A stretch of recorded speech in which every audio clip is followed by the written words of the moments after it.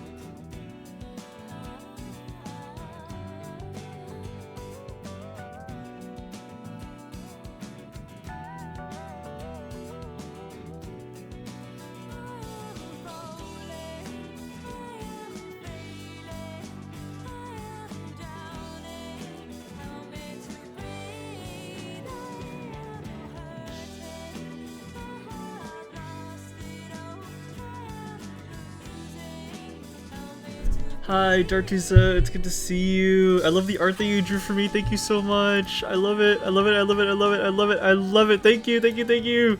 Oh my god, I can't show it on stream, of course, but oh my god, it's so good. It's so good. It's so good. Thank you. All right, I'm setting up a little bit. I'll begin soon.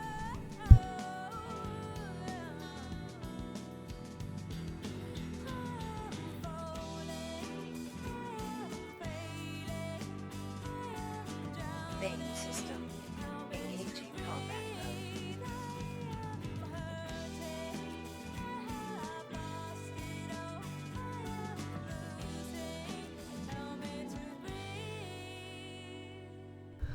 I more than like it. I love it. And I know that's not milk. Looks at camera. Peachy, thank you for subscribing with Prime. What the heck? Thank you. I really appreciate that. Thank you so much for being here. That means a whole lot to me. Thank you so much. Thank you, thank you, thank you. It's so great having you. I really appreciate you subscribing. That's huge. Thank you so much.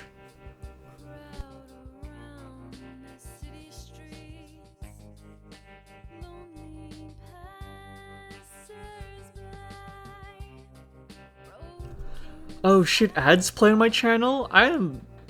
Is there any way to disable ads on my side, or is it like Twitch's ads? Cause I don't want ads on my channel. That might be Twitch ads, unfortunately. I do not want ads playing on my streams.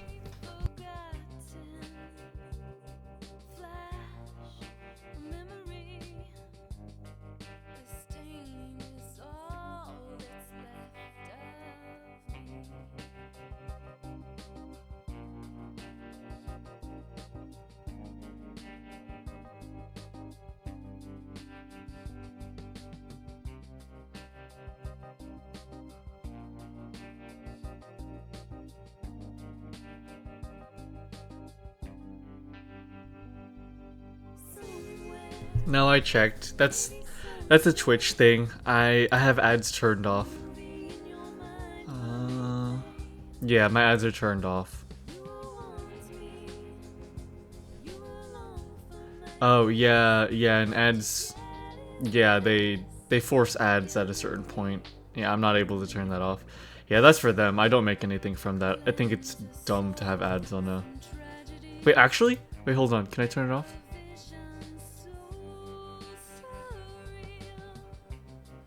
Search your mind for an answer, never to be revealed. Screaming to reason with a soul which bleeds projection. Flash a memory. The stain is all that's left of me. Somewhere, maybe someday. Pause the stream and I got Night Donk. Awesome. What a dapper lad. I tried putting in multiple of the donk gachas so people can, you know, roll for them. I do want to implement that somewhere else. Maybe start up my own donk gacha with my own variants of him mixed with the ones that my sister made for me. But they're adorable. I love them so much. They're so cute. I love them. But let me know if you guys get ads. I really am trying to make sure that there's like literally no ads. I would really hate that.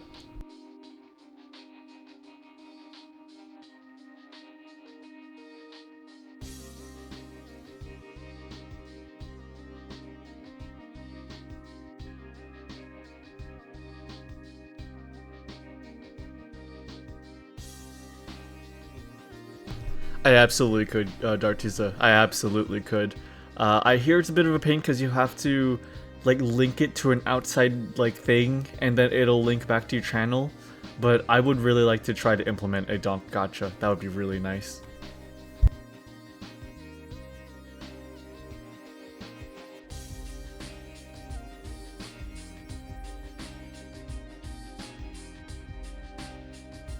You are now watching MrNeutral.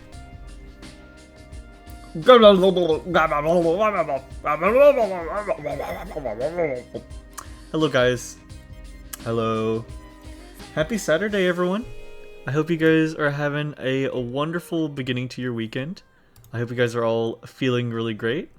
It has been a bit of a rough week, but I'm hanging in there, trying to keep my head up, and yeah, I'm just happy to be here streaming for you guys.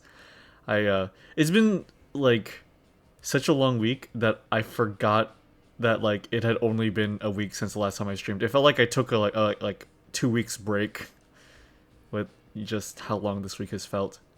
But yeah, all good now. All good. I'm happy to be here. Yes, noted. Newt is crazy Dave. Yay! But guys, it is so good to have you all. Why don't we begin with some dailies and then we can get right into Great Ace Attorney. I think that would be a wonderful, wonderful time. So, let's get right to it. So, I have it up right here. Wait, hold on. Let me actually pull up the April Fool's connections too.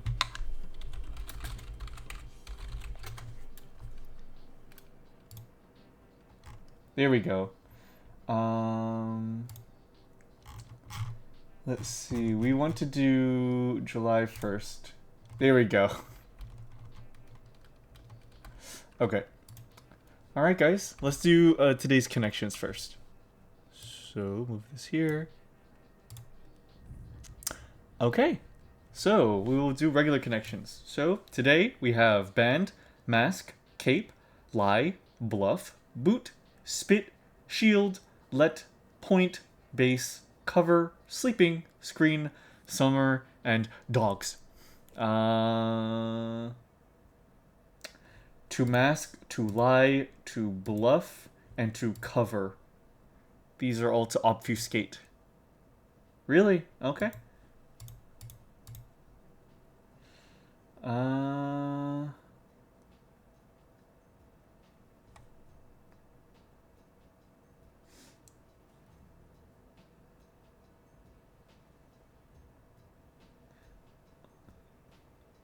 Get to the point. point mask. Mask, cape, boot, and shield? Are these all things related to a superhero costume? Darn. Okay. Boot camp, band camp, summer camp, and base camp?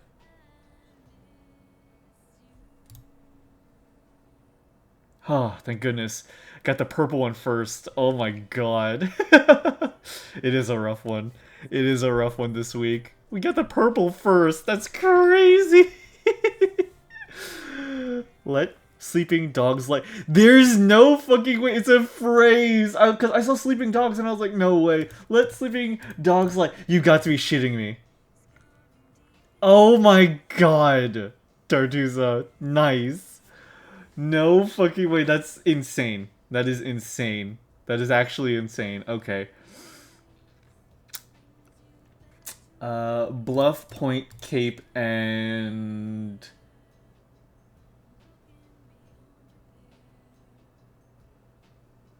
shield? Are these all, like, geographical? They would pull some horseshit like that. They would. Cover? No, wait, no, spit. It would be spit. These are all like geographical locations. Coastal landforms and then mass, screen, cover, and shield. These are to protect. Oh my goodness. Oh my goodness, that was close. Oh my god, dude, let sleeping dogs lie really threw a wrench into everything. Okay. So there is a website called Connections Unlimited that archives the past connections. Nice, thank you, Dartiza. And so this is the one that was on April Fool's Day. Oh no. Okay, well, okay, I'm already seeing Blue Velvet, so that's a David Lynch movie. What the fuck, man?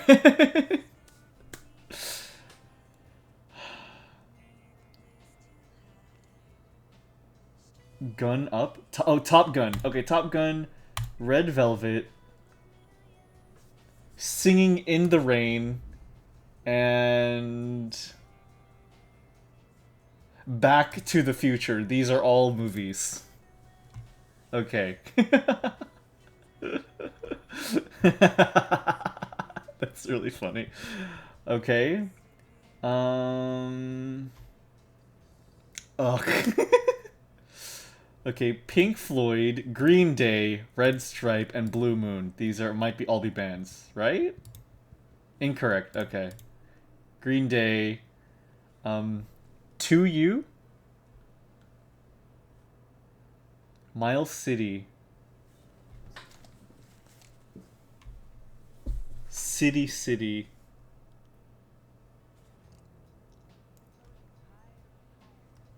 Three Doors. A key. Oh, Dos Equis. Oh!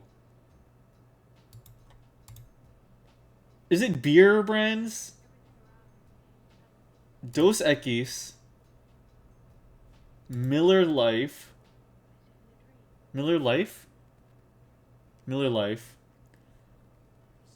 I think Blue Moon is one of them. And then... this one is throwing me off. Apple. Easy.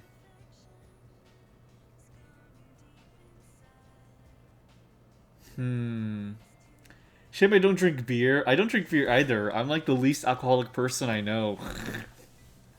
And I know some quite unalcoholic people. But I'm family members with alcoholics.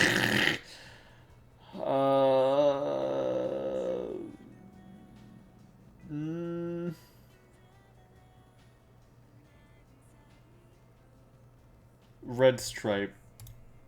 Beer brands, nice. Okay. Music, Green, Three Door Down, And Pink Floyd. Oh, Three Door Down? Okay, okay, Three Doors Down. Oh, Three Doors Down. Okay, and then Green Day, Pink Floyd, and... What? Double U? Miles Above the City? No. U2? Oh, U2! Oh, hi, Bright Guy! U2! Oh, oh. Rock bands. Oh, thank you. Thank you. Thank you so much, Bright Guy, and thank you, Peachy. How are you doing, Bright Guy? I hope you're doing awesome. We are doing the April Fool's connections. I'm a music head? Yeah, that's cool. Miles from the City. Two Cities. EASY. Half Easy and Half Apple? The Big Apple. Mile High City. Big Easy and something. Okay. Nicknames for New York. Oh. Oh. U.S. city nicknames. Ah, nice. Very nice, Bright Guy. Very nice. Heck yeah. That was a tough one. That was fun though. I actually quite liked that. Or not New York. Oh yeah, this is just a bunch of different cities. I wonder. Wait, U.S. city nicknames. U.S. city nicknames. The Big Apple, the Windy City, the Big Easy. Las Vegas is Sin City. City of Angels.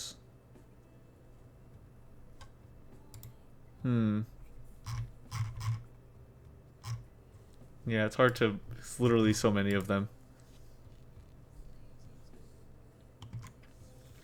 Okay. Anyways, let us do Food Guesser. We will do Plate Off. Snetjanka salad from Bulgaria or Pirorkolt from Hungary. That's a salad? I guess Porkolt? Onions, beef cubes? Yeah, people are gonna like that. Second city? Maybe? Maybe. Seoul over Gudjem from Denmark or Dong Ek from Thailand. Is that gold leaf? The meat, I think. Oh, never mind. Dolma from Egypt, Iran, Iraq, and Turkey, or coffin bread from Taiwan. Dude, Taiwanese like snacks, never underestimate that shit. That's always good. But this picture sucks. Thick slice of bread filling with a mixture of meats, seafood, and vegetables cooked in a savory sauce. People are not gonna like this. I would destroy that. Seoul over Gudhem? It sounds like an anime attack. It does. It does, actually. 100% it does. Impol Gepuk from Indonesia or Burj Bakaryo from Suriname. The meat? Okay. Kagit Kebab from Turkey or Matsoni from Armenia, Georgia, and Azerbaijan. Is this like yogurt? Creamy fermented dairy product similar to yogurt. Fermenting milk with bacterial culture. Tangy flavor. I mean, people are going to go with the meat. Today's a meat day, boys. Pastramalia from North Macedonia or tamale pie from United States. This one is just a better picture. Shrimp dujong from the US or nasi liwet from Indonesia. I think the shrimp. Schmeat, yeah, we're eating a lot of schmeat today, boys. Kindim from Brazil or chisora from Spain? Meat. Meat, meat, meat. Meat all the way. Prinz Regentorte. No, wait. Prinz Regententorte. Oh, wow. That's a mouthful. From Germany. Or Malakoff from Switzerland. That looks quite good. Is it savory? Deep fried cheese. Come on. Really? Oh. Iskender kebab from Turkey. Or Rellenitos de Platano. I think meat is going to win over plantains. Fair enough. I got an 8 out of 10. That's better than I usually do. I thought I was doing really bad today. Alrighty. I'm having my music. I got really quiet. There we go. Alrighty. Now for game dull. What? Is this a typing game? Or rather, keyboard. No. Typing. Mario teaches typing? Yay!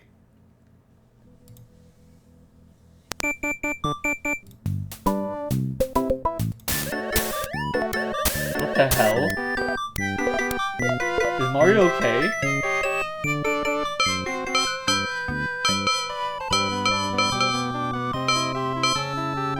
Is Mario okay? Why is he walking with that gait? Mavis Beacon, or maybe Mario teaches that. Oh, yep.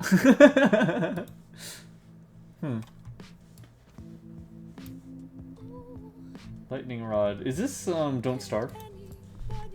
This art style is very, very memorable. Yes, it is Don't Starve. Yippee. That game is never really up my alley, but I'm happy that it exists. This Pyramid Head.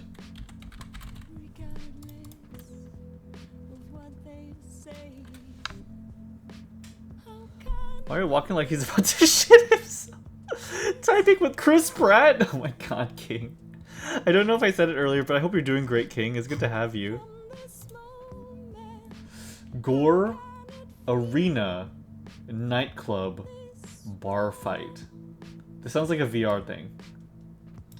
Rage Mode, Loud Music, Slow Motion, Level Editor. Wait, Hotline? No. Prison Level, Quick Fights, Simple Story, Brutal Combat. This still sounds like Hotline Miami. Dodge Attacks, Survive Waves, Blood Splatter, Guitar Playing. Voxel Graphics, Western Saloon, Blocky Characters, Enemies Everywhere. I'm completely lost. Pick up weapons, one against many, first-person combat, pre-release public testing. Party Hard? I will guess Party Hard. Paint the Town Red. I have heard of this.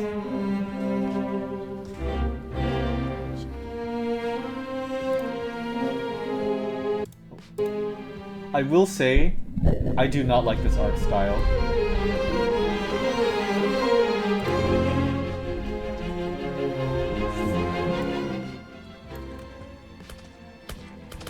I really don't like this specific type of art style.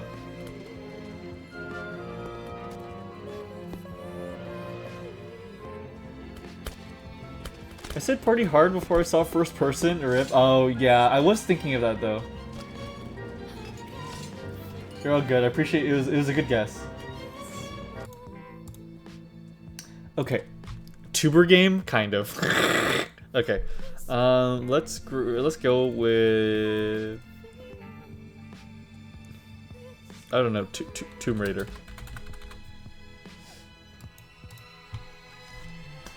Okay, it is a game released near 2013, but after it. It is either a shooter, platformer, or puzzle game. It was released on one of these consoles, and it is not third person. Okay, let's try Halo 4.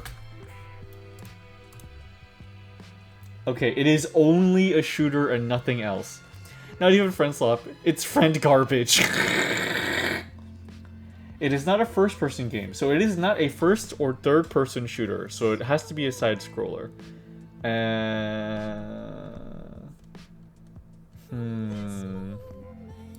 Jetpack Joyride. It is not a side view game. Okay, it's an isometric game then.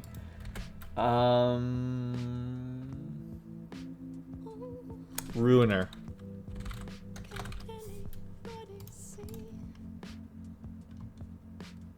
Okay, it is isometric. Yeah, side scroller isometric. Yeah, bright guy. It is an isometric game. It is isometric. It is an action sci-fi. It is an action sci-fi game.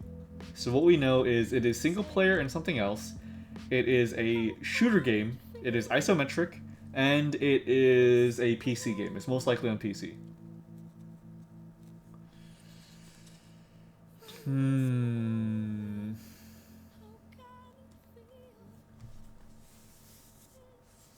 Vampire Survivors? Ooh.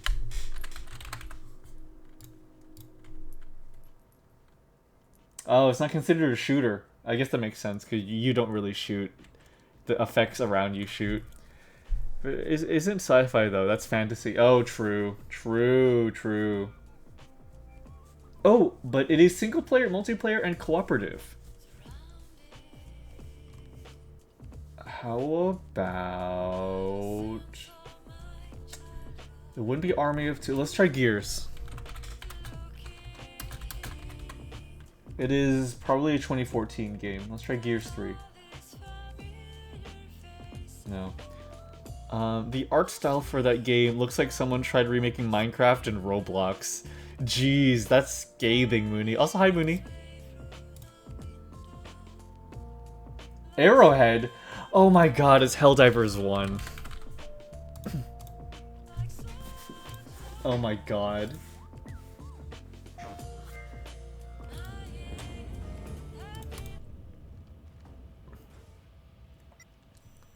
Oh my goodness. Oh my god, dude.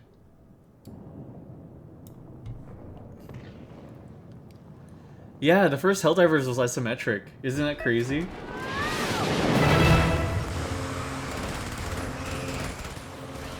Yeah, this is what it looked like. I hear it's actually quite good. I hear it holds up still.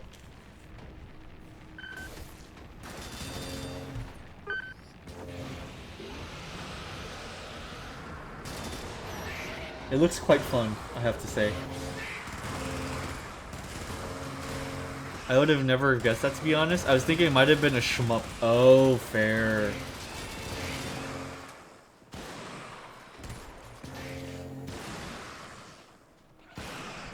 Yeah. It looks like a lot of fun. It's crazy how well it translated to 3D. This game kind of rules our world currently. Which I would have never expected from its release.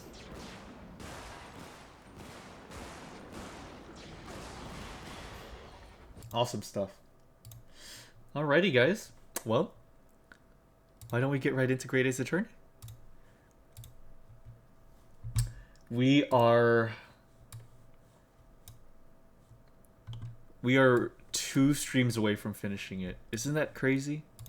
Isn't that absolutely crazy? Oh, wait, I need to change. Don't look. Alright.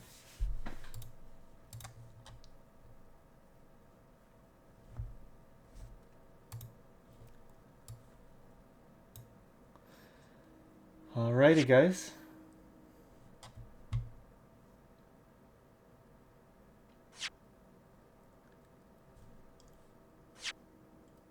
Tortuga. Okay. We continue right where we left off. So last time, we learned that some of our friends may not be as friendly as we were hoping them to be, which is... It hurts a little bit, but our goal is to get right down to the truth, and we are going to sacrifice anything to figure what that truth is. So let's do our best.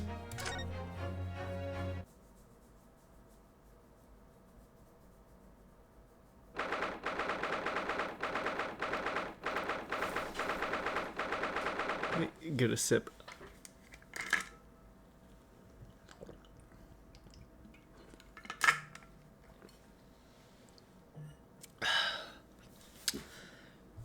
Fourth of November, 9:30 a.m. The Old Bailey courtroom.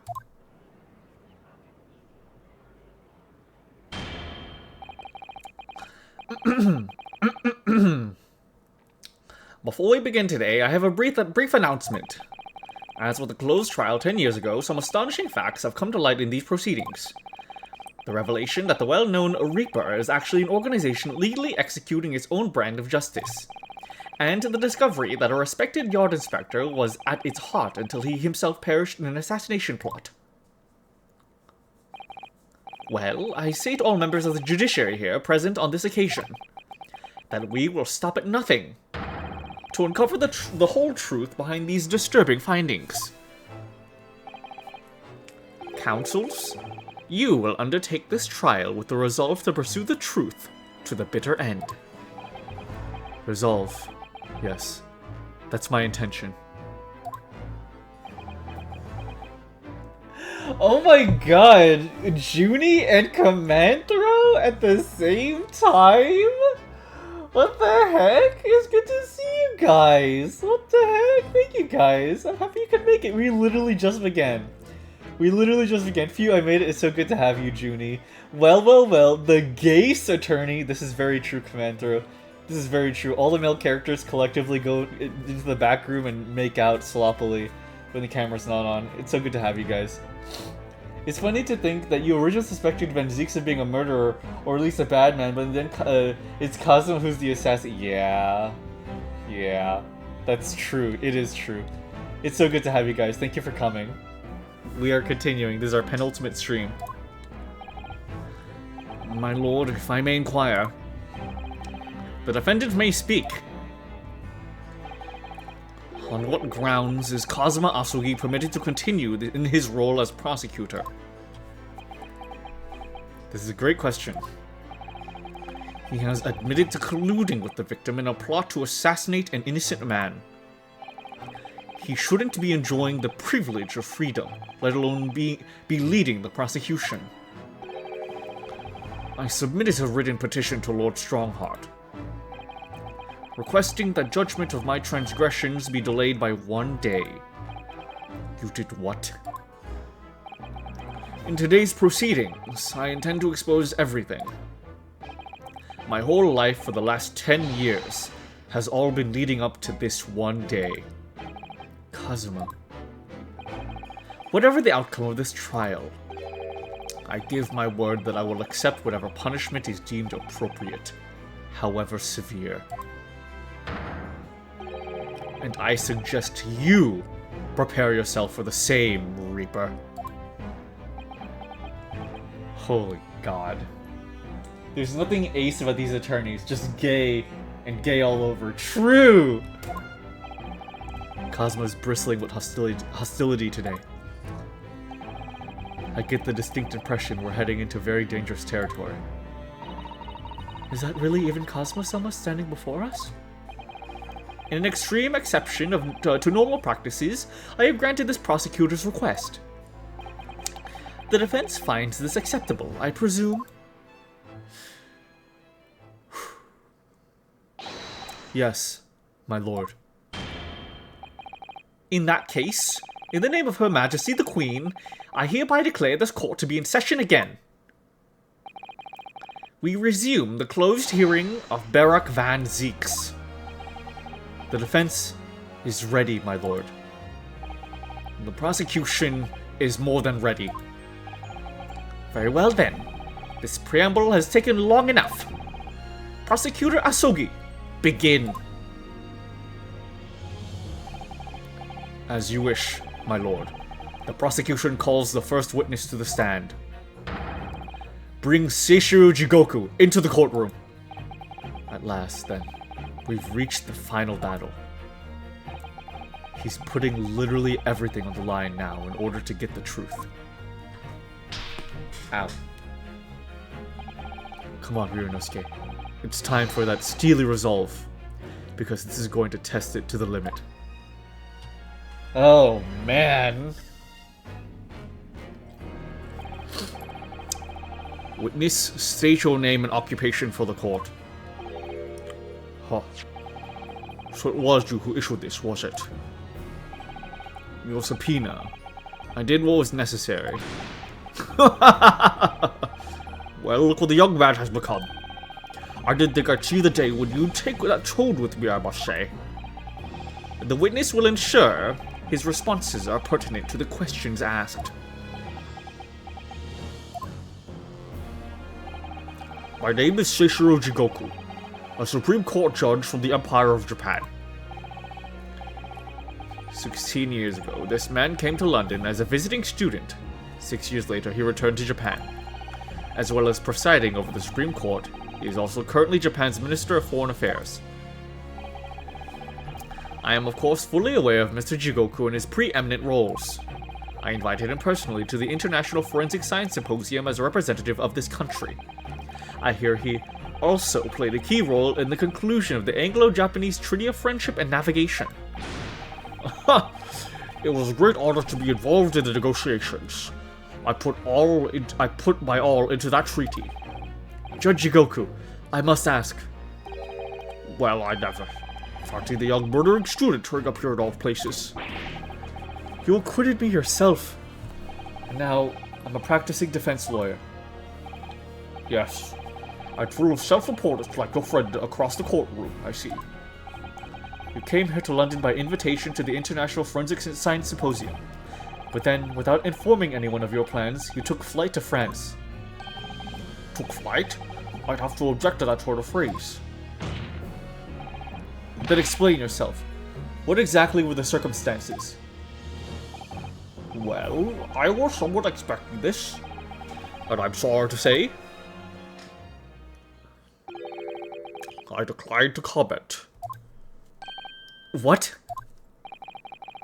Leaving the country prematurely when I was invited guest may be questionable etiquette, but my decision is unrelated to this case. I can't be bound to testify. Unrelated, you say? I appreciate that a respected police inspector has been killed, for which I offer my condolences. However, being an alien, I'd obviously never met the man, nor do I know the first thing about him. As such, I'm in no position to testify. It's as simple as that. So you would run from all this? I beg your pardon? This case is more far-reaching than the murder of Inspector Gregson. It has ties to another murder, a case that was tried in Japan almost a year ago now. A year ago in Japan. The murder of Dr. John H. Wilson, you mean? That's right. And you, Judge Jigoku, are at the heart of both cases. The defense has evidence to prove it. Well, Ryunosuke, I see from the look in your eyes that you're resolved to carry this through to the very end, too.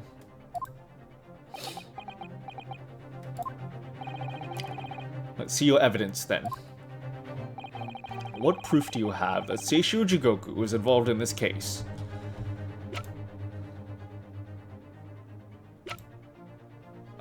It was...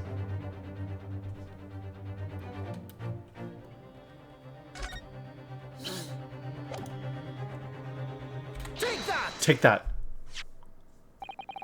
This is a telegram detailing a communication sent between Britain and Japan approximately 1 year ago. The communication contained 4 names: K. Asagi, A. Shin, T. Gregson, and J. Wilson. Hold it! Oh, you little...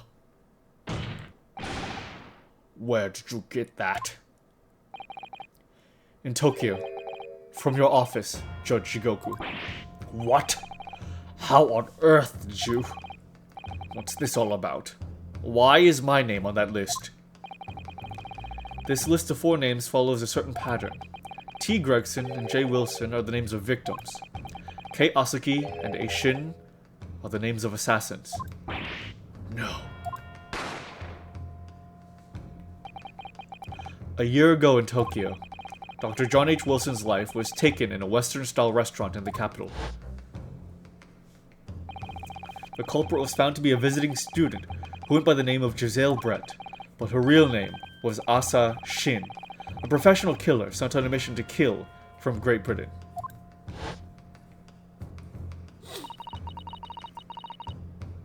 You got this, puppy. Thank you, Junie. I'll do my best. Fun fact, Jigoku means hell. That's crazy. I actually did not know that. Thank you, Command Throw. Oh, wow. A. Shin and her victim, J. Wilson. And the murder that just took place here in London was the counterpart to that crime. An assassin sent from Japan, also a visiting student, Kazuma Asogi, whose victim was the British police inspector, Tobias Gregson. K. Asogi and T. Gregson. One assassin from each country to kill a target residing in the other. What exactly is the defense suggesting? These 2 cases of murder, one that took place in Britain and one in Japan, were masterminded by a pair of individuals from each country as a form of assassin exchange. And the telegram the defense has acquired is proof of this international contract to kill. What? The telegram was found in your office, Judge Jigoku. In other words, the mastermind in Japan was you. Judge Jigoku, what's this all about? And you, Kazuma, you lied. During yesterday's proceedings, you acknowledged that you'd accepted the assassination mission, but the mark wasn't Judge Jigoku at all. It was T. Gregson, Detective Inspector of Scotland Yard, as shown by the name on the killing contract. Very impressive, Ryunosuke. But actually, I didn't lie. The name of the target I was ordered to kill never passed my lips yesterday. The idea that Seishiro Jigoku was the mark came entirely from you. You deliberately avoided saying a name? The defense claims these 4 names indicate some sort of international assassin exchange. I'm sure I speak for all present when I say that the very idea seems utterly absurd. Well, Mr. Jigoku, what do you have to say for yourself?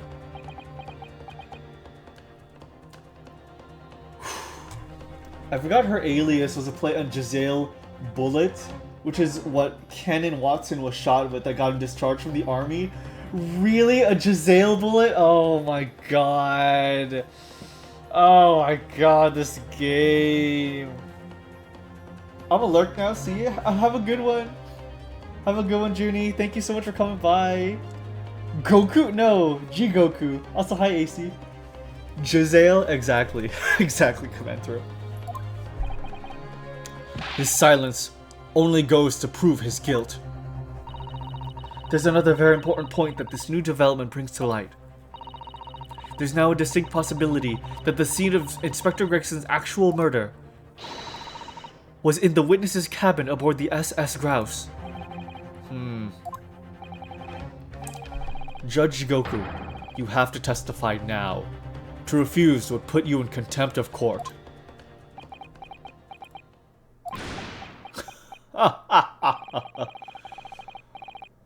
There's no need for quite such a vicious stare, young man. Very well then.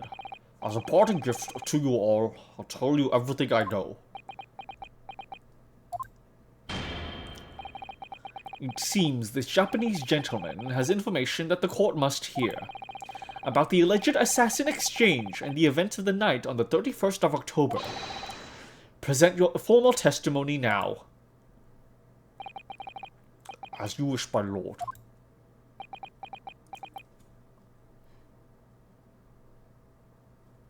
Oh, just as an FYI, Dunk kind of blocks the text to the right. Oh, okay. Give me just a moment. The handle! Okay. Alright, let's continue.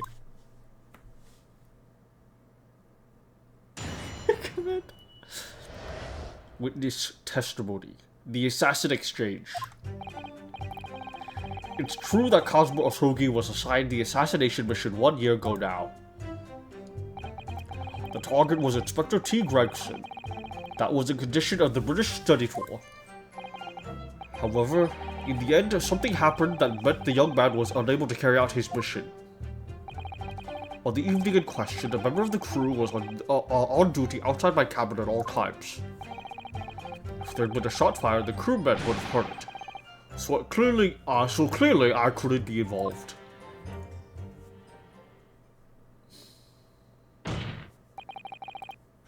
So you admit it then. As this communication suggests, there really was an assassin exchange arrangement between Britain and Japan. A political endeavor at the highest levels, not something I could discuss here. To use such a worthy practice as foreign study to coerce somebody to commit murder. It's the most appalling thing I've ever heard. Appalling? Well, it's easy to judge. Pardon? Also, he had a reason for taking a sword to that British inspector, you know. What? Which is why he accepted the mission in the first place. Isn't that right, Counsel? Kazuma-sama? Judge Jigoku, if you're the mastermind behind this operation in Japan, then tell the court the identity of your counterpart in Britain.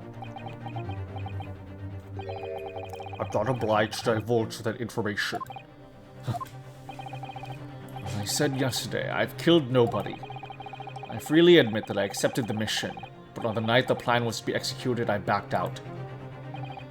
In short, this assassination exchange the defense has identified is unrelated to the events of this case.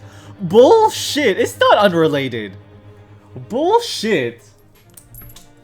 Speaking of Miss Brett, I also noticed she died almost the same way as Watson. Both were poisoned. Watson shot afterward and Brett stabbed afterwards. That's true.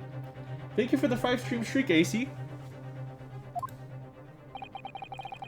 The crucial point is this. Your police inspector can't have perished aboard that steamship in Dunkirk. Because if he'd been shot in the cabin, it's inconceivable that a member of the crew wouldn't have heard it. Sorry. Wouldn't have heard it. That's right. Gregson was killed, returning to London, in the room on Fresno Street. And the perpetrator of the crime was the Reaper, Beric Van Zeeks. The prosecution's accusation remains unchanged. To think that a seemingly innocent foreign exchange program was a facade for such a Machiavellian dealings. Clearly, it's a plot only a government minister and high-ranking judge such as the witness could hope to execute. Well, I seem to recall that it was someone on the British side who controlled everything. Be that as it may, it is not the place of this court to pursue this villainous and, may I say, handsome assassin exchange plot. We are concerned only with the tangible events pertaining to the murder of Inspector Gregson, mind not whatever incredibly attractive and charismatic man was behind it all. Is the defense clear on that point, counsel?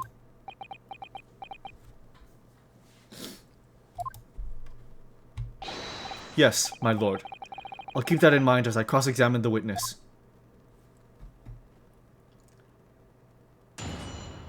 I mean, we already know there's a simple way no crew members would have heard the shot. Yeah, a very simple way. Question is, how will Herlock get that info to us? How will he?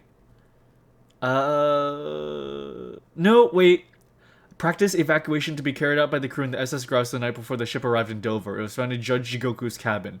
This might be the evidence that we need for that.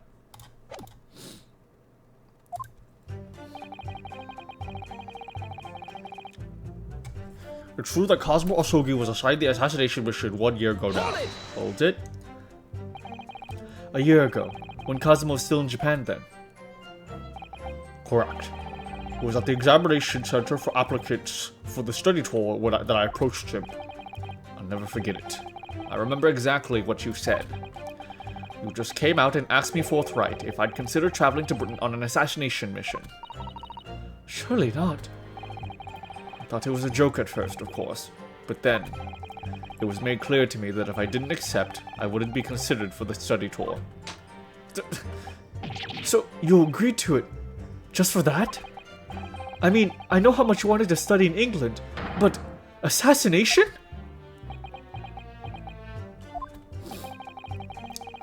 The Empire of Japan had accepted a proposal for the British Empire at the time. An agreement to send a student from each country to the others to deepen cultural understanding and friendship. But behind the scenes, the chosen students were to be given assassination missions. I had no choice but to accept the proposal that originated from my British counterpart. Why? Why didn't you expose the plot there and then?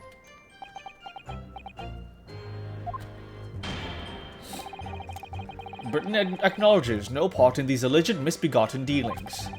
I advise you not to make spurious allegations, Foreign Minister Jigoku.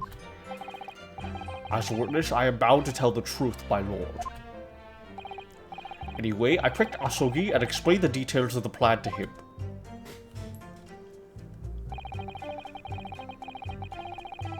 The target was Inspector T. Gregson.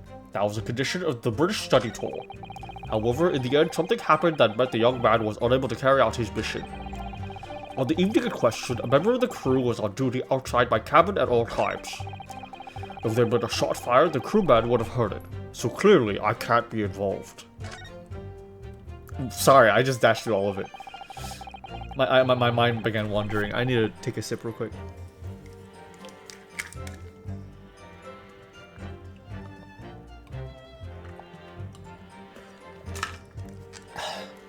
Jesus. I just looked out my window and it's bright outside still. Summer really is approaching. I am not used to this. Well, it's not bright outside, but it's like dim. I know Kazuma's already admitted to taking on his incredible assassination plot, but even so, hearing it confirmed by somebody else is still a real shock. It's unforgivable. Using Kazuma-sama's feelings to manipulate him into agreeing to such a despicable plan. But I think Kazuma manipulated Judge Jigoku too. He completely double-crossed him. Oh dear, it's hard not to see that as a stroke of brilliance on Kazuma-sama's part. One way or another though, Gregson ended up dead. I really think that the murder must have happened aboard that steamship. So you mean, Judge Jigoku must be lying. Summer is approaching. I know I shouldn't let my emotions cloud my judgment, but you must destroy him, Mr. Naruto. She holds out her hand and begins doing a crushing motion as I start to choke.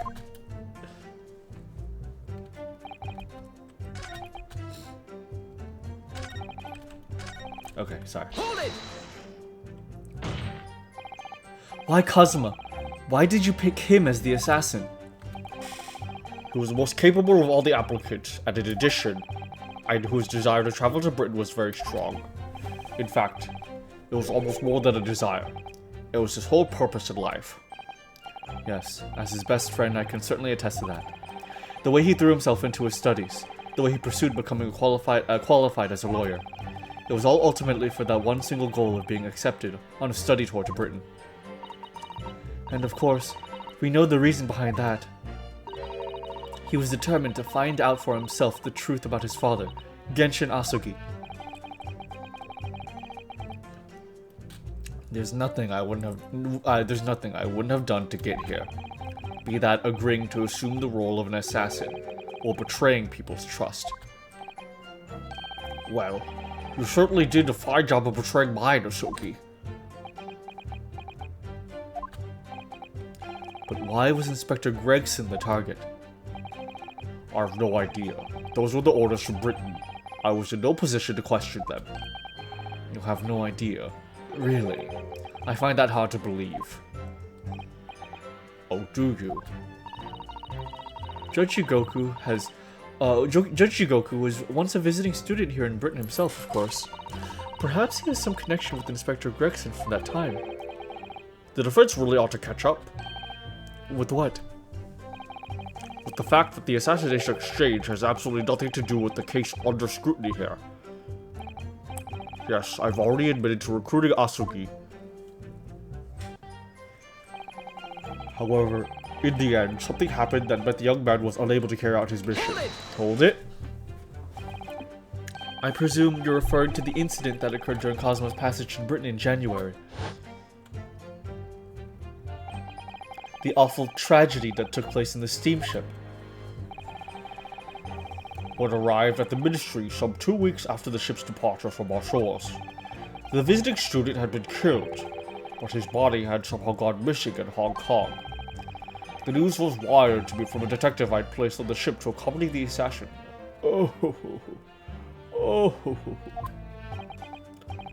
Obviously, Kazuma didn't actually die at all, but he did lose his memory, including all details about his special mission. Did you not consider dispatching another assassin at that point? That wasn't possible, simply because that black-clad young student over there had already put himself forward as Asugi's replacement, and there was no way to stop him from reaching Britain. My hands were completely tied. So Mr. Shon's strategy worked perfectly.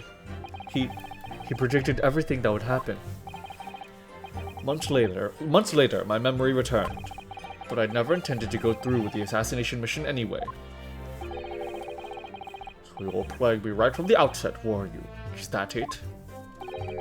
I'd sooner be guilty of that crime than taking someone else's life. I was prepared to do whatever I had to in order to get myself here to Britain. This line of questioning has gone on long enough. All the court should be concerned about in the testimony given by this witness are the details relating to his relationship with Inspector Gregson and the victim's murder. In that case, as I've already been perfectly clear, I had no connection to the man or his death. And do you have some means of substantiating this plea? On the evening question, a member of the crew was on duty outside my cabin at all times. Hold it! Hold it? Outside your cabin in the first-class area of the SS Grouse, you mean? Yes, that's right. Not least because there was a murder of a student passenger earlier in the year, I imagined. The lighter operators have been posting crewmen outside every first-class cabin door. I can confirm the presence of the crewman guard myself. What do you mean? Because I accompanied Inspector Gregson to Dunkirk that night, I witnessed it with my own eyes. There's a well-built crewman standing guard directly in front of the door to the witness's cabin. At that particular time, of course, I'd gone to the ship's dining room for dinner. The inspector and I asked the crewman to allow us into the cabin while we waited for Judge Jigoku's return. Command throw? What the heck? Thank you for 500 bits? Fat bitch winter is over. Now it's time for fat bitch spring, followed by fat bitch summer, followed by fat bitch fall. Use this argument to win the case. I will, Command Thorough. I will. Thank you. With this, we can pave our way to the future. Thank you. Thank you so much. I really appreciate it, my friend. You're the best arch nemesis I could ever ask for. Thank you. I really appreciate it. Thank you so much. Oh my gosh. I suppose Inspector Gregson was there in his capacity as the Reaper. He was intending to take the witness's life. Exactly. As I've said numerous times now, I had no intention of killing anyone. So the crewman let two potential assassins into the cabin he was supposed to be guarding? Not the most convincing of centuries, really. In truth, those were my thoughts too. But anyway, I stayed to talk with Inspector Gregson for a short while, and then I left him there and made my way off the ship alone. Was the guard still at the door when you went? Yes. He glared at me as I walked past. You see? That proves it. If there'd been a shot fired, the crewman would have heard it. So clearly I can't be involved. Hold it! Hold it? The crewman who was standing directly outside your cabin door, you mean? That's right. A muscular man with a permanent grim expression on his face. He didn't once move from that spot. To be honest, I thought he was a miserable fellow. But as it happens, he's a vital witness now. There's no doubt that Gregson was killed by a gunshot. And it's inconceivable that a crewman standing just outside the cabin door wouldn't have heard that. But wait, what about the ship's enormous steam engines? The noise from them could have drowned out the sound of the gun being fired. Sadly, young judicial assistant, that won't wash. Oh. You'll recall that my cabin was in the first-class area of the ship, which is also, of course, the quietest. Don't imagine for a moment that is anything like steerage where the judicial assistants go. I didn't mean... But a hole like that made by a bullet was found in your cabin, Judge Jigoku. That's compelling evidence that a gun was fired in there. What's that? A bullet hole? Oh, yes. You're talking about that, what the detective uncovered in the wall yesterday, I presume. That was obviously a rotten panel eaten out by a woodworm. No doubt he didn't find an actual bullet. Ugh. That's the hole in this argument. Sadly, I was unable to arrange for the crewman to be brought back to Britain with me. But obviously, if a gun had been fired in my cabin on the night in question as a defense surprise, I would have been arrested on the spot. I would never have made it to Britain in the first place. Very true. The witness's logic is sound.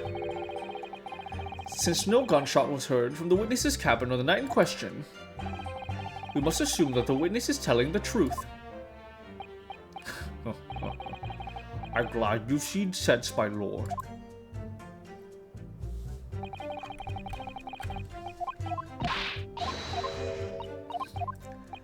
Okay, we have the evidence for this. I just wanted to go through everything.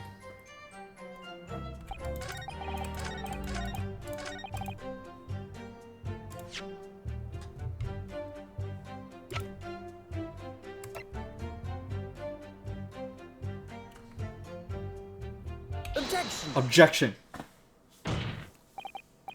Yes, as the court has heard, there was a crewman posted outside Judge Shigoku's cabin.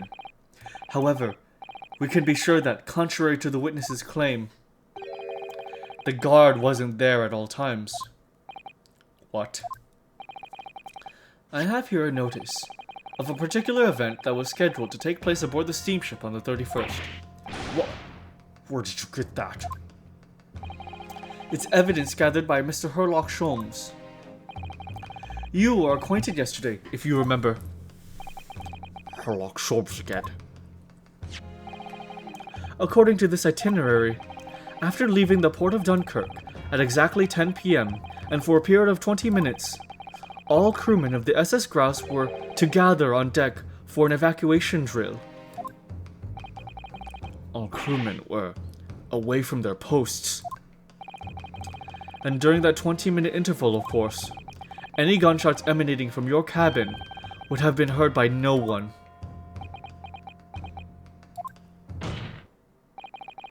In summary, Judge Shigoku, you had ample opportunity to commit the crime.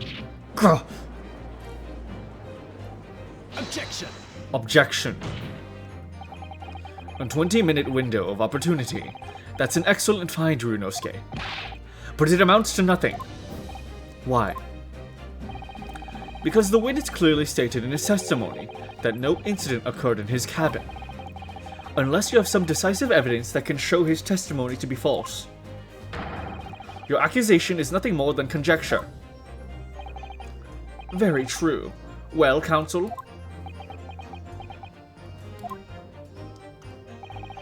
Inspector Gregson was killed in Judge Shigoku's cabin that night. I'm certain of it. Because the defense has the evidence to prove it. You will present the evidence for the defense at once, counsel. What proof do you have that the victim's life was taken in Shigoku's cabin on the 31st of October?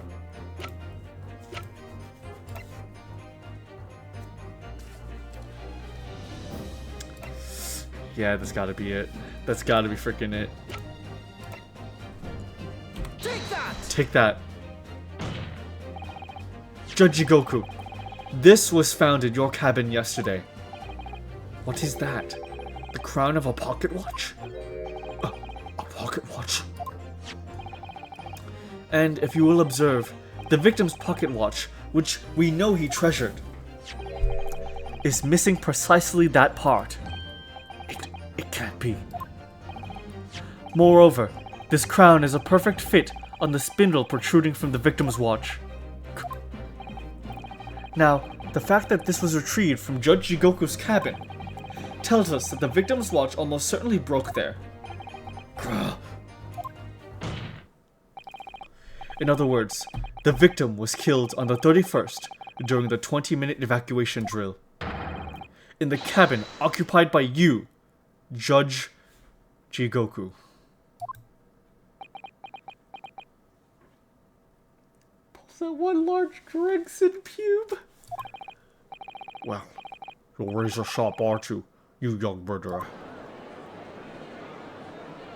Objection! Objection. Expertly maneuvered, Ryunosuke. And your argument sounds entirely plausible. At first. But rather like this pocket watch, it's full of cracks. What? And I believe Judge Jigoku feels the same way. I was wrong to acquit you earlier in the year. Sorry? If I know that it would result in anyone having to listen to this drivel, I would have declared you guilty just to spare the world your ridiculous bombast. I think it's clear that the witness will have to give further testimony when you hear what actually happened in my cabin that night.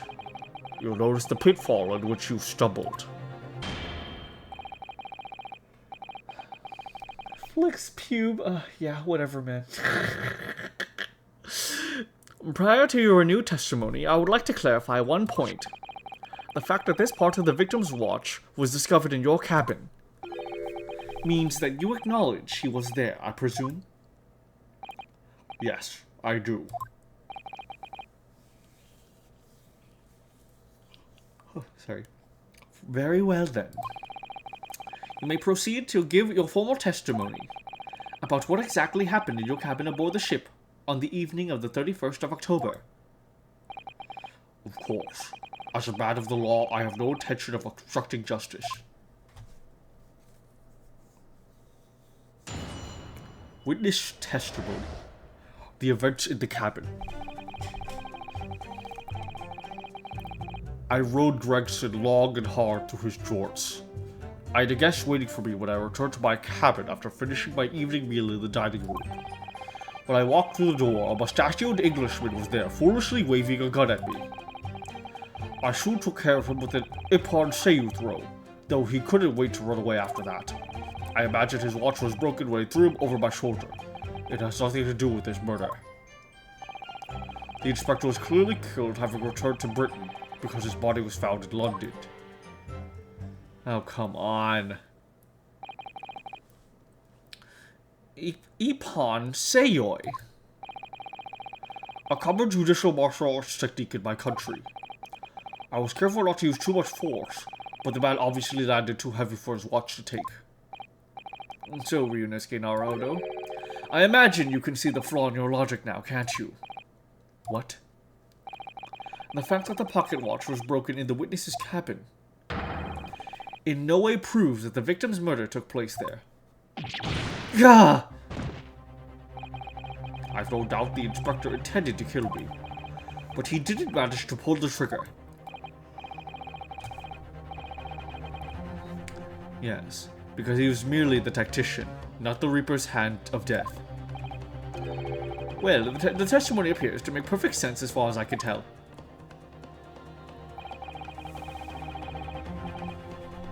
Newt, have you tried asking very nicely to tell the truth? No! I would never! Let me express my deep gratitude for your understanding, my lord. But if this testimony holds, Judge Jigoku will be deemed to have had no involvement in the case. Well, counsel, I really see no reason for wasting precious court time here on a cross-examination.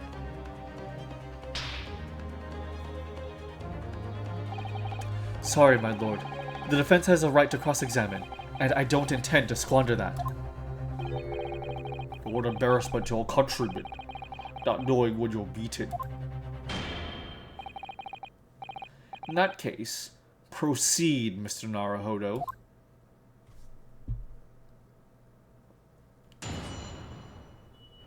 Cross-examination. The events in the cabin.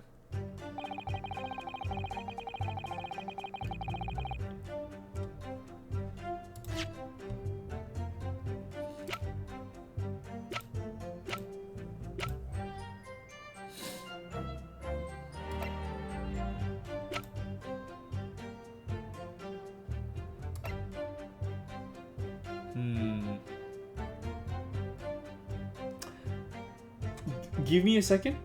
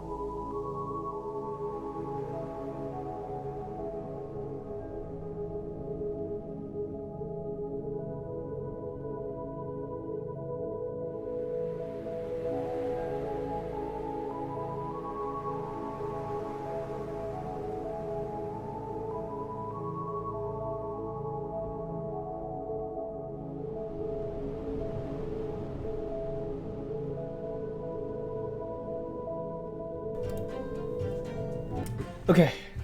I appreciate it. I had to go check on something and also put on a jacket. It's getting a little chilly. The weather, man. It's been crazy. Okay. I don't really have any evidence, so I think we're just gonna press everything. Hold it! Hold it. Because the so-called guard posted at your cabin door had just let your killer pass, you mean? Apparently Gregson told the crewman he was a police inspector, which was the truth, of course. He wouldn't have had his identification with him, though. He had his trench coat and mustache, not to mention the bag of chips. I imagine the crewman was convinced. But the man accompanying him would have had 2 swords slung around his waist. You mean me? Who else? Yes, that's true. You would have hoped the sight of a few swords might have set off alarm bells in the guard's head. The point is, I left the cabin before its occupant returned and I immediately disembarked the ship. Certainly, all I can tell you is that only the inspector was waiting for me when I arrived back in my cabin. And you entered without any inkling of suspicion. That's right. None whatsoever. When I walked to the door, a mustachioed Englishman was there, foolishly waving a gun at me. Hold it! Hold it? Obviously, you're talking about Inspector Gregson. Yes, though at the time I didn't know the man's name. And there was no time for introductions. I value my life over manners. By which you mean that the inspector was there to assassinate you, I suppose. That was certainly the impression given by the gun pointed at my direction. But I've never seen the muzzle of a revolver shaking about so much in all my life. Anyone would think that the man had never shot somebody before. Believe it or not, most of us haven't. Anyway, there was no time to call for the help of the crewman at the door, so I dealt with the man myself. No time? I soon took care of him with an impartial throw, though he couldn't wait to run away after that. Hold it! Hold it. Even though the man had a gun, that was a very brave move, wasn't it? Ha ha ha! My impartial way is far faster than a bullet, I can assure you. But surely all that commotion caused the crewman to come in, didn't it? Yes, of course. He burst in immediately without knocking. The inspector hurled himself at the stocky fellow and just managed to slip past him to make his escape. The outstanding guard does it again. Luckily, there aren't many situations I can't get out of using a quick impartial throw.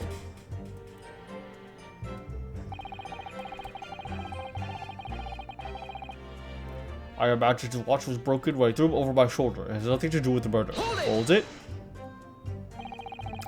The crown snapped off, and the glass covering the face of the watch was cracked. Preferable to the man's head being pulled off or his spine cracking, what did you say? Not that the man was spared for long. A bullet to the chest soon saw to that. But the point is, the broken pocket watch doesn't prove that a murder took place. Absolutely not. All the watch proves is the power of my jujutsu throw. Whatever you say, it doesn't quite ring true that no shot was fired in that cabin. Because there was an obvious bullet hole in the wall. Ha ha ha ha. What are you talking about? That's what the star of your lowbrow detective stories told you, is it? Well, I don't care for such fiction. Haven't you worked it out yet, you little stripling? No murder took place in my cabin. The inspector was clearly killed having returned to Britain because his body was found in London. Hold it! Hold it. But there's no evidence that proves the victim ever returned to London alive. Just take a moment to think of that idea of yours through now, stripling. What? If the inspector was killed on the steamship in France, how on earth could he have gone back to Britain? When people die, their bodies remain at that same spot. It's a devil of a thing. Well, then obviously the culprit must have moved the body. How exactly? Carrying a corpse off a ship in your arms will raise a few eyebrows at least, don't you think? Well, yes, that's true, but all passenger luggage is inspected when it is unloaded from arriving vessels.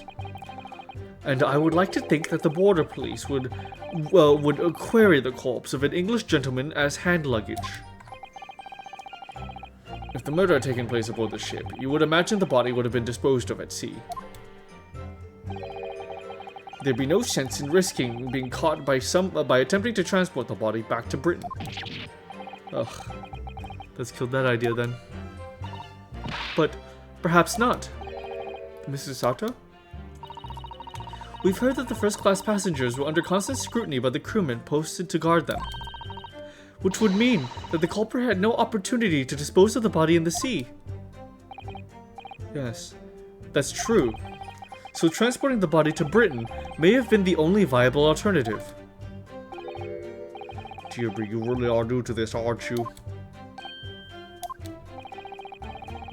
I thought I'd been perfectly clear, but it seems I'm going to have to explain it in words you could understand.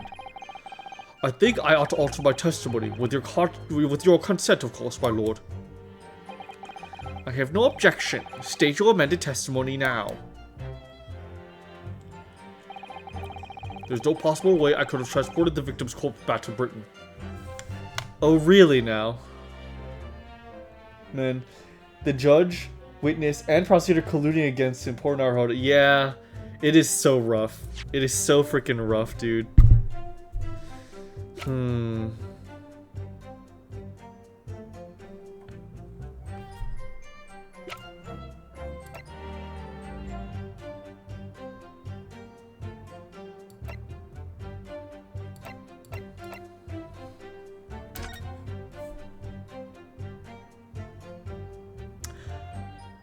Oh, wait!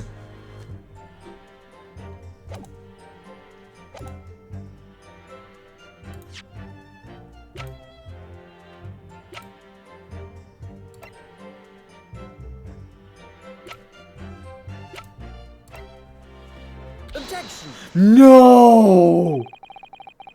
No!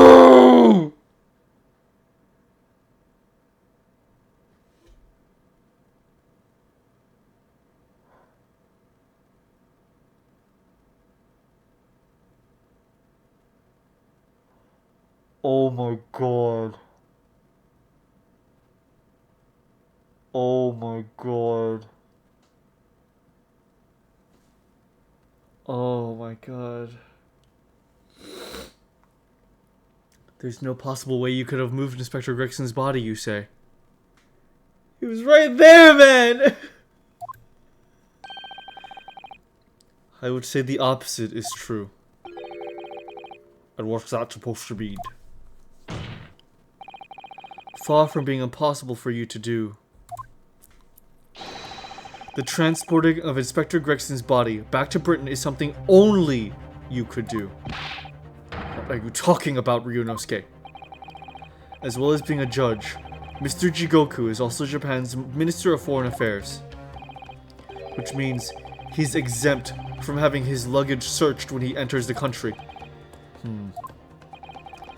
We learned that when we first met you upon your arrival in London.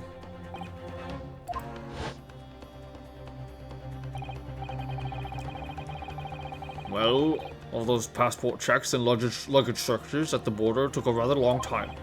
I must say I'm very envious of your ministerial status.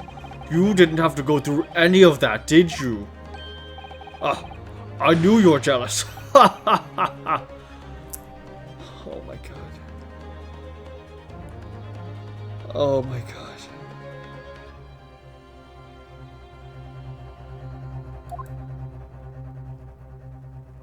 Oh my god.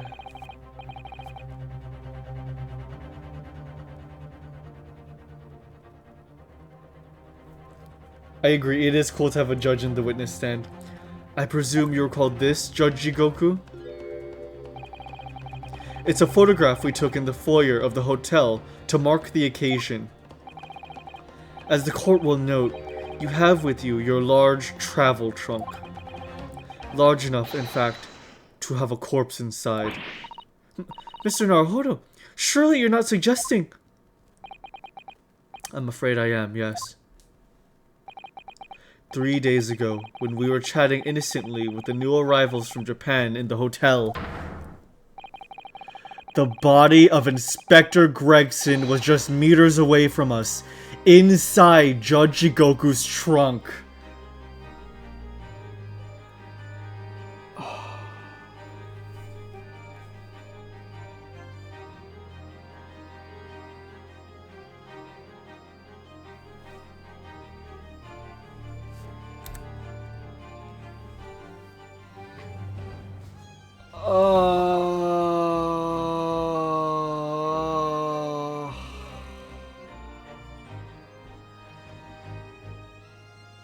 Oh my god.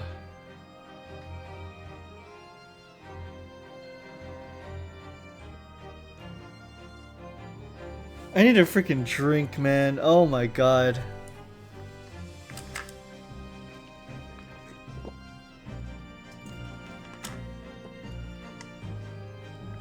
Oh. Hi, Bull. It's good to have you. We're discovering horrible things. Horrible, horrible things.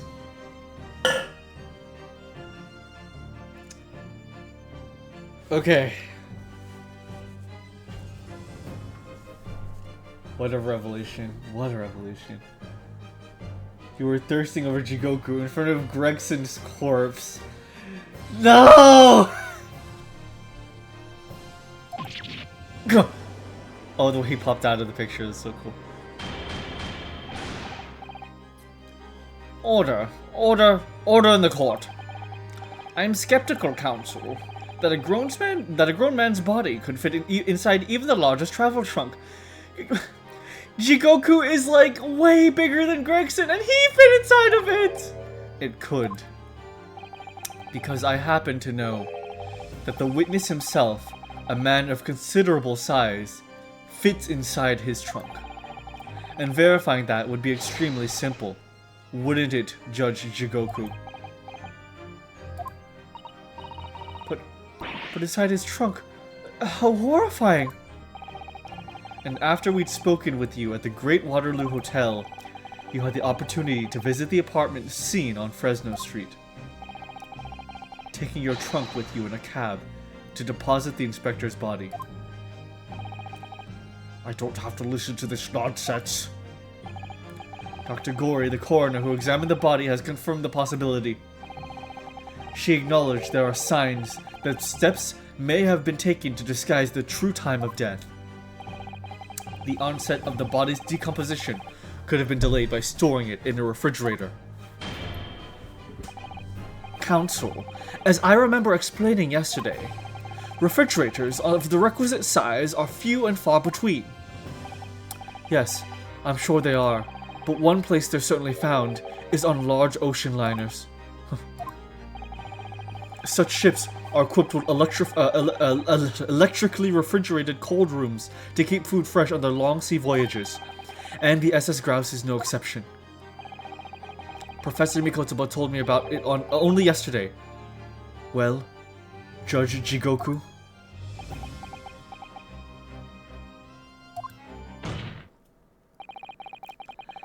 However much you prolong this debate, you can't eliminate the truth. All the evidence points to you being the killer.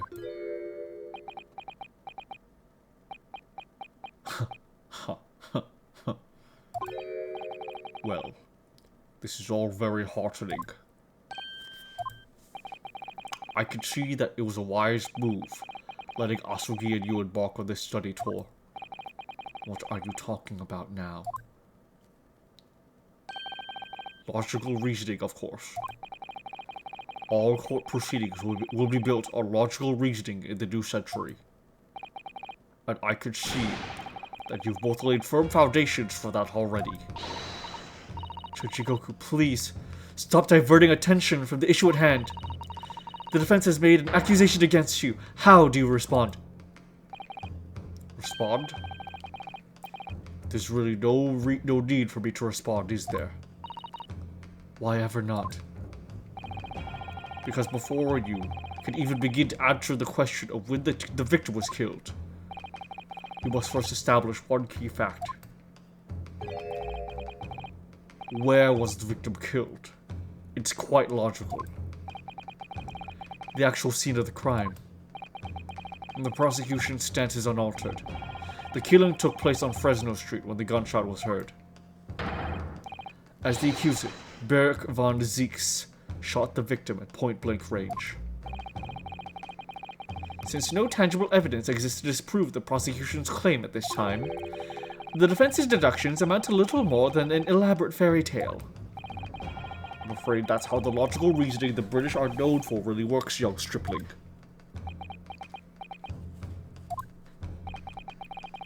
The victim was shot in that little room on Fresno Street and died instantly. I'm afraid it's the prosecution's claim that's the only fairy tale here. How can you say that? Quite simply, because the claim directly contradicts a certain piece of evidence in our possession. Very tantalizing, counsel. I think you would better explain yourself to the court, don't you? The prosecution claims that Inspector Gregson died instantly when he was shot at the scene on Fresno Street. But this evidence clearly contradicts that claim.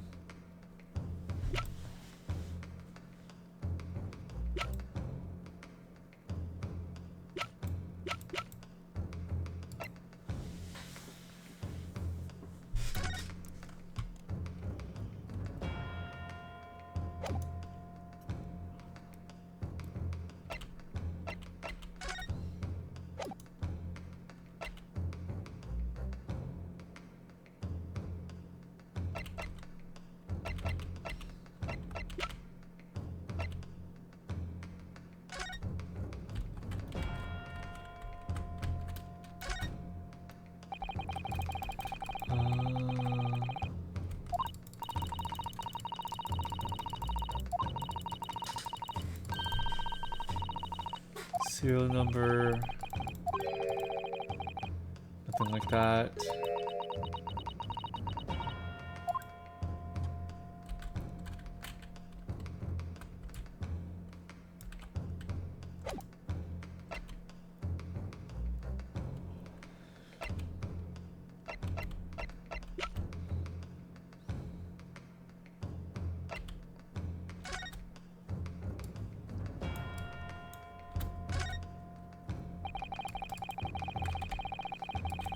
Huh.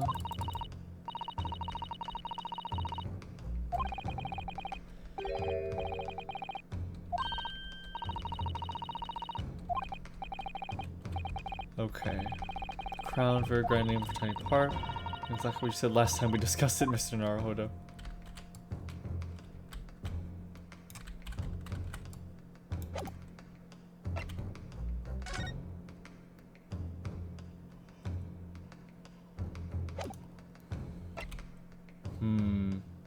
Okay. If he died instantly, he wouldn't have curled up, maybe? Oh, that's a good point. That is actually a good point. That is a really good point.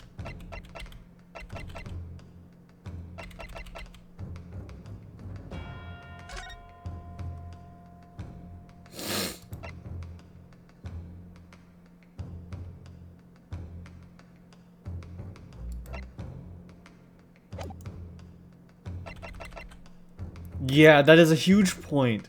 Yeah, why would he be curled up if he wasn't placed there, or if he like was not like instantly dead?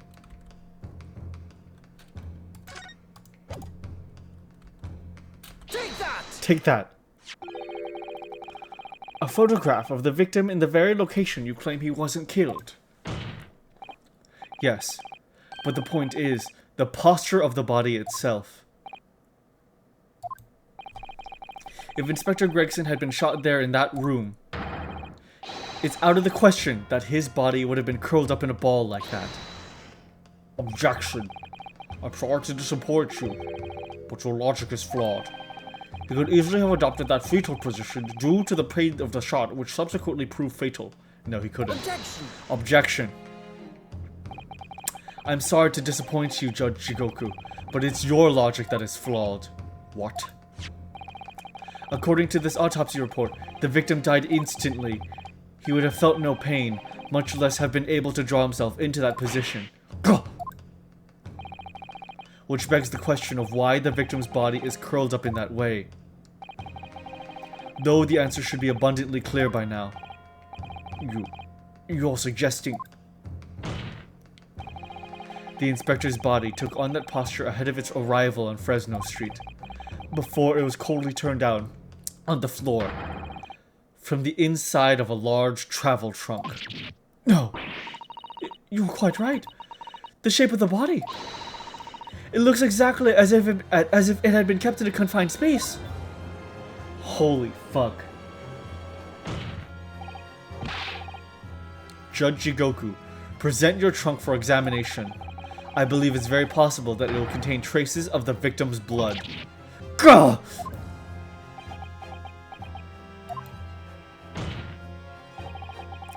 Present my trunk? I refuse! What? On what grounds? I'm the Minister of Foreign Affairs of the Empire of Japan. I shouldn't have to put up with this treatment just because of some stripling's baseless accusations. In other words, Judge Jigoku, there is blood in your trunk. I decline to answer that. As the Minister of Foreign Affairs, I have privileges that allow me to objection. At this moment, you're not a government minister. You are a witness in a trial in Britain's highest court. I don't care who you are, or what your status outside this courtroom might be, you will not withhold information. Nothing is more important than the truth. Gah!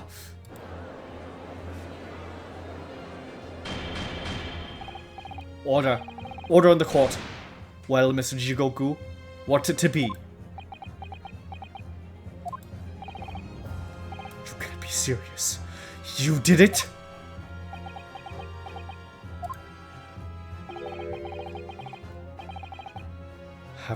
Have you no shame at all, Kazuma Asuki?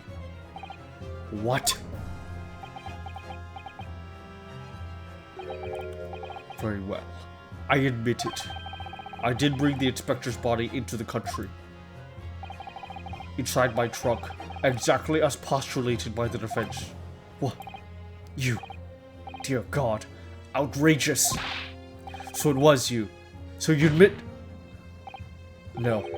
I admit to nothing more than what I've said. Of killing the man, I certainly have no recollection. What on earth is that cryptic statement supposed to mean? I merely disposed of the inspector's body, which was left in my cabin, in order to avoid unwanted attention. As the judicial assistant over there pointed out, I had no chance to throw it into the ocean. So, I decided my only option was to bring it into Britain with me and dispose of it somewhere else. You can't still deny it. If you didn't do it, then who on earth did kill the man? As you know, there's one other person in my cabin that night. He had the opportunity. And moreover, he'd already accepted a mission to take the inspector's life. Oh. That's right. Who else could it have been? It was you, Kazuma Asugi. You. This is a mess. I never thought you'd stoop to this, Seishiro Jigoku. You've taken the words straight out of my mouth, Prosecutor Kazuma Asugi. You thought by leaving the body in my cabin you could pin the crime on me, did you? Well, the prosecution counsel has already admitted to visiting the witness's cabin on the night in question. Yes, on an assassination mission, no less. If he got thrown over the shoulder, would he still have the wig on? They could have planted the wig. No shame or honor. A like father, like son moment, it definitely is feeling like that, even though they're not technically related. You wouldn't. So, what do you make of that young stripling? You've heard my testimony now, and that's all I have to say on the matter. I'll admit to nothing more. I don't believe this. Counsel for the defense. What is your position now? The court awaits your response to the witness's assertion. The assertion that, on the night in question, the victim's assailant was in fact Mr. Kazuma Asugi. This isn't the dead end it seems to me. It seems to be.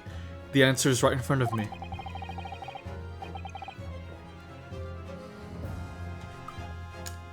It comes down to Jigoku or Kazuma. Both of them had the opportunity to kill Gregson, but only one of them did it. And I'm just a step away from proving who.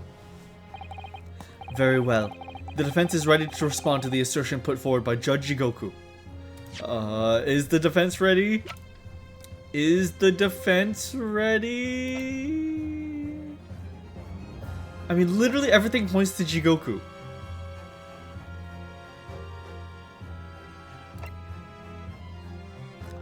But then Karuma's tip.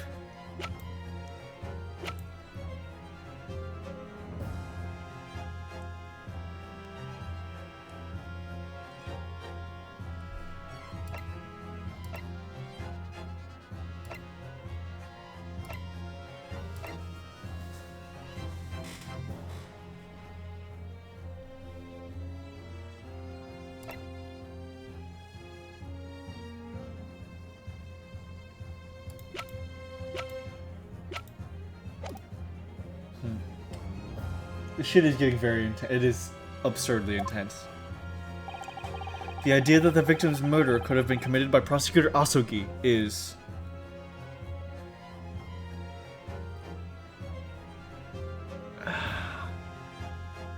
We save.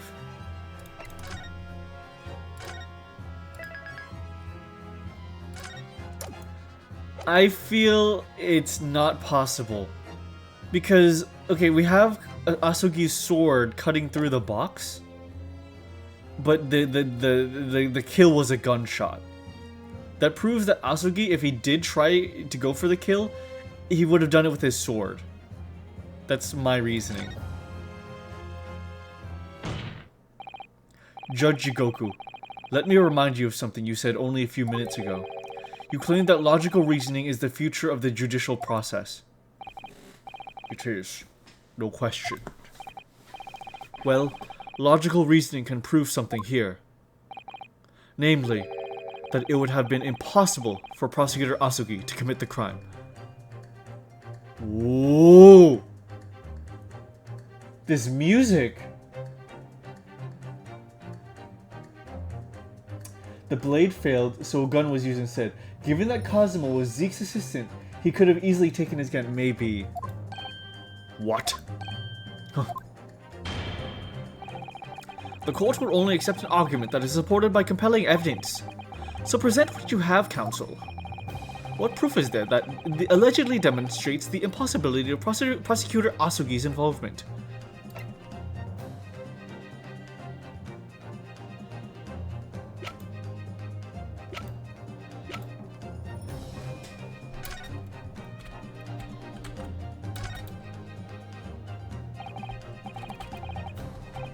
Blade, something of beauty. I want to gaze on it for hours.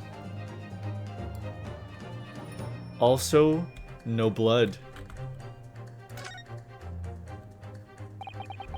The tip of the great sword, broken. It's such a shame. It's been so meticulously cared for the years. I can almost hear Kazuma's sobs. Kazuma must have really taken a swing for that to happen.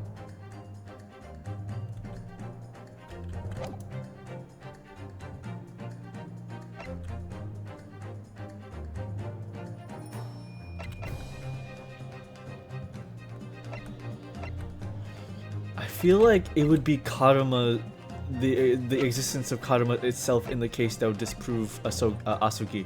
I can't explain why, but it just feels so out of character. Take that! Damn it.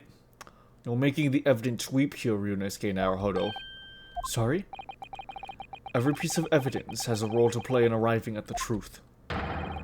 They're not playthings you can just toss around the courtroom for entertainment. Damn it.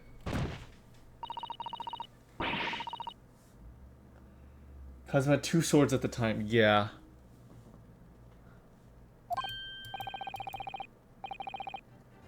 I can't upset Susato-san, or I'll end up being upset too. We know that a member of the crew was on sentry duty outside the first-class cabins nearby all the time. So as long as the guard was there, it would have been impossible for a shot to fire without being heard. Oh! And that very much narrows down when the crime could have been committed. Oh, right, because a sword would have been a much more ideal way to kill him. So why risk using a gun? I feel like that also makes sense. That also makes sense. If it was Asogi, he would have taken any opportunity to use the sword because it would have been completely much more of a perfect way to kill him in that time. But a gun was used instead, a much riskier weapon. Let's try that.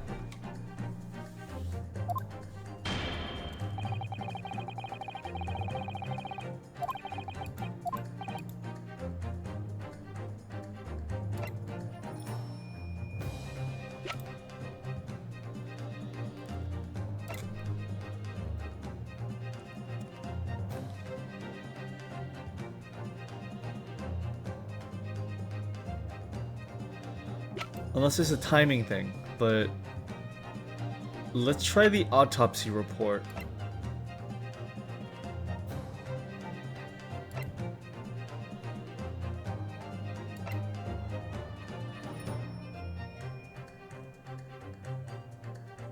Wait a minute, but this...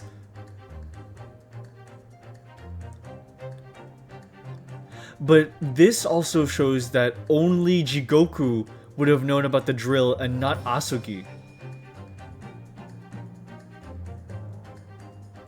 So only Jigoku would have known about the evacuation drill. Asogi would have not known about it. This feels a bit more solid. This feels a bit more solid. Take that! Take that. This itinerary for the crew members on the SS Grouse, my lord. This is conclusive proof. Thank goodness. An itinerary? How does that prove anything? Judge Jigoku, the moment you acknowledge that you found the victim's body in your cabin, this itinerary suddenly became much more significant. What? Why? On the night in question, as always, a crewman's sentry was on guard duty outside your cabin door. As long as he was there, nobody could have fired a shot inside the cabin. Absolutely, because it's inconceivable that the guard wouldn't have heard it and come to investigate. So that tells us that the crime must have taken place when the guard was elsewhere. And that narrows it down to the 20 minutes just after 10 o'clock as indicated on the itinerary. Yes, I see no flaw in your reasoning so far. But the crucial point is this. When the evacuation drill took place, the steamship had already put to sea from the port of Dunkirk. Now, clearly the murder could have only been committed by somebody who was aboard the vessel at the time. Hey Takul, good evening man. I hope you're doing good too. The case is going well. We are getting closer to the truth. But Prosecutor Asogi stated in yesterday's proceedings, I didn't come to Great Britain to take anybody's life. So I left Gregson and disembarked the ship. I spent that night at a boarding house in the town and returned to England the following morning.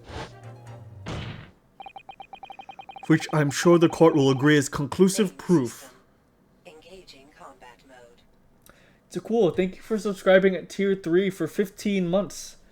Attorneys got the dog in them. Heck yeah, thank you. Thank you very much. Thank you very much, Takul. That means a lot to me. Thank you for subscribing for so very long. I appreciate it. Thanks for being here. Which I'm sure the court will agree is conclusive proof. That Kazuma Asogi couldn't possibly have carried out the killing. Grah! Hold it.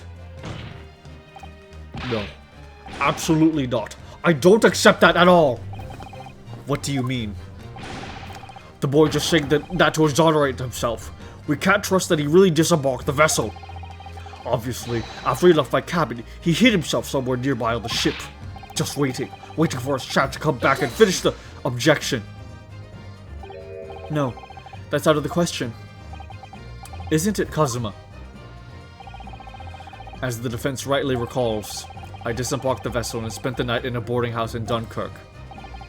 And as I said yesterday, I signed my name in the accommodations register book. All extremely easy to verify, and undeniable proof. Gah! No, There's no escape this time. You can forget that you're a judge or a government minister. It's time you gave the court an honest answer as a common man. You killed Inspector Tobias Gregson and transported his corpse back to Britain. Then, you dumped the body in the room on Fresno Street and made it look as if the murder had happened there. That's what really happened, isn't it? Seishiro Jigoku. It was that damn trial 10 years ago. That's when it all began. Looking back now, my fate was decided that day. I was doomed already. Gah!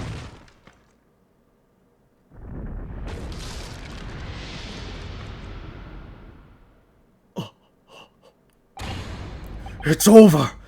My life! It's over! Oh.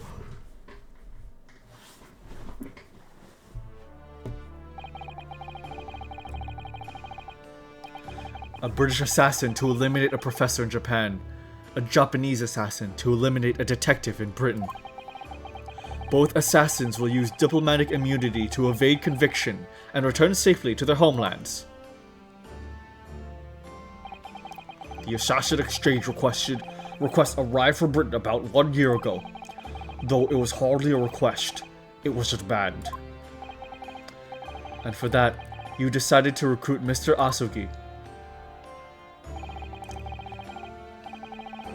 But things didn't go according to plan. Your chosen assassin never made it to Britain. And you found yourself unable to dispatch a replacement. Because I was already on my way to Britain at the time in Cosmo's place.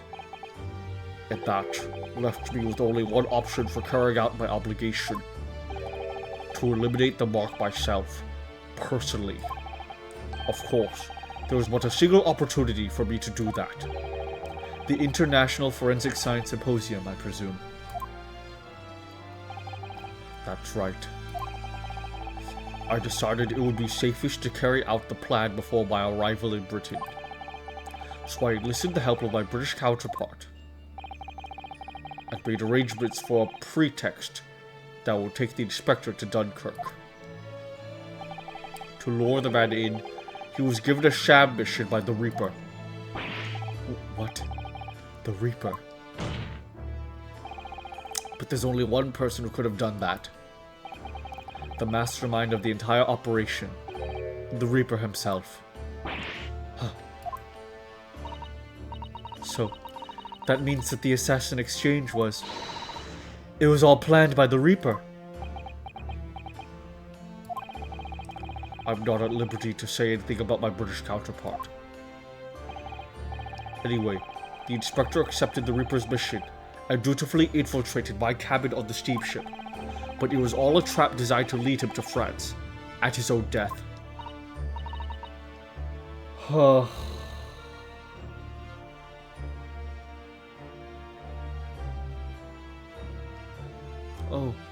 how awful.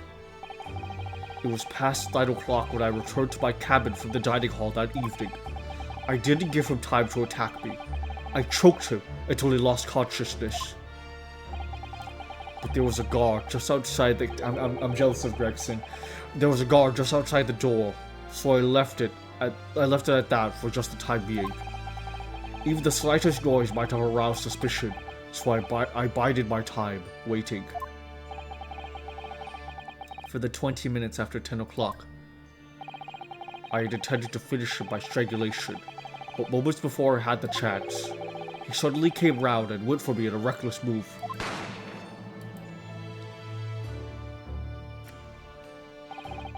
I'd received the British issue gun 16 years earlier, being a member of the judiciary as a visiting student. I never imagined that I'd have to use it for something like that. So the revolver belongs to you, does it?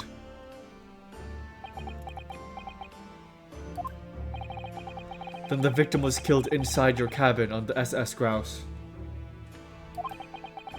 Which begs the question of why you arranged for his body to be discovered in the room on Fresno Street. The young judicial assistant over there has already answered that question.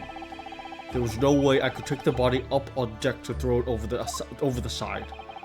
That's precisely where all the crewmen were gathered for the evacuation drill. So before the first-class cabin sentries returned, I took the corpse to the refrigeration room. And then, on arriving in Dover, you concealed the body in your trunk in order to smuggle it past the border police.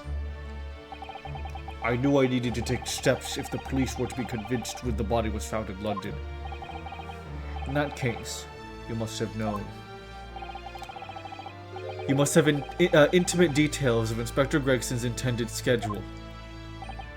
Yes, my British counterpart sent me everything I needed to know. The inspector was due at Fresno Street at 5 o'clock that afternoon, in order to meet the man by the name of Hugh Boone, from whom he would take back his police identification. Huh. I decided that man would be the perfect person to set up as culprit. So I took a hackney carriage over there with the body still in my trunk. That must have been just after we took this photograph with you at the hotel then. Yes. I wasn't expecting a welcoming committee. I was more than a little nervous.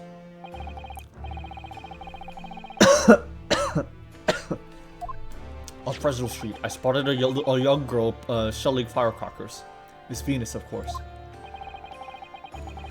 I conceived of the candle trick there and then, so I donned a simple disguise and approached the girl to buy enough firecrackers to replicate a gunshot.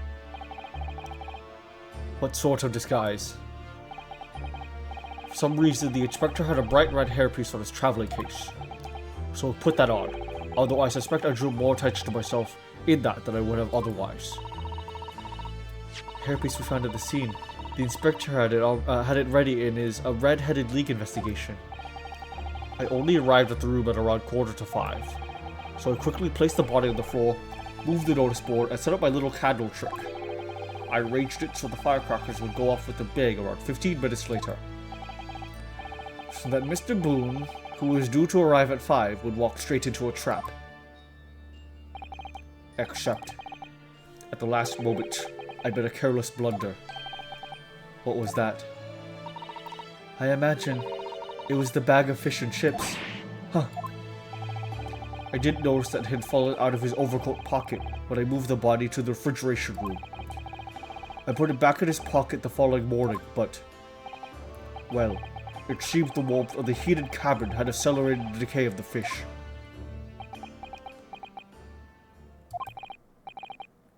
Anyway, that's everything. All the sordid details of what I did.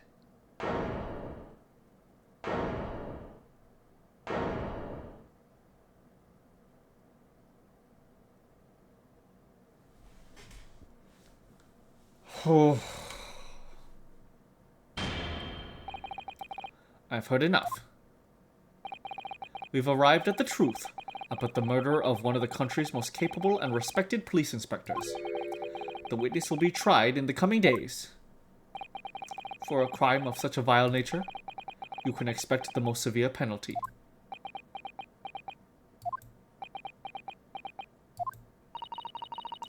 An exchange of assassins. What a foolhardy idea. Mr. Jigoku, one last detail. Who was your counterpart in Britain? Who was the mastermind behind the assassin exchange? Nothing you say now can make matters any worse for you. Just tell us. Enough!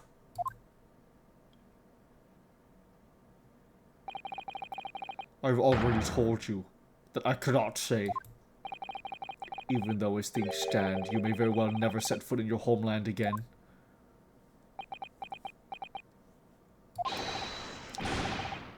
What are you waiting for?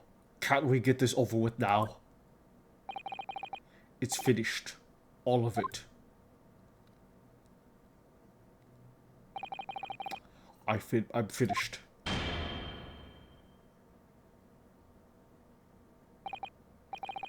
Then, in the name of Her Majesty the Queen, I now pronounce the findings of this court. This man before us has admitted to the willful murder of Tobias Gregson.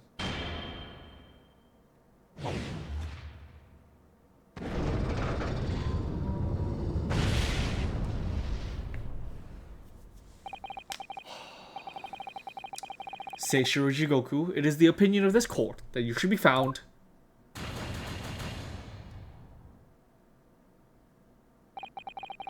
and may I remind all those present of the strict confidentiality demanded by this closed court.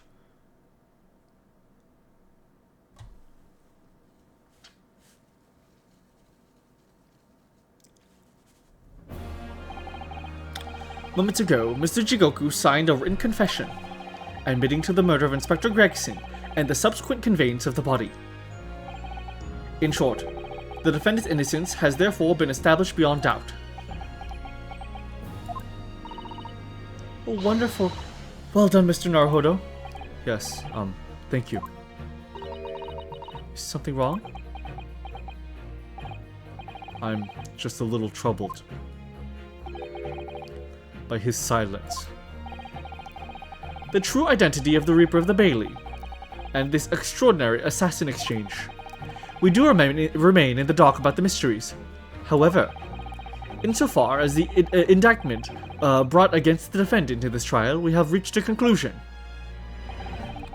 I have every intention of pursuing both mysteries as a prosecutor.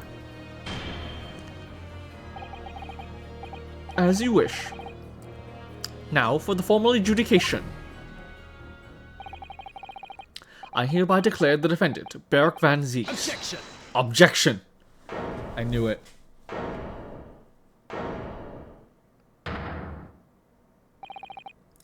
The prosecution calls for adjudication to be deferred. Counsel? The accuser's innocence hasn't been fully established at all, and therefore it would be wrong to deliver a verdict at this time. It is the prosecution's unwavering position. What? But Judge Jigoku has already confessed. Nevertheless, Beric Van Zieks has committed crimes for which he must be punished.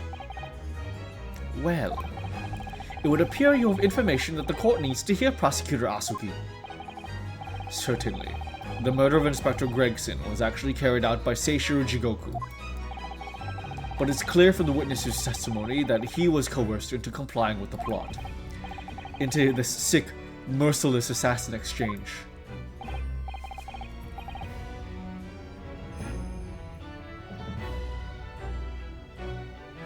Absolutely adamant, yeah.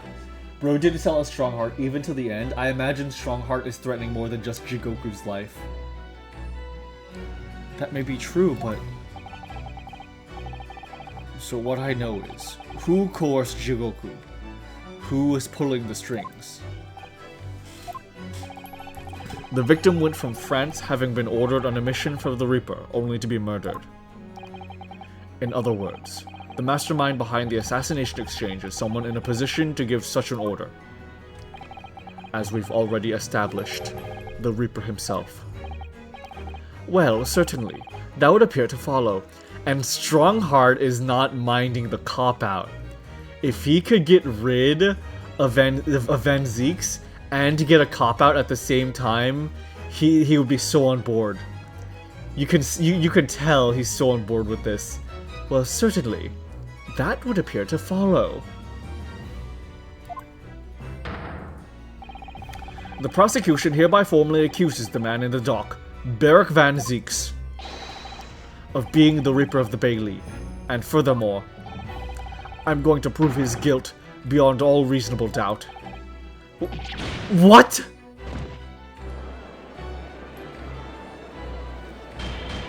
Van Zieks dead, man. He does.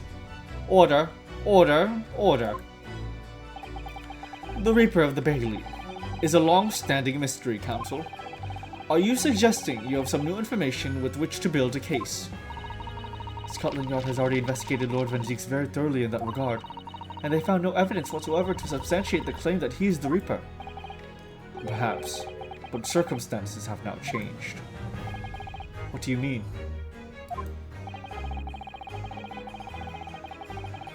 It's already been established the assassin exchange was negotiated with Jigoku by the Reaper himself, which means we now have a new line of questioning by which to identify definitively the man's identity.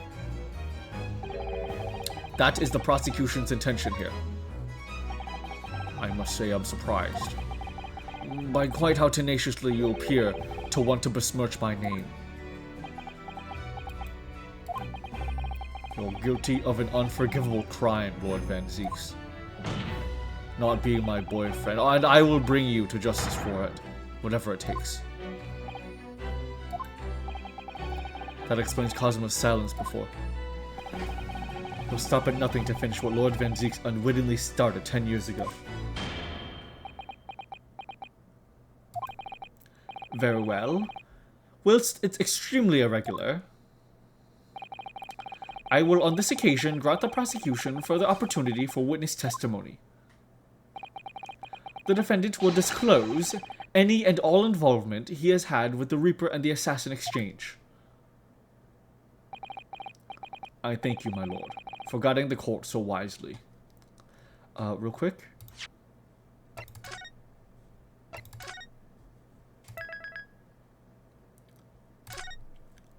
Okay, let me go grab a snack. I will be back in 15 minutes from now, if that's all good. I am a little hungry, so I'm gonna go grab a quick bite, come back, and we will continue. So, be right back.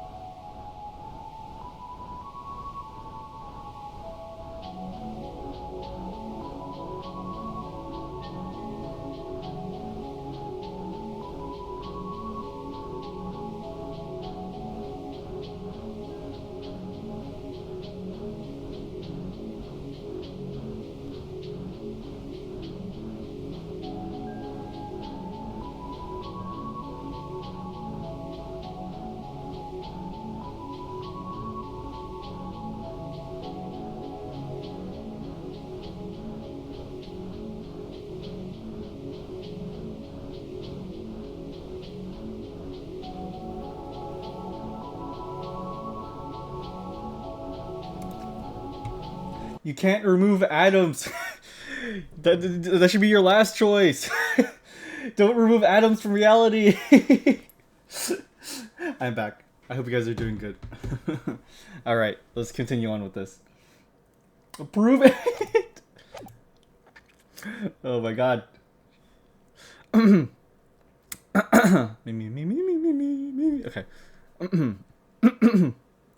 I think voicing Jigoku is like taking a toll on my throat. And thank you, my lord, for guiding the court so wisely.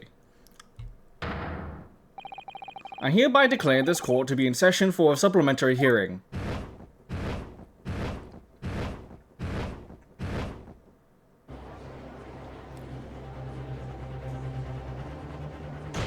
Oh. Pray turn a blind eye to the discourtesy as I verify that this vile and unremitting accusation hasn't soured the contents of my hallowed chalice. Lord Van Zieks! I first had to suffer the pseudonym of the Reaper 10 years ago now, and ever since that time I've endured the weight of the implied guilt of what's gone with it. So I welcome the chance to testify now, and crush those allegations once and for all. Good. Then let justice decide, Lord Van Zieks. And the prosecution seeks to begin building its case by calling the accuser to the stand as the primary witness, in order that he may answer the accusation brought by the prosecution that he is the Reaper of the Bailey. And what say the defense? Putting the defendant in the witness stand can be extremely dangerous. And Kazuma-sama is so emotional at the moment, he's not thinking logically. You're right that he's not himself. But I knew it would be like this. And I came here today determined to face him through whatever might arise. As a lawyer, and as his friend. And that's what we must do. The defense has no objection, my lord. Very well. Defendant, you will take the witness stand and give formal testimony on the subject of your involvement with the Reaper and the assassin exchange. As you wish, my lord.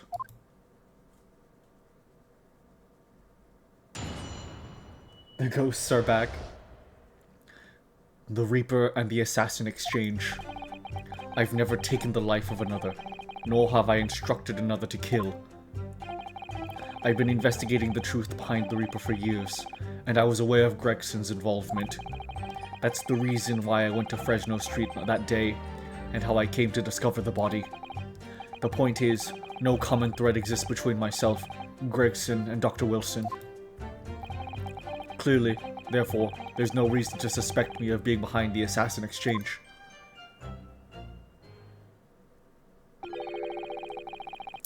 So you deny all accusations by the prosecution, both that you're the Reaper of the Bailey, and that you masterminded the assassin exchange.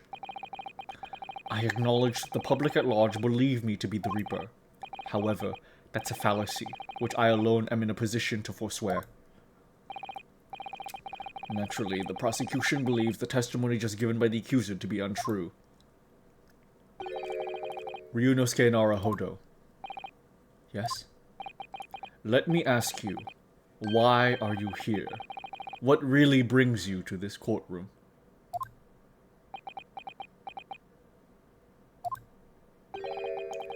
A desire to uncover the truth.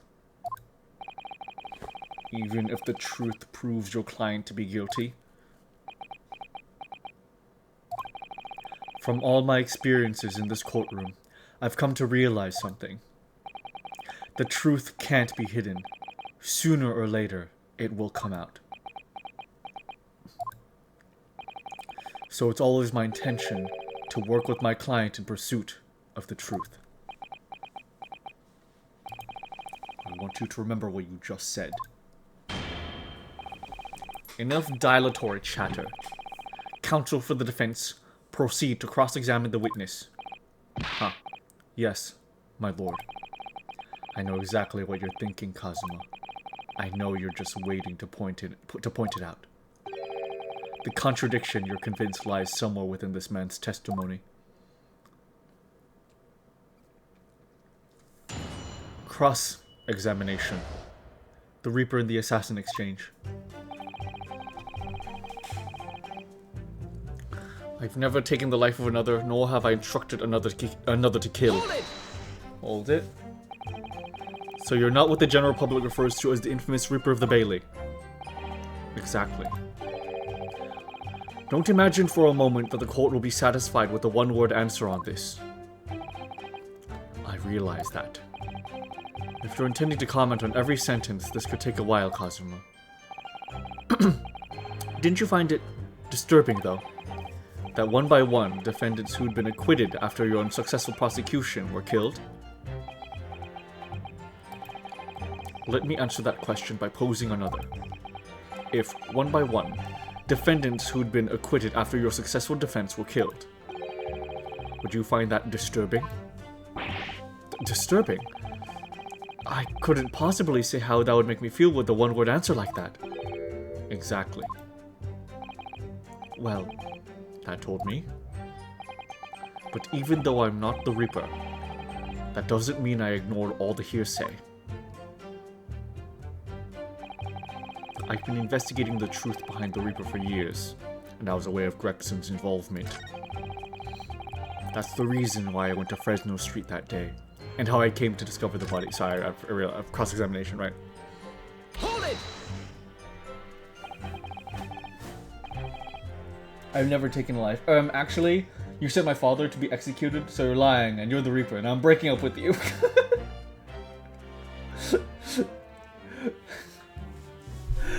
We're gonna sleep in 2 different bedrooms. And you're gonna have to beg me for a kiss. And you'll have to ask very nicely if you want lunch from me. You say for years. How long exactly? Since the very first time the Reaper's influence was felt in this courtroom. 10 years ago now. And your investigations led you somehow to Inspector Gregson, you're saying. I didn't want to believe it. He was a personal acquaintance. We'd worked on cases together in the past. A friend, even. It felt like a betrayal, but I demanded permission to search his office at the Yard without his knowledge. Which is when you found his secret notebook, is it? It's when I first learned to the location he noted only as Grouse, and appointed at 5 PM on the 31st. Though I didn't know the significance of those details at the time. So now we're at the nub of the matter. As it turns out, the significance for me personally was very unfortunate. That's the reason why I went to Fresno Street that day, and how I came to discover the body. Hold it! Hold it? But why did you go to that specific location? I thought that if it was the Reaper's headquarters, then by turning up there at 5 o'clock, I would catch whoever was involved red-handed. Sadly, all that was awaiting me was the inspector's corpse. Yes, even though it wasn't designed for you, you walked straight into the trap set by Jigoku. Exactly. Jigoku had intended to implicate Hugh Boone, but unhappily for me, I arrived at the scene first. Huh. A ridiculously careless blunder. Moved on to just throwing insults around, I see then, Kazuma. Think what you will. It doesn't change the truth. The point is, no common thread exists between myself, Gregson, and Dr. Wilson.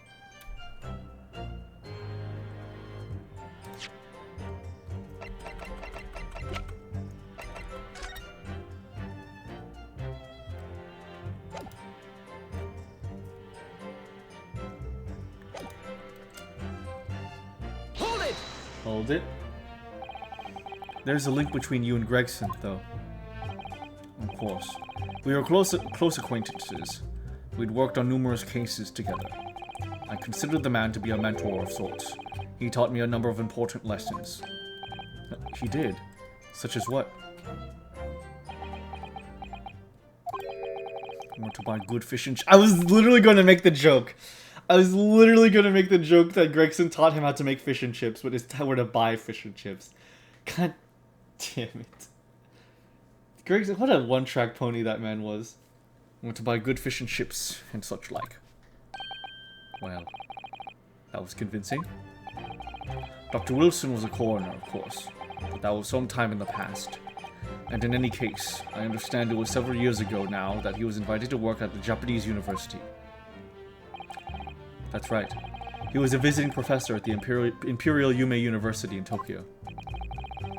It should be unambiguously clear then that no link exists between myself and him. In other words, I had no motive for sending some assassin across the oceans to kill the man.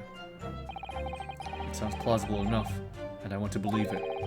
But something about this just doesn't quite sit right with me.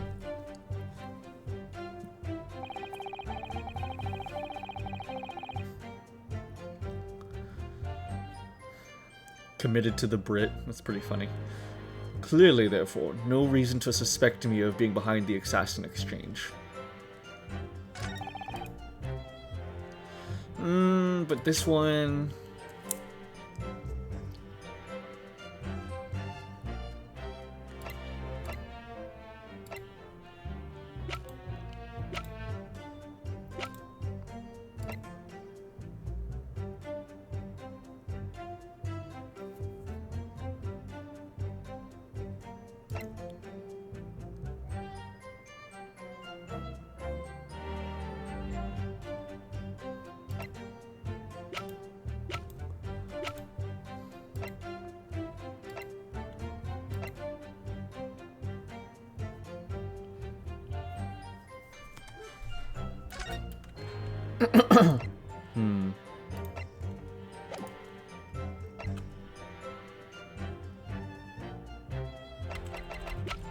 Oh, there is. Clint's Autopsy by John H. Wilson.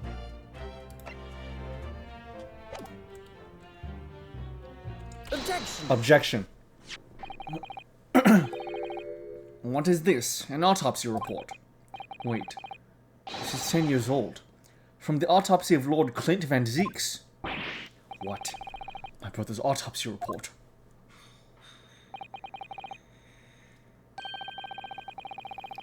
I'm pleased to see the defense doesn't intend to run from the undeniable truth.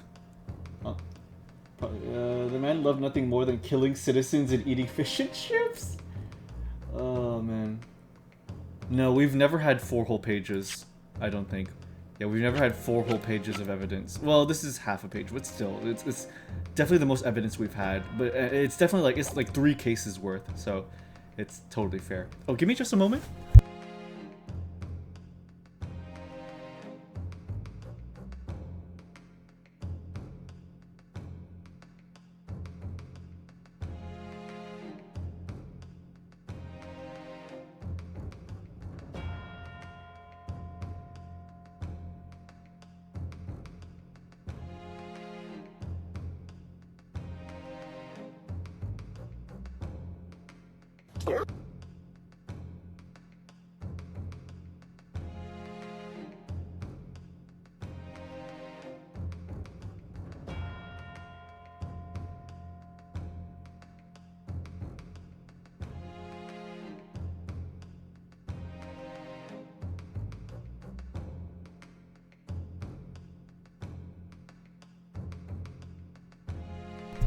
Okay, hello, I'm back. I will hydrate, thank you.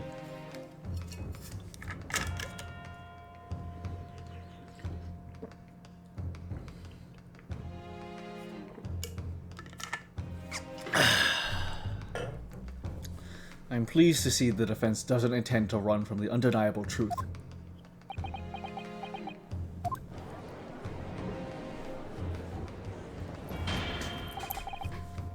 Order in court. What reason do you have for presenting a 10-year-old autopsy report there, counsel? This, the autopsy report for the professor's final victim, is an indelible link between Inspector Gregson, Dr. Wilson, and the defendant. Not that accursed name again. The professor. I have personally researched all the court records relating to that case. I know that at the time, autopsy was considered sacrilege to the victim's souls. And for a member of the aristocracy like Lord Clint Van Zeeks, it was unthinkable. But someone implored the powers that be to allow the autopsy to go ahead. Inspector Gregson. He declared that he was certain he would obtain conclusive proof from the procedure. And it was Dr. Wilson who conducted the autopsy. His signature is clearly visible in the document. As promised by Gregson, the autopsy did indeed produce evidence. Evidence that conclusively proved Genshin Asugi was guilty of the murders. In my brother's dying moments, he mustered all his remaining strength to leave that vital clue behind. Indeed, that was the key to indicting the professor for his crimes and the conclusive evidence that convicted him. It enabled Lord Van Dix here to avenge his brother's senseless death with a marvelous victory in court. Aww, Seeks. A marvelous victory, was it? I wonder if that's really true. What? Could the same be said if it turned out that the key piece of evidence in question was in fact fabricated? If the inspector, the coroner, and the prosecutor all colluded together to cast an innocent Japanese man as a mass murderer and sent him to his death. That's outrageous. And now, 10 years later, for some reason, the secret has been threatened and needs protecting. Which is why the inspector and the coroner had to be silenced, isn't it? By someone in power in Japan and in Britain, using the two killers recruited for the assassin exchange.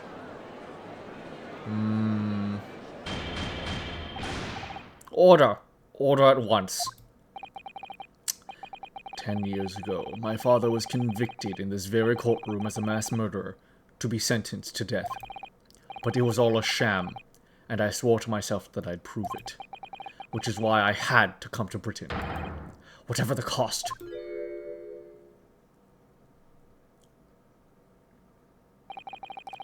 You'll have to forgive me if I feel compelled to toast this vengeful Nipponese tenacity of purpose here. However, he who fails to quash his emotions in the courtroom has failed as a lawyer. Come on, Kazuma. You know this won't wash. You're claiming your father was misrepresented in a trial that took place a whole decade ago. You must see that, without evidence, that's nothing more than a wild accusation.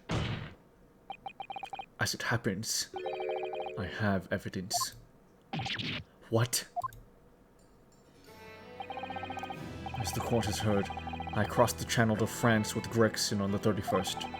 I went with him on the pretext of being the assassin recruited to kill Seishiro Jigoku. But my true intentions were to make the inspector tell me the truth. What truth? The truth about the evidence. And he acknowledged what I'd already deduced. There's a closely guarded secret about what went on in the autopsy 10 years ago. What? A secret? I know nothing of any secret. While we waited for my supposed mock in Jigoku's cabin, I drew my client's illustrious sword, Karuma, before the inspector's eyes. He very quickly understood what my true motive was. Right, I see. You're that Asogi's young lad, are you? And what, you're gonna cut me down with that thing, is it? That will very much depend on the answers you give to my questions. I want to know what really happened 10 years ago. The truth, that's all. Before we get into it, let me make one thing clear. I still believe your father was the professor. There's no doubt in my mind. But unfortunately, back then, we didn't have the evidence we needed to make the crime stick. So, you admit it then. The evidence used in my father's trial was fabricated.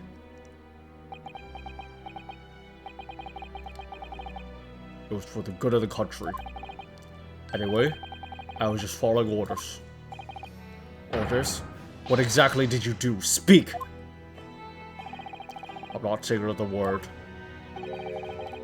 Even if your life depends on it. That's right. Even then.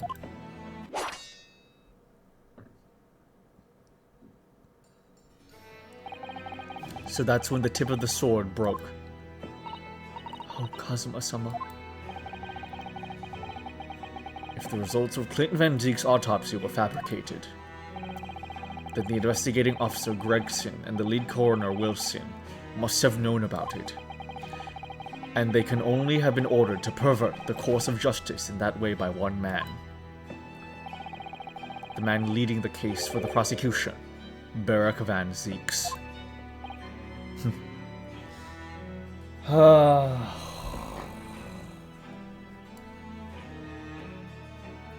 Hey, Astro Dude.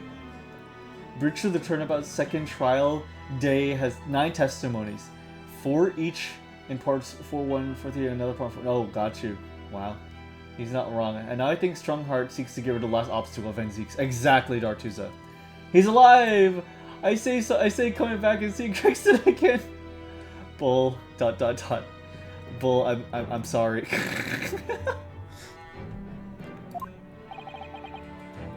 In other words, the defendant did have cause to organize this exchange of assassins. Exactly, as was established earlier. It has to have been the Reaper himself who liaised with Jigoku in Japan to arrange the exchange.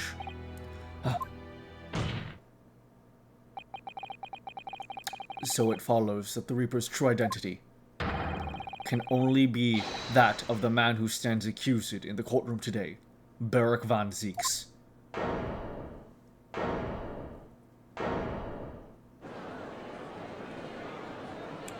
Objection! Objection! Kazuma Asogi. What? What you've just told the court, are you absolutely certain of your facts? Did Gregson really fabricate evidence for that trial 10 years ago? I heard it with my own ears. His shameful admission.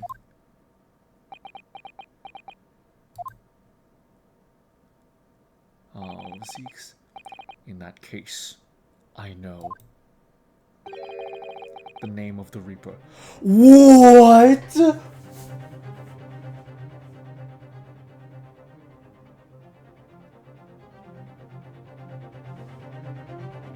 What?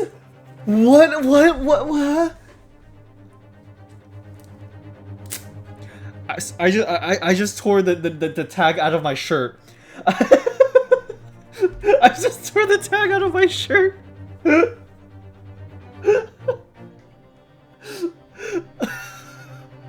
I like pulled it and I actually tore it out.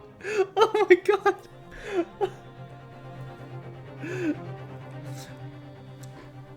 The name of the Reaper.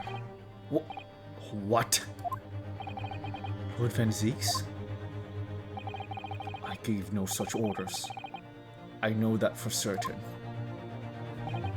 Which narrows down the remaining possibilities to 1. If Lord Van Zeeks isn't the one behind all this, then yes, there is only one other person who could have done something like that. I believe I know who it is too. You. I just had a feeling this name was going to come up. The true identity of the infamous Reaper of the Bailey is... I mean, it has to be, right?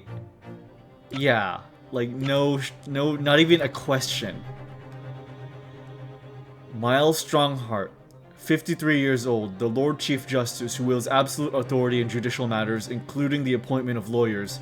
He's a thoroughly intimidating man. And... Take that! Is the Reaper of the Bailey.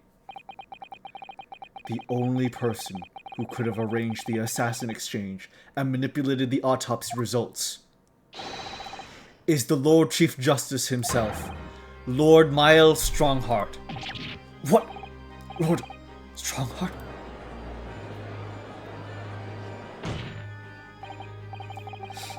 Yes, it's true that 10 years ago the defendant handled the prosecution of the professor in court, but he only took over the case after his brother, Lord Clint Van Zeeks, had been killed.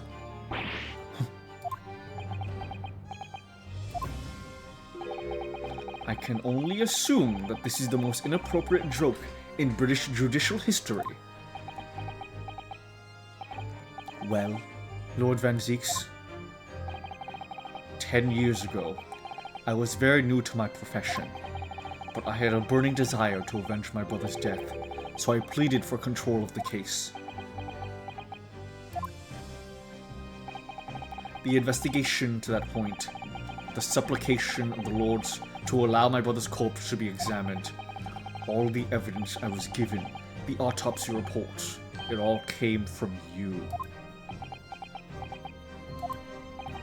I've spent my life since then believing I was in your debt for the way you stood aside and let me handle the trial.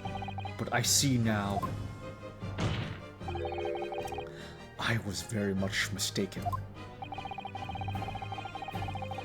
It was a hugely influential force that caused the Inspector and the Coroner to break the law 10 years ago.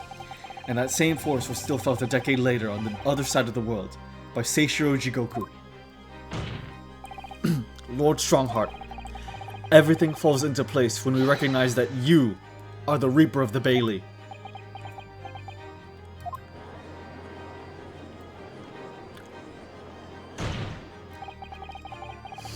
The court awaits your response, my lord.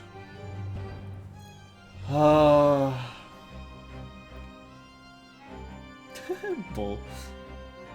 Ripped out that hallowed tag from his closet. Please forgive me if I rip out the hallowed tag from my favorite t-shirt. This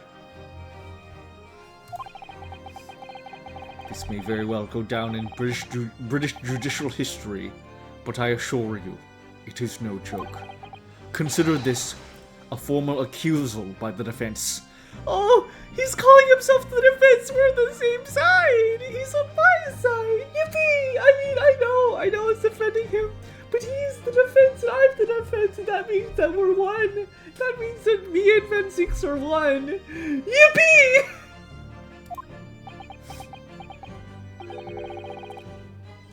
It doesn't warrant a response.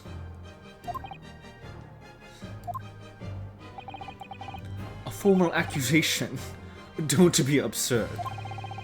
The defense's claims are utter nonsense, a wild fantasy at best. You're not going to defend yourself. You claim there was some wrongdoing with Lord Clint Ven6's autopsy. That's utterly untrue. Objection! Objection! But I heard it from Gregson's own lips. He admitted to it. And where's your evidence? What? You were supporting the idea just a little bit ago. Just a little bit ago, you were so on board with the idea. Gregson's dead now. Unless you were thinking of summoning a ghost to the stand. That would never happen in a courtroom, especially not 200 years from now. In Japan. Or Los Angeles. You mean to say... I forget how the system works in your little backwater country. But in the courts of the British Empire, without evidence, there is no case. No, I have no intention of entertaining some wild fantasy that can't possibly be substantiated by anyone or anything. Gah!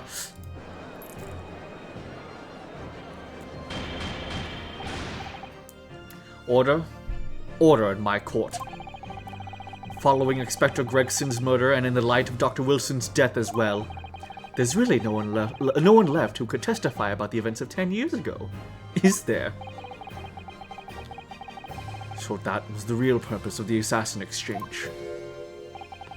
This court has no business raking over the corals of a case that was concluded a decade ago. The accusal brought by the prosecution and the defense is categorically denied. I take it there are no objections. Kazuma. He's more or less waited his whole life for this moment. Is there really nothing else we can do now? Is there no other avenue we can go down in pursuit of the truth about what happened all those years ago? If only there was someone who could testify about Clint Ven6's autopsy. There is someone. There is a couple people, actually. Oh, Madame Faye, yeah. Not the last time you altered the autopsy, buddy.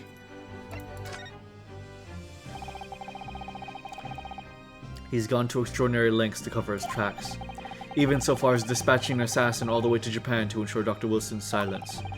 And Dr. Scythe won't say anything against Strongheart. But there is still one ray of hope. Objection! Objection!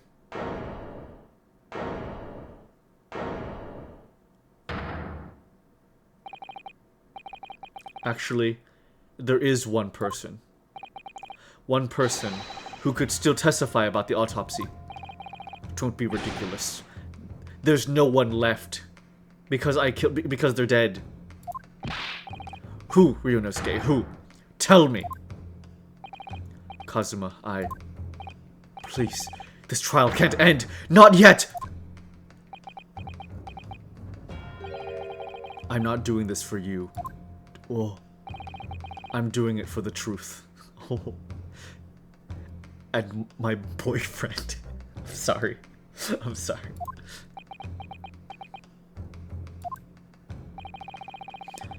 The person the defense would like to call to the stand to testify about the autopsy of Lord Clint Van Zeeks is... There's been quite a lot of hearsay, I feel. Fair. But we can back it. But... I mean, we can choose Strongheart, but I feel like it's leading back to Vigil. I'm sure he's recovered by now. Wait a minute! No, wait, Gory! No, Gory was there! Gory was present at the autopsy! She was actually literally present! Take that! Take that! Denied. Oh. What? I want to know why! And I want to know why you're proposing to call such a witness with that look of utter desperation on your face. In other words, you're wide of the mark, Ryunosuke. Very wide. Thanks. Don't spare my feelings or anything. Okay, never mind. Gory was only 9-10 years ago. Fair.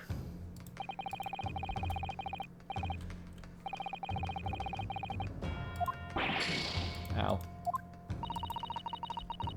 Present at the autopsy, Mr. Naruhodo. Surely you have a... Oh, yeah.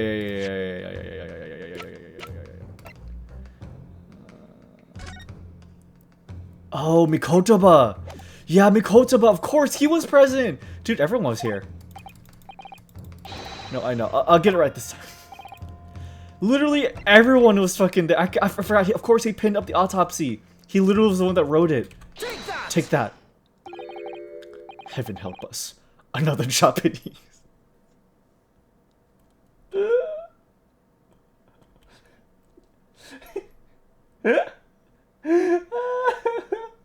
I'm sorry. I want Tony to Photoshop this, but it replaces. But instead, he says, "Heaven help us, another quirked up white boy."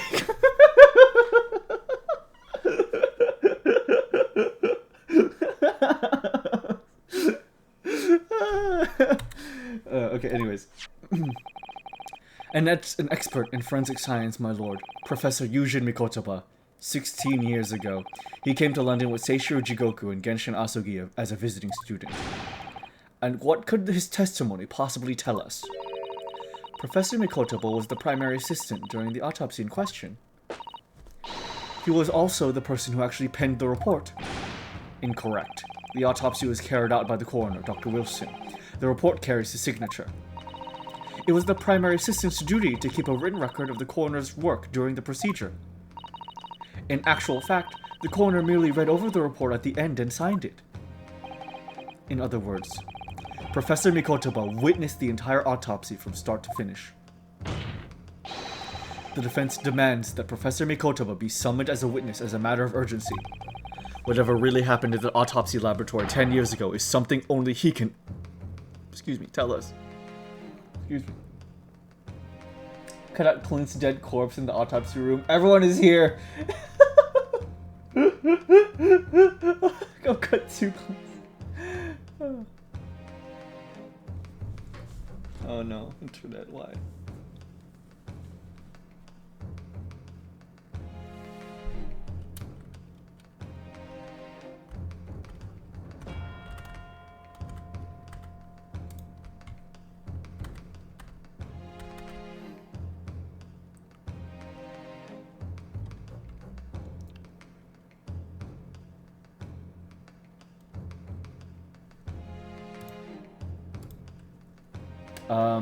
That was weird.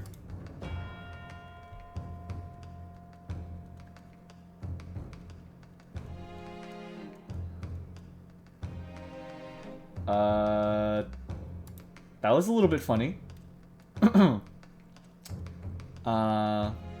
Okay. Yeah, wow, huh. Sorry guys, I had to go do my iconic spinning around in the corner session for a bit. Did anything happen while I was gone? No, not while he was reading my cool and funny comment. I was reading your cool and funny comment. Okay, anyways, cut to Clint's dead corpse in the autopsy room. Everyone is here. Oh man. Alrighty, well... You corner spinning? Yes, I am, Judy. You just come back to comment on that. What is wrong with you, lady? It's good to have you. I thank you for lurking this whole time. Okay. Well, guys, let's just continue, I guess. Whatever really happened in the autopsy laboratory 10 years ago is something only he can tell us.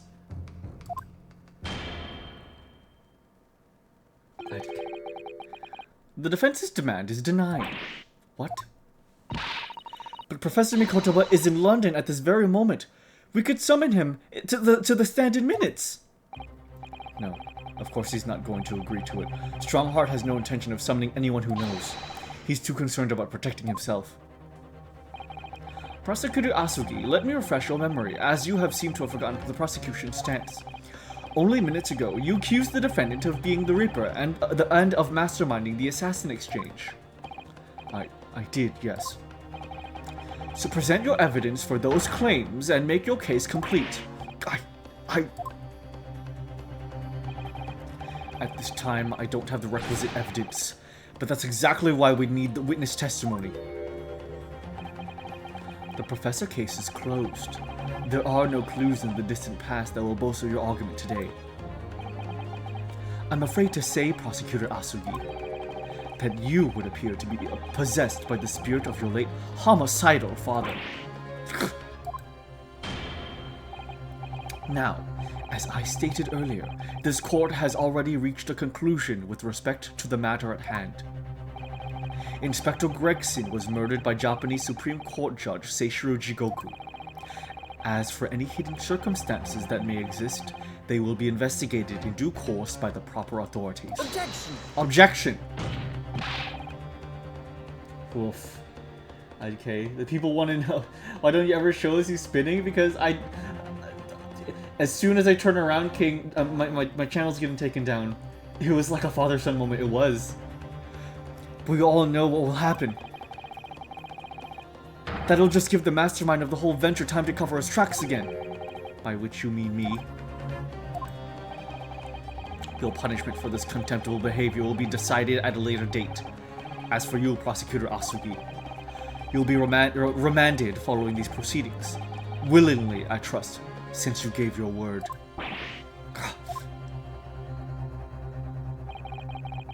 Before I take you all to prison, I will invite you to my private island, where you will have a wonderful vacation and come back alive.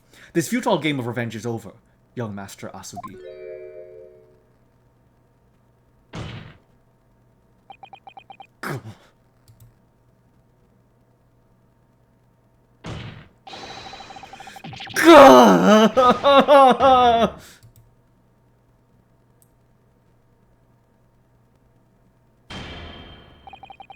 That will be all. I hereby declare this trial to be— Hold it!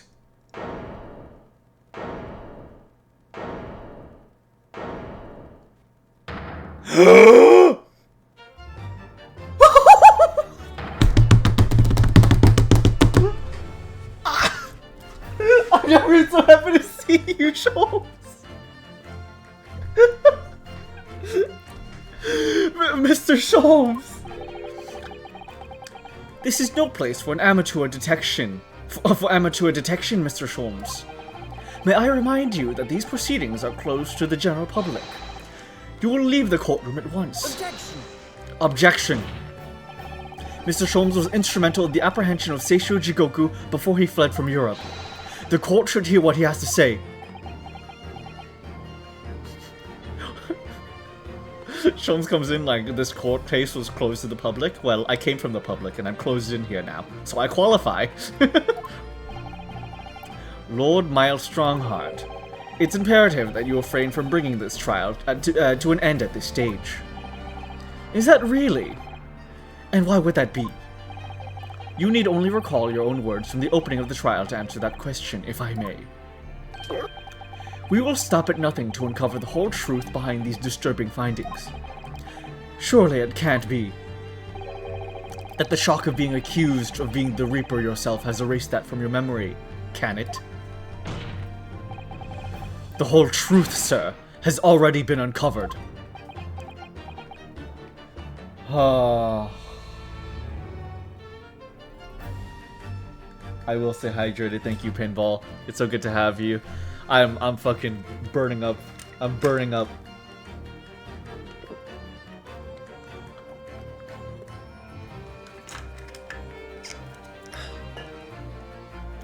I would love if me and him got to do one last dance of deduction in the courtroom.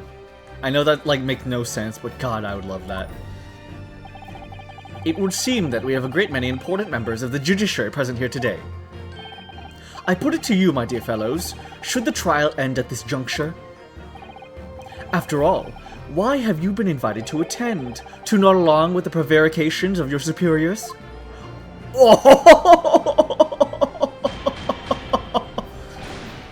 Order! Order in the court! It seems to me that we stand before the door that leads us to a new era of legal practices. A door that is ajar. Let us emerge from the shadows of the Reaper's decade-long ascendancy.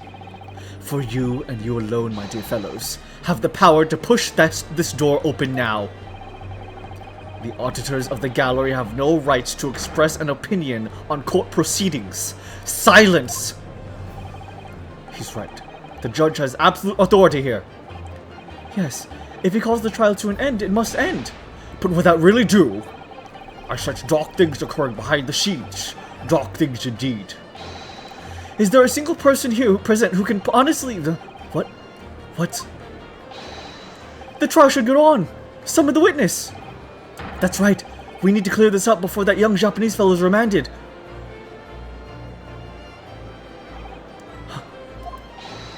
My lord, you assured those present that you would uncover the whole truth here. Vindicating yourself to this outlandish accusation. The truth, the whole truth, and nothing but the truth. That's the very foundation of British law. A toast to my dependable colleagues in the gallery. Oh my god. Oh my god. Oh my god. Oh my god. This game is so good. This game is so good!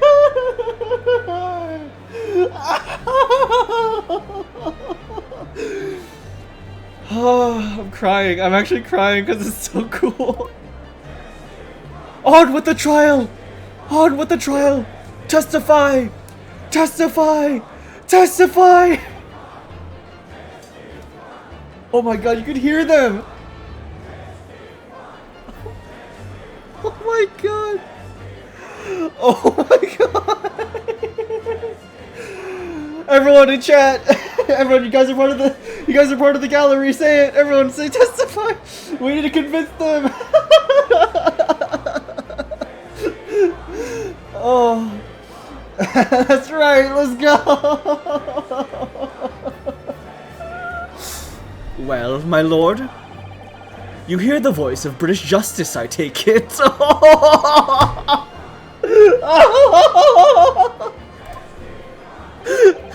I think you'll find it'll be rather awkward to silence.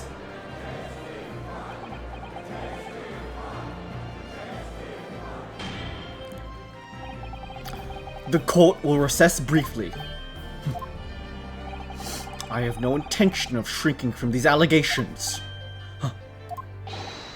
Bailiff, arrange for the subpoena of the witness at once. As soon as the gentleman arrives at the courthouse, we shall reconvene. A recess won't be necessary, my lord. Pardon? Mikotoba is a close friend of mine. He accompanied me today and is waiting in the antechamber as we speak. I do believe he's enjoying a little trip down memory lane, in fact. What? Professor Mikotoba is here in the courthouse! Mr. Sholmes, you didn't know this would happen, would you? My dear fellow, no one is in a better position to answer that question than you, surely. I wasn't just asking for the fun of it, you know. Well, I must thank you for your assistance in this matter, Mr. Sholmes. However, you are of no further use here. Kindly leave the courtroom at once. But of course, in truth, I find myself rather busy now as a result of these developments. Mr. Naruhodo? Yes? I trust you have Iris's little lucky charm with you. Absolutely. It's still in my pocket. She sends her regards, and a reminder. If you find yourself at a dead end, the ears are at your disposal. Just one tug, if you please. Oh, of course. In that case, the trial will continue without delay. Bailiff, show the witness to the stand. I'm gonna pass out. I'm gonna pass out. I'm gonna pass out. Oh my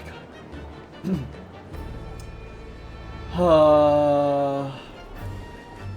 He's not a fraud. I apologize for everything I said. I clasp my hands together and I look into the sky. Holmes, I'm sorry I ever doubted you for a moment. I still fucking hate your guts, but you're one of the best characters ever.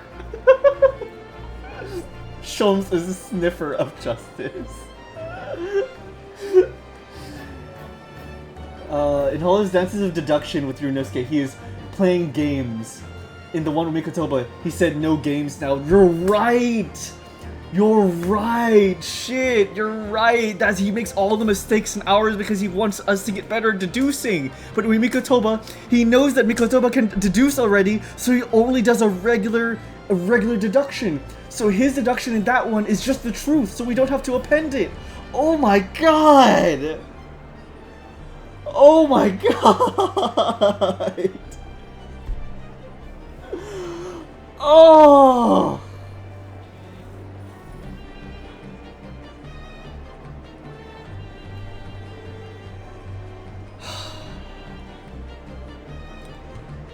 Oh my god, so it's Lord Strongheart. He's the Reaper of the Bailey. Where exactly is this trial going to take me, I wonder? Just how deep am I about to be plunged into the blackness of the abyss? Well, I'm ready. I'm ready to head into the heart of this maelstrom and confront whatever horrors it tries to drown me under.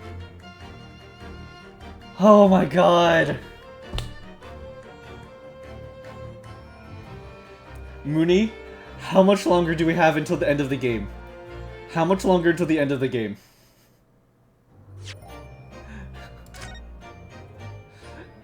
How much longer is the rest of this case? Let me check, thank you. Thank you so much.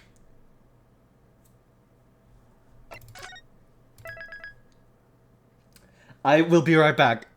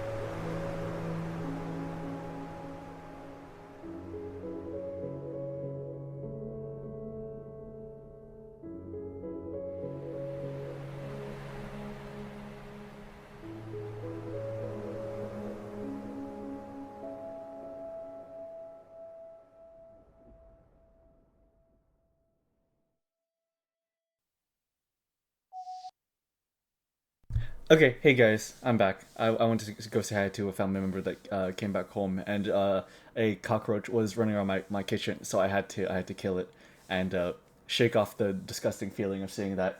Okay, so okay, so I'm a little past halfway through the episode. I'm a little over 2/3. We're definitely gonna go a little bit longer. We're definitely going to go a little bit longer at least. Now, hopefully we don't accidentally just stumble into just finishing it, but I feel like, oh my god,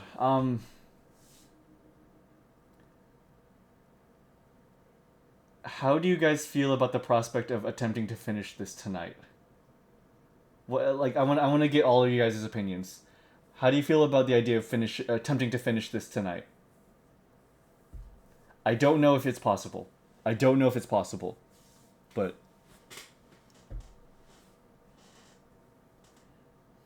do it, okay? Okay, Junie? Alright. I'd be down if it's possible. Alright, okay, Dr. Zo? Okay. Go nuts, doggo? Yay! Thank you, Judy.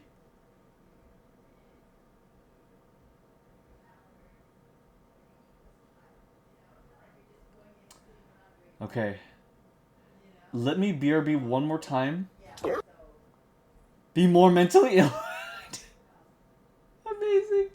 If we do you have preparation already set for once you finish this out? What do you mean? What do you mean preparation? You only get to play these games once. I say go ham. I think that's honestly not a bad idea. But what do you mean by that, Bull?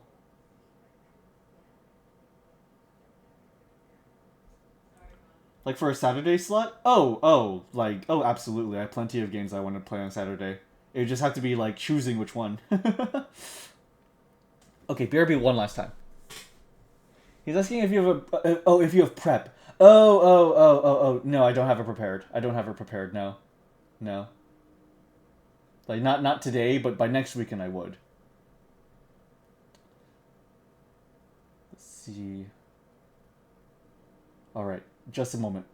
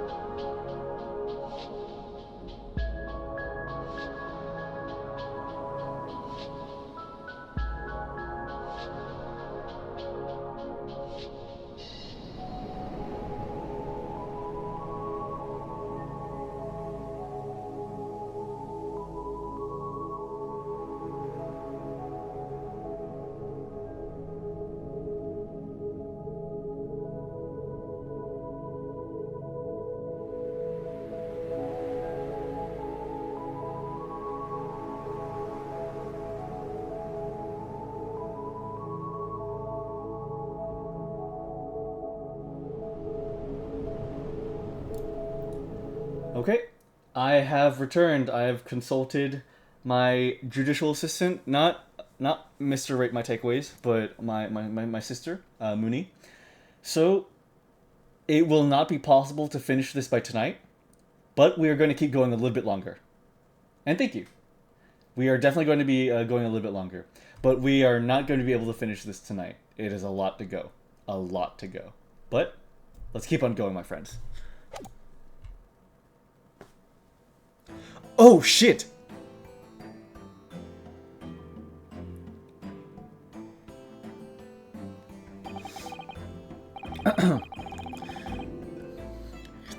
They got the 3 hottest people in the game in the witness stand. This is the complete opposite of the beginning of the trial.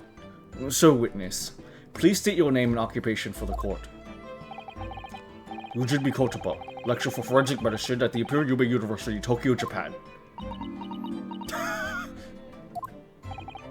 And Professor Mikotoba, the young lady beside you is... Ah, this is Dr. Mario Gori, Scotland Yard's practicing coroner. The daughter of Dr. Scythe, the daughter of Dr. Scythe, I understand. Yes, Dr. Scythe. I'm afraid I can't tell you why she's here. She just appeared.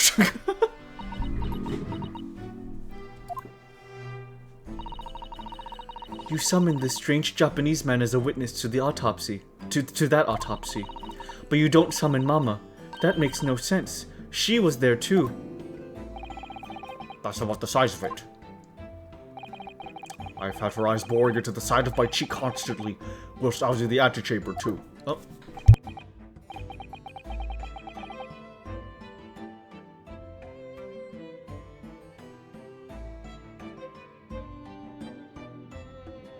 Okay, sorry.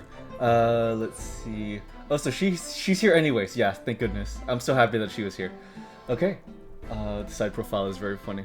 Poor man. The idea of it's making me shudder. The revelations about Dr. Scythe that came to light some days ago defiled the reputation of the entire judiciary. She was therefore deemed unfit to appear as a witness in today's proceedings. The Ministry of Justice's decision on that is final. Well, we wouldn't want any more perjury to be committed, would we?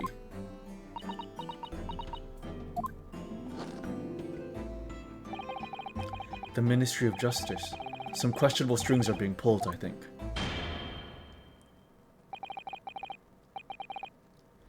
Wait, hold on. Let me go over what they just said.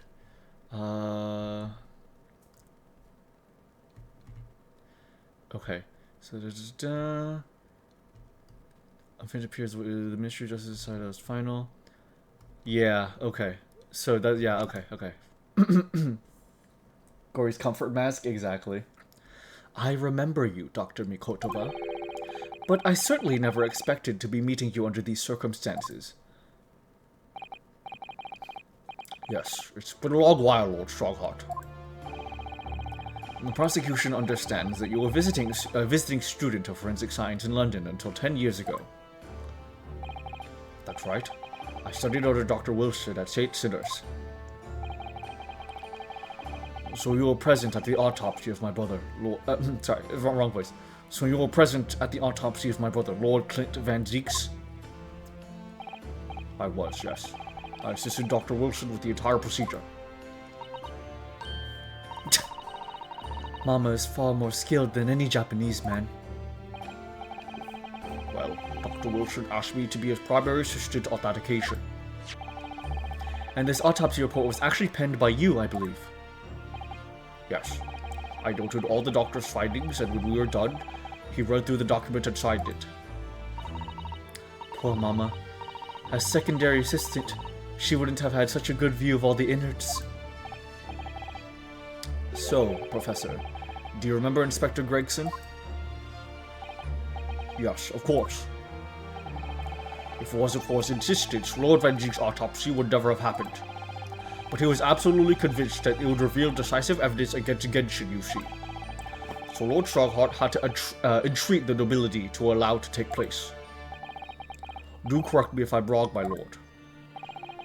It was as a result of that autopsy that a mass murderer was apprehended and justice was done. But Gregson admitted to it before he was killed. He admitted that the results of the autopsy were fabricated. You were there at the time, so you must testify. You have an obligation to tell the truth about what really went on. Absolutely. That's precisely why I'm here. And that's why I'm here too. Very well then. You will give your formal testimony now, witness. But before you begin, a word of warning. Oh? You will state truthfully and accurately what you saw and what you heard at the time. I wouldn't dream of doing otherwise, my lord. The moment your testimony verges on supposition, I will expel you from my courtroom. Remember that.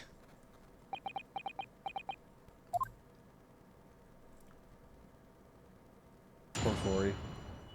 Witness testimony. The autopsy of Clint Van Zieks. From my own observations, I couldn't say there was any indication of the autopsy results having been fabricated. Death resulted from a wound made by a Western-style sword, transfixing the heart. That I found a little strange. There were no other signs of internal injury. Nothing questionable at all. It was just that beautiful but dangerous piece of evidence removed from the man's stomach. Presumed to have been swallowed by the victim, as a way of posthumously identifying his assailant. Oh.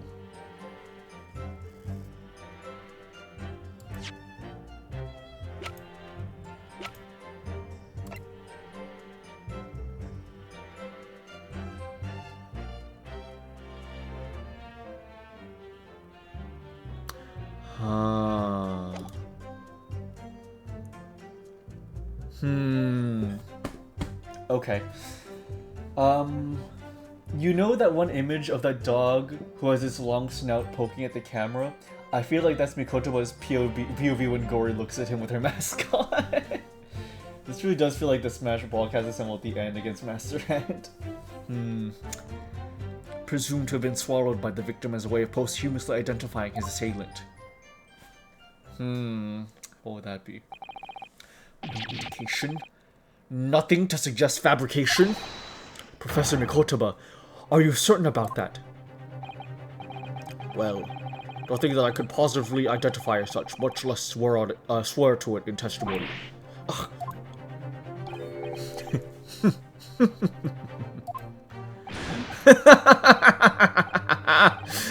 Well, that clears things up nicely. The only fabrication here, Asogi, has come from you. What? You claim the inspector confessed just before his death, but that is fabrication. No, he freely acknowledged it. I swear he did. Freely? With the tip of the sword at his throat, the man was clearly at his wit's end. The court will give no credence to this confession that was uttered with obvious desperation. Quite simply, there was nothing questionable about the investigation of Lord Clint Van Zeek's death. And with this testimony we have, without question, uncovered the whole truth of the matter. If I may, my lord,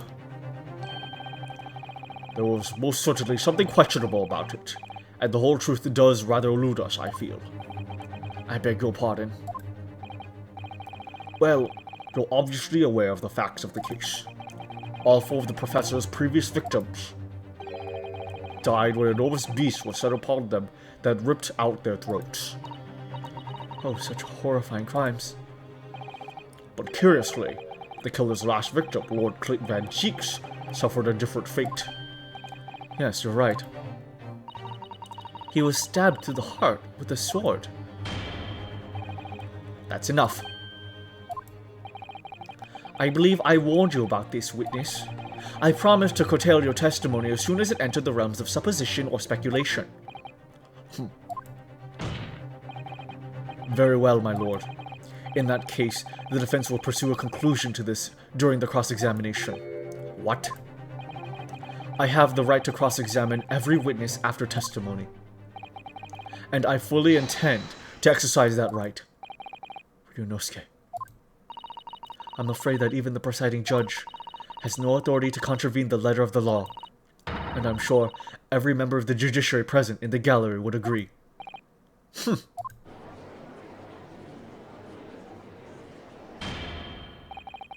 Very well. You may begin, counsel. However, the moment your argument strays from the established facts, I will not hesitate to bring the cross-examination to an end. Proceed with caution. Yes, my lord.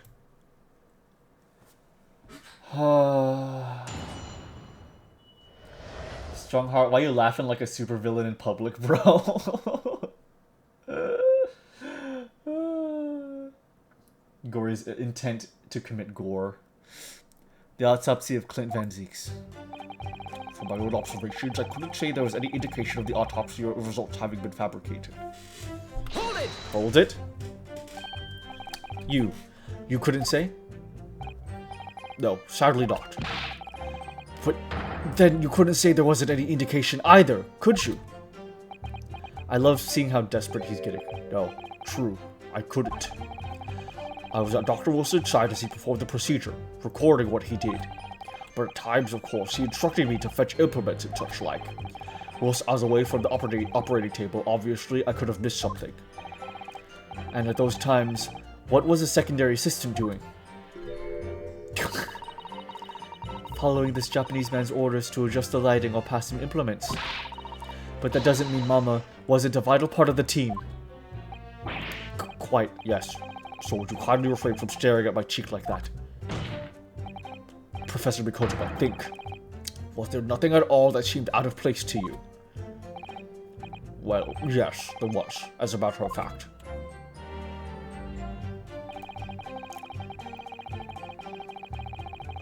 Western Style Sword, hold it.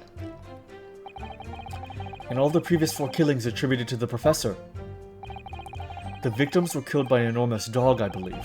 Their throats were, well, mauled? Correct. And yet Lord Van Dijk was stabbed. Huh. Do you mean to say... The modus is different. You think Lord Clint Van Dijk may not in fact have been one of the professor's victims? There's no basis on which to doubt the findings of the investigation carried out at the time. But Genshin Asogi confessed all his crimes upon his arrest. He admitted to having taken the lives of all 5 members of the aristocracy. Yet the beast that was used to carry out the killings was never identified.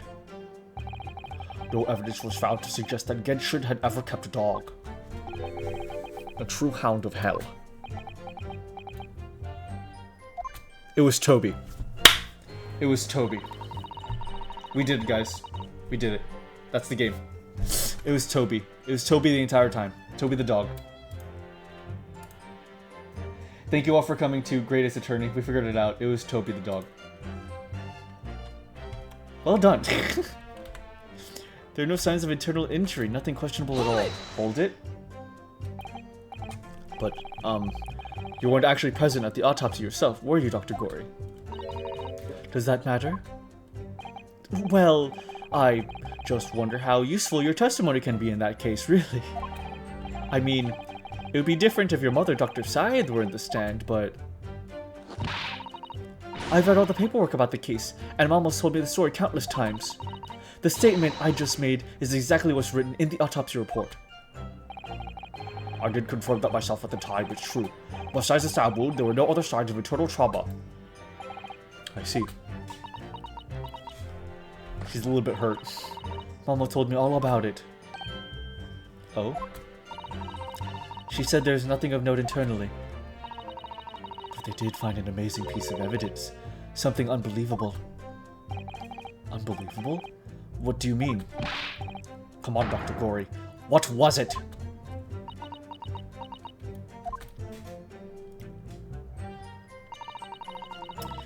It was just that beautiful but dangerous piece of evidence removed from the man's stomach. Hold it? What exactly was it, though? What does beautiful but dangerous mean? Was it papers? Well, it was sparkly and round, with the hole as if it might slip over a finger, perhaps. Oh, a ring. A ring, huh?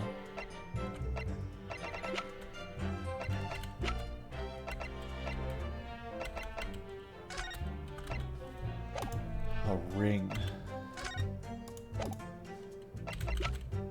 A ring.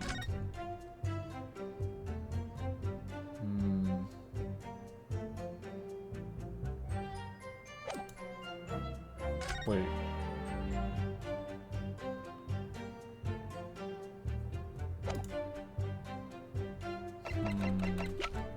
Okay. Nothing as of right now.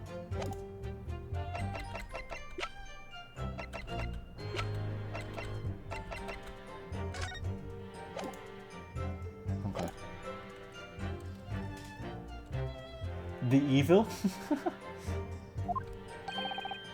It was a ring, belonging to Genshin Asogi. My father's ring was inside the victim's stomach. At the time, Genshin wore a large ring on the Digitus quarters on his left hand, the fourth or ring finger. I'd understood it was some sort of keepsake. When my father left Japan for London 16 years ago, I was 8 years old. But I remember that ring.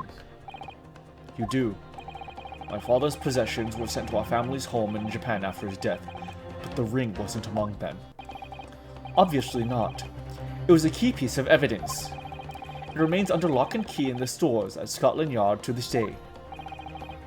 After the autopsy, Genshin was summoned by the police to check for the presence of his ring. It wasn't on his hand, of course.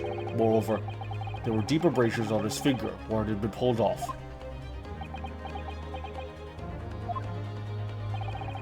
They arrested the man there and then, right before my eyes. How could they?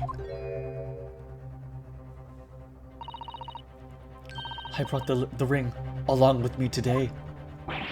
What? Whoa. Here it is. A bit dusty from the years in the stores. Oh, good gracious. Yes, that's it. I haven't seen that in 10 long years. And that was found inside the victim's stomach? Yes, I'm afraid so. You hesitated there, Professor Mikotoba. Should we read something onto that? Ah, well, it's just that thinking back now, I did actually witness the moment it was extracted from the victim's body. Oh my, really? At the precise moment, Dr. Wilson had asked me to fetch him a new scalpel, you see. Dr. Gore, the removal of this historic evidence from the stores requires my consent, does it not?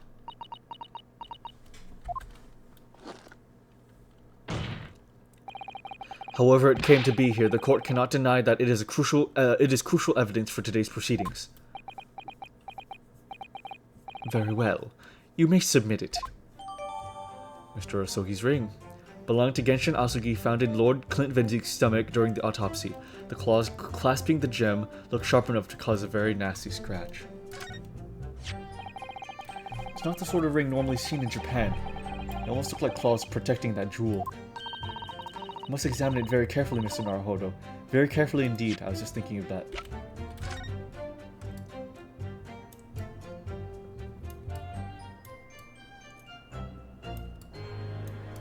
Okay, well, nothing immediately obvious about it. Wait, what's with this weird dial around the ring? These fat claws are doing a good job of protecting the equally fat gemstone in the middle of this ring. Yes, if you were clumsy, you could give yourself a rather nasty cut on them, I should think. Ow! Now my finger's bleeding. The claws really are sharp. Oh my, that was very quick clumsiness, Mr. Naruhodo, even for you. Who'd make such a dangerous ring? You couldn't swallow it without doing yourself some fairly serious damage, surely. A sticky mochi bun about that size would go down much better, with some red bean paste in the middle. Someone as clumsy as me would probably manage to choke on it somehow. I guess that's not a dial. But it is sharp. Noted. So there were no abrasions, but it was sharp. It's basically knives on it.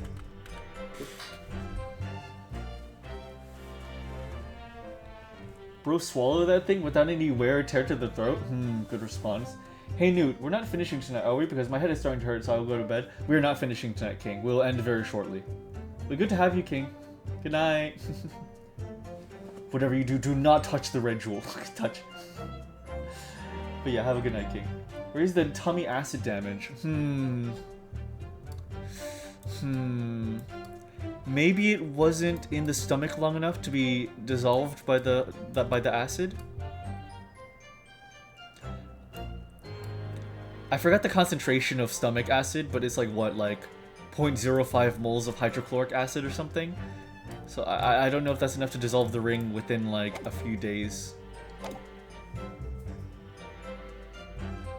We're speculating it might not have even been in there. Exactly. Presumed to have been swallowed by the victim as a way of posthumously identifying his assailant.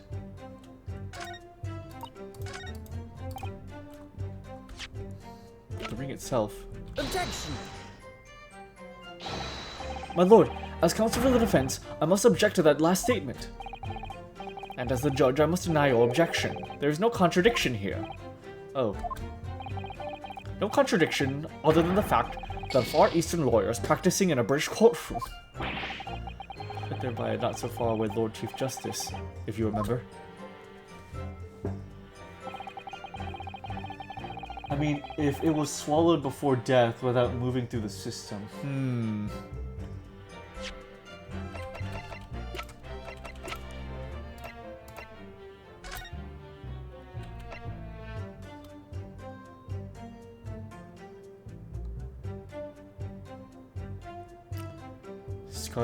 Recent scarlet ink stains visible on the little and ring fingers on the right hand. No document corresponding ink was found.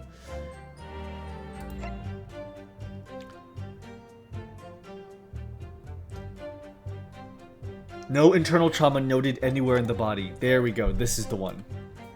Objection! Really? Okay. Maybe we'll have to press it. We'll press it. We'll press it. Hold it! Hold it. And that was the decisive piece of evidence that led to Genshin Osogi's arrest. Correct. After further investigations by Scotland Yard, the man admitted to his crimes. That's a lie. My father was no killer. Beric Van Zieks, it was you. You twisted the truth to suit your purposes. No, Kazuma, don't bend to the pressure. Don't bend to the pressure. We're going after Strongheart. No hatred of me doesn't change the facts that were established 10 years ago. My brother Clint had closed in on the professor. In the end, he exposed the man and put a stop to his lethal rampage. In the way only a man of my brother's caliber could.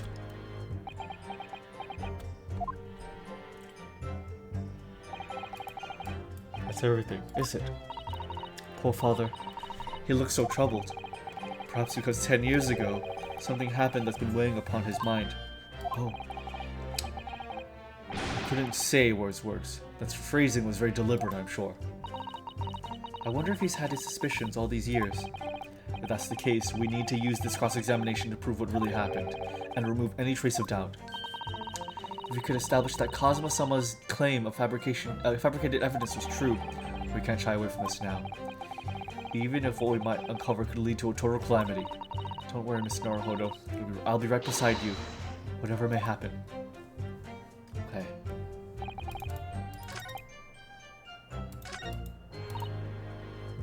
Oh, duh. Is this one? This is the statement we're supposed to... Sorry. Objection. The court has heard that the ring was extracted from the victim's stomach, but you didn't actually see it being removed, did you, Professor Mikotowa? That's right. As I said in my testimony before, at that moment I was fetching a replacement scalpel that Dr. Wilson had requested. In other words, you can neither confirm nor deny whether this ring in fact really came from the victim's stomach or not, making it quantum in nature. What are you suggesting, counsel? That the ring was never in the victim's stomach to begin with. It's entirely feasible that Dr. Wilson fabricated that detail about the autopsy. What are you saying? That Dr. Wilson was in possession of the ring in advance, after it was somehow stolen from Mr. Asuki. And he produced it during the procedure, pretending to have found it there and then in the victim's stomach. Objection! Supposition at best. What possible evidence do you have to support such a rash claim? The evidence, right here. That's the autopsy report. It's explicit in the report, counsel. Other than the ring, nothing unusual was noted internally. So I'm not sure how you intend to prove your point. You've already done it for me, my lord. The lack of internal injury says it all. What? To swallow a ring of this size would require considerable effort and determination. And in addition to its size, there are sharp claws around the gemstone to contend with. My brother was a determined man. And on the brink of death, even more so, I'm sure. he would have stopped at nothing to ensure that evil killer was brought to justice. But if he had really swallowed that enormous ring, it's inconceivable that no traces of its passage down his throat would have remained as internal trauma. No. Oh. Huh? And there you've arrived at a sticky point. Yes. Oh, hello Sponge Violet Everpants. How are you? How's your Easter weekend so far? It's going pretty well, I would have to say.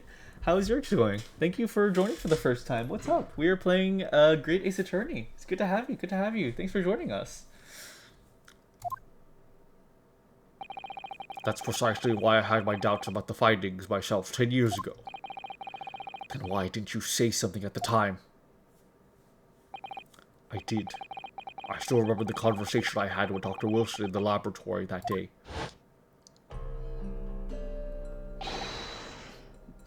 Look at this. Now this is a very curious thing to find in a man's stomach, wouldn't you say?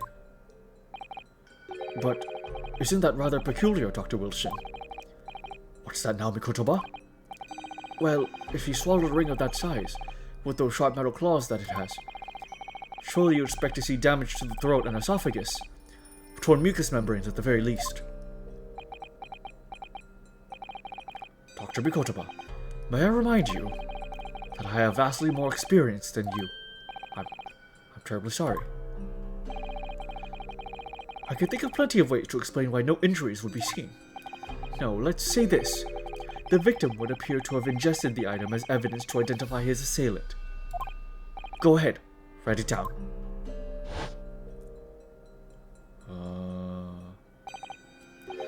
So I was right. Dr. Wilson deliberately fabricated the result of the autopsy to implicate my father. I'm disappointed, Counsel. That argument is nothing more than speculation. I'm drinking.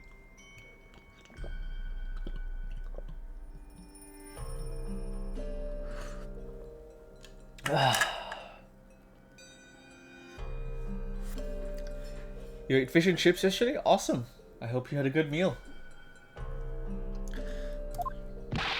What? Dr. Wilson was Britain's leading authority on forensic science and autopsy work. There is no scientific basis on which to doubt the man's expert opinion. Pardon the interruption, my lord, but damage to the mucous membranes of the throat is easily identified, even in living subjects. Using a device called an endoscope, recently demonstrated in a practical use in France. Enemy reinforcements detected. Oh my god, Blambo Schlim, thank you so much for coming by. Hi, how are you guys doing? What's up? Thank you so much for raiding into us. How are you doing? What's up, what's up? How have you been? It's so good to see you, Blambo Schlim. Gwen? Gwen?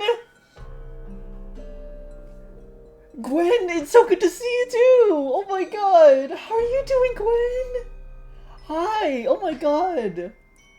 Blambo Schlim doing well over on my side. Hopefully you're chilling just fine. It's been a tough week, Blambo Schlim, but I'm doing my best, and I'm just happy to be streaming with everyone. How are you guys doing? What's up? How have you been, Gwen? I haven't heard from you in a while. I hope you're doing good, and I hope you're doing good, Blambo Schlim. I hope you guys are all doing great. Yeah, I'm playing Great Ace Attorney. We're near the finale. I hope you guys are doing awesome. Thank you guys for coming by. Let me shout you out.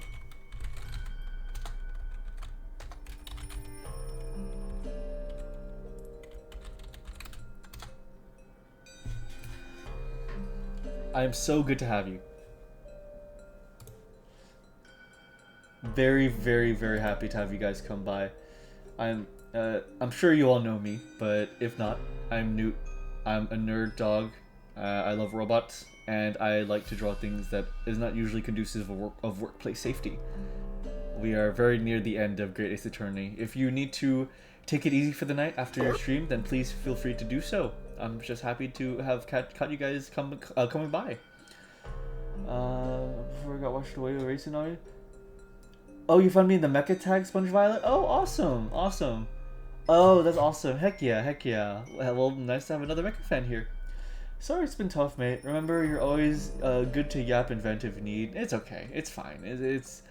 It's just usual life stuff that most people my age go through. It's nothing that crazy. I'll be alright. But I really appreciate that, Blambo. Thank you so much. Thank you so much. That means the world to me. It really does. But yeah, I'll be happy to have your company. But if you need to take off, feel free to. I'll be continuing here, but it's so good to see you guys. Alrighty. I want one. The government can pay. I don't think so. And Dr. Gory, rest assured that your removal of evidence from the stores without permission will not go unpunished.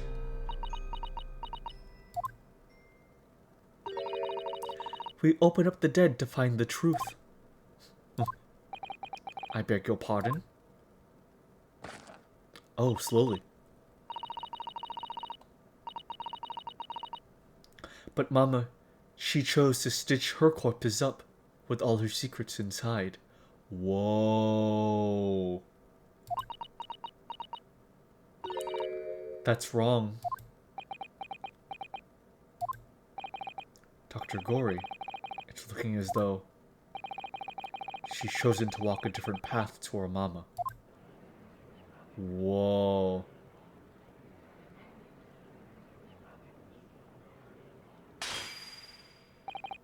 Yes, the ring.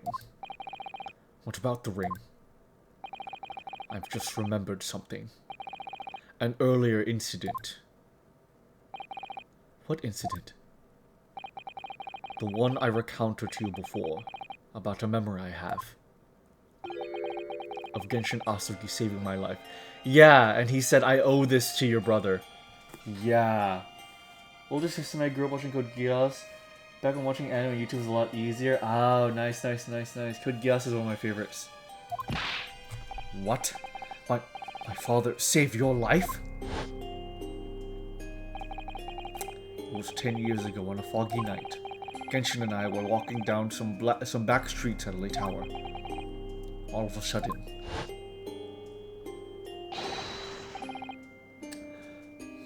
don't make a peep, you're coming with us.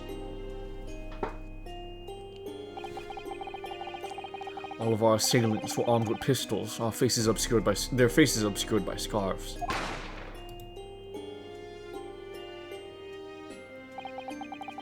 The next thing I knew, there was silence all around. Genshin lay on the cobbled street. Blood was seeping from his left hand. He'd shielded me. Oh. Oh. Oh my god. Oh my god, it wasn't an assassination attempt. That was just a ruse to steal his ring. To implicate him. Oh my god. Oh my god. Holy shit.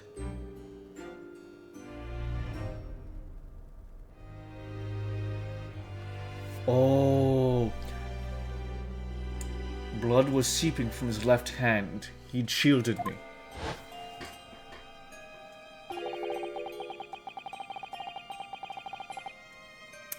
It was on the ring finger of his left hand that he used to wear that ring. Huh. Are you saying... I've always believed in those thugs were after me. But now I'm starting to question if perhaps I wasn't the intended target after all. Wait, but... Genshin was arrested 2 days after that attack. And in that short interval, the decisive evidence needed to indict him was miraculously found. You mean, the ring was stolen from him? You think that's what those thugs were after that night? Shit. Objection!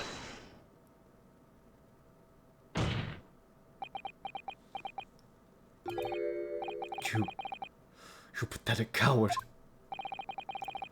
You expect me to believe that you weren't involved? What do you mean by that? It was you, wasn't it? You're the one who took it. You stole my father's ring. You set the whole thing up so you could paint him as a mass murderer and have objection. Kazuma, open your eyes. Ryunosuke, you must know deep down, the truth can be completely obscured even when your judgment is only slightly clouded. But at the moment, you seem to be floundering through a dense fog. Is that why you were so insistent I should be present in this trial? Oh.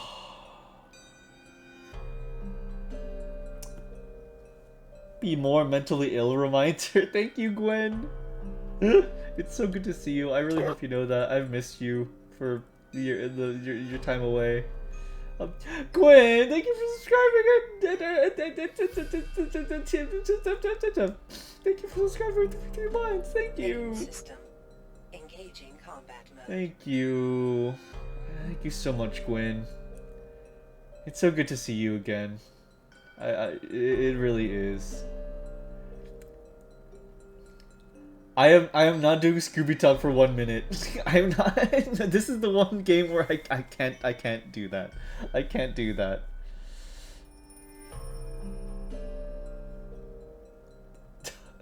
Okay, Sponge Pilot, sure. Interesting individual. Let me just time them out.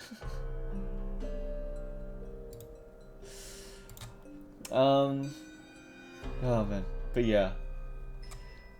Let's see. I will stay hydrated though.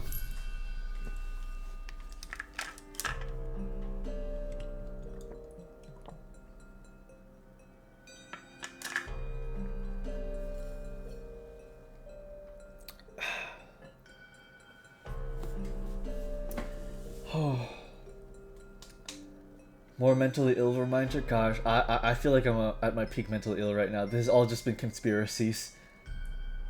Strongheart is Reaper. Yes, biometric data. Strongheart is the Reaper.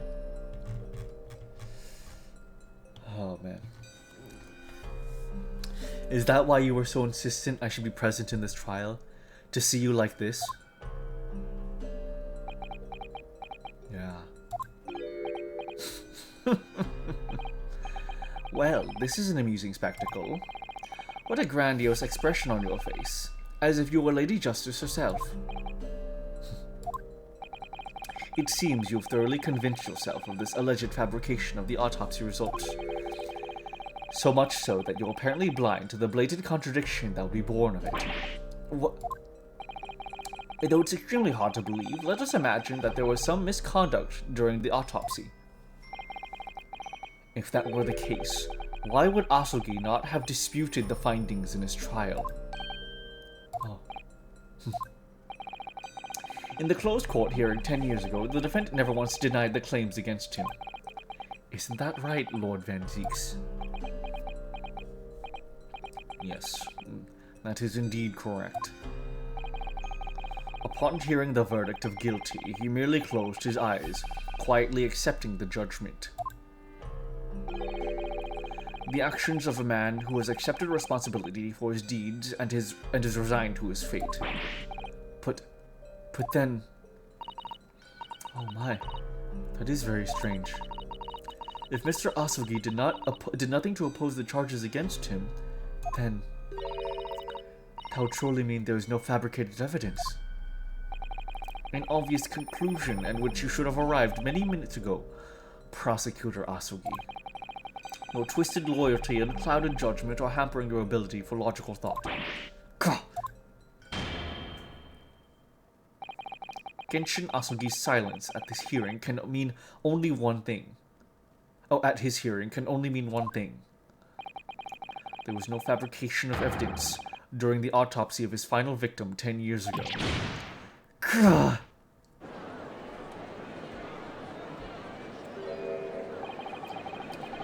But if that autopsy was all above board, there'd be nothing to stop Lord Strongheart bringing this trial to an immediate conclusion. Objection.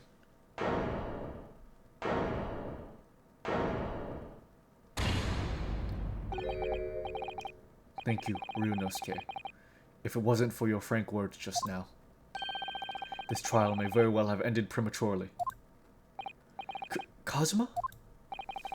What's this latest absurdity, Council? My lord, your reasoning is perfectly sound.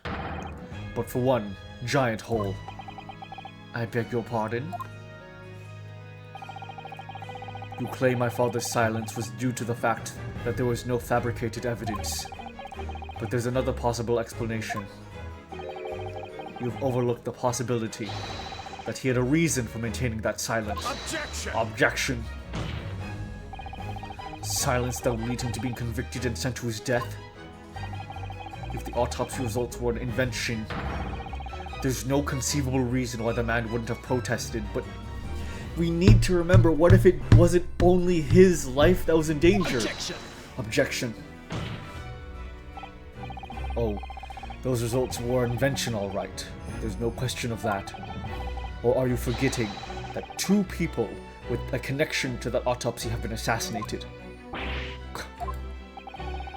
If I force the grievances I feel from my mind, I start to see you in a very different light. I think perhaps it's you who's been living in delusion these 10 years. Me? Kazuma-sama has created one last chance for us here, Mr. Naruhodo. If we can only show there's a reason for his father's silence in his trial, a reason why the man would have said nothing even though he was innocent. Could it have been part of some negotiation, perhaps? Enough rhetoric. The court must be shown evidence. What proof do you have that could possibly explain Asugi's silence in court? Oops, not this one.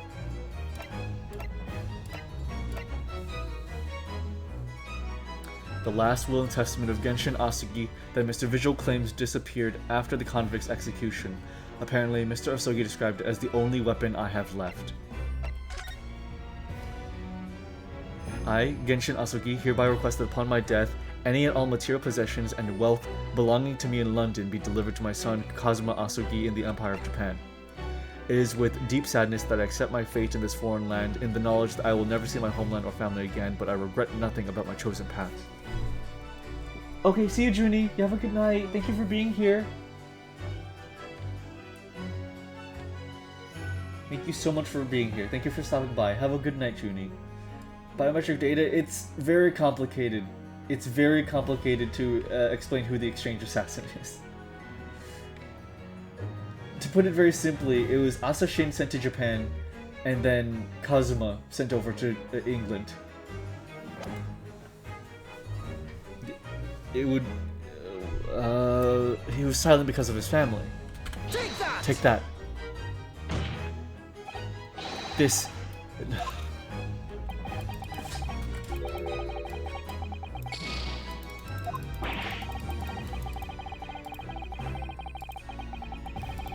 Damn it.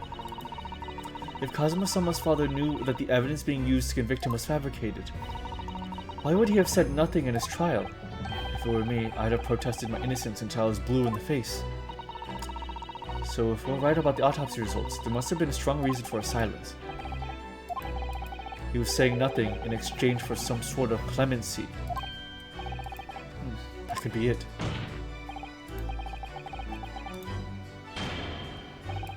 Enough rhetoric. Okay. Let's save.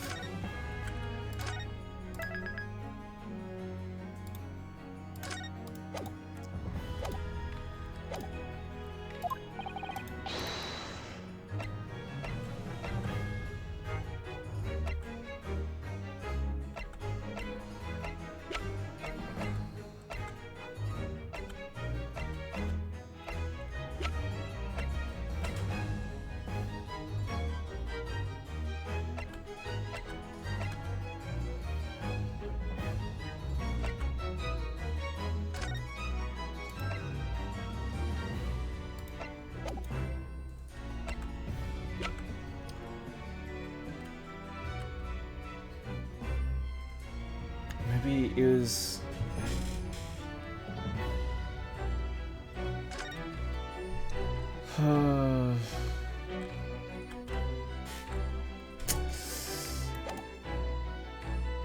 Maybe it was so that he could give his son his sword?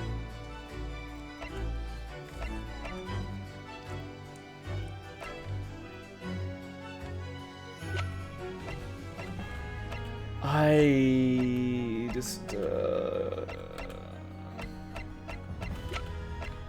that's the only other thing I can think of.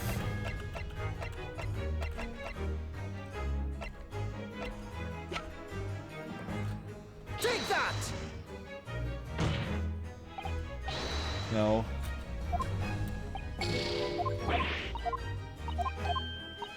What sort of clemency?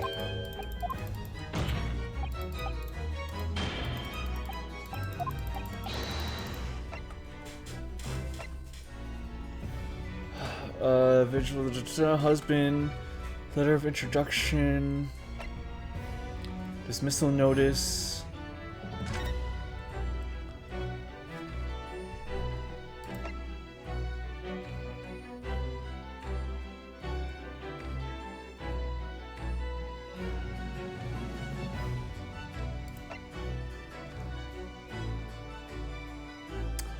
Oh, maybe. Oh, maybe he negotiated that if he pled guilty to all charges, they would help him escape back to Japan. Oh. Oh, shit.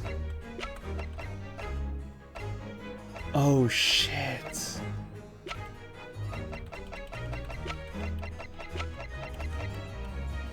Take that! It's true that Genshin Asugi's silence during his trial resulted in his conviction, but that didn't actually lead to his execution. On the contrary, it led to his escape, an escape that was only possible because he'd been sentenced to death. Although I find it hard to believe my father would have negotiated in that way, the defense is correct. A fake execution, falsification of a death certificate, and a jailbreak inside of a coffin. Clearly, such an elaborate plan couldn't have been carried out by my father alone. He must have had the help of a collaborator from the judiciary. I have here the dismissal notice of the chief warder who was working in the prison at the time. The notes read, "There are indications that the jailbreak was in planning prior to the inmate's incarceration." In other words, there were suggestions of some sort of negotiation between Mr. Asugi and the British government. In exchange for his silence in court, he was given an assurance that he would be broken out of prison. Yes, with that sort of clandestine agreement in place, I can imagine he would have kept very quiet. I'd go further than that, in fact. I would say that the elaborate jailbreak of Mr. Asugi can be explained in no other way. Oh. Order. Order. First fabricated evidence and now jailbreak conspiracy. Of course, because it's all intimately linked.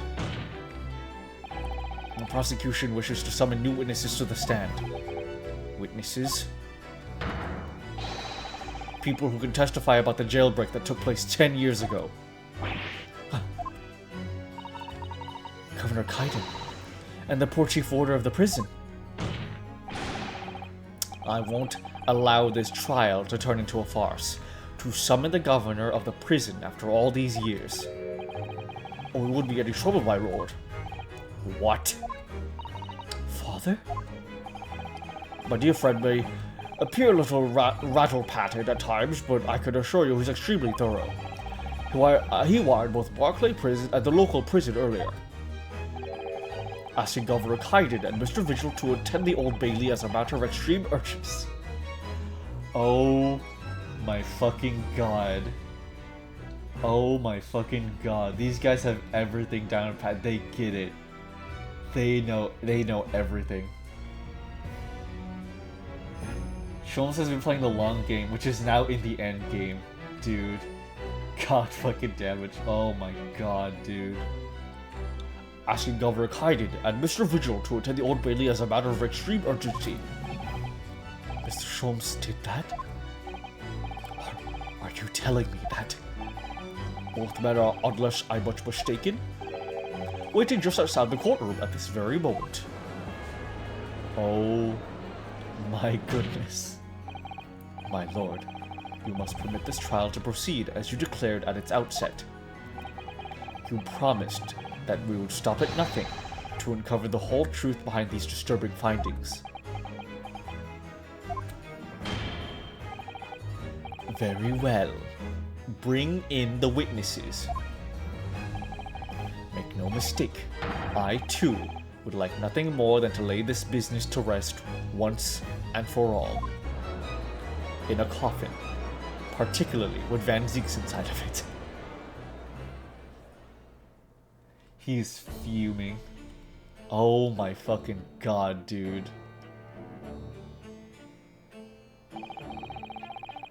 Oh my god. Oh my god. Would the new witnesses state their names and occupations for the court, please? I, Barry Hyden, Governor Barclay Prison. Everyone calls me Gossip. I sell jaunty... your other persona, if you don't mind. Oh, I do beg your pardon. Of course.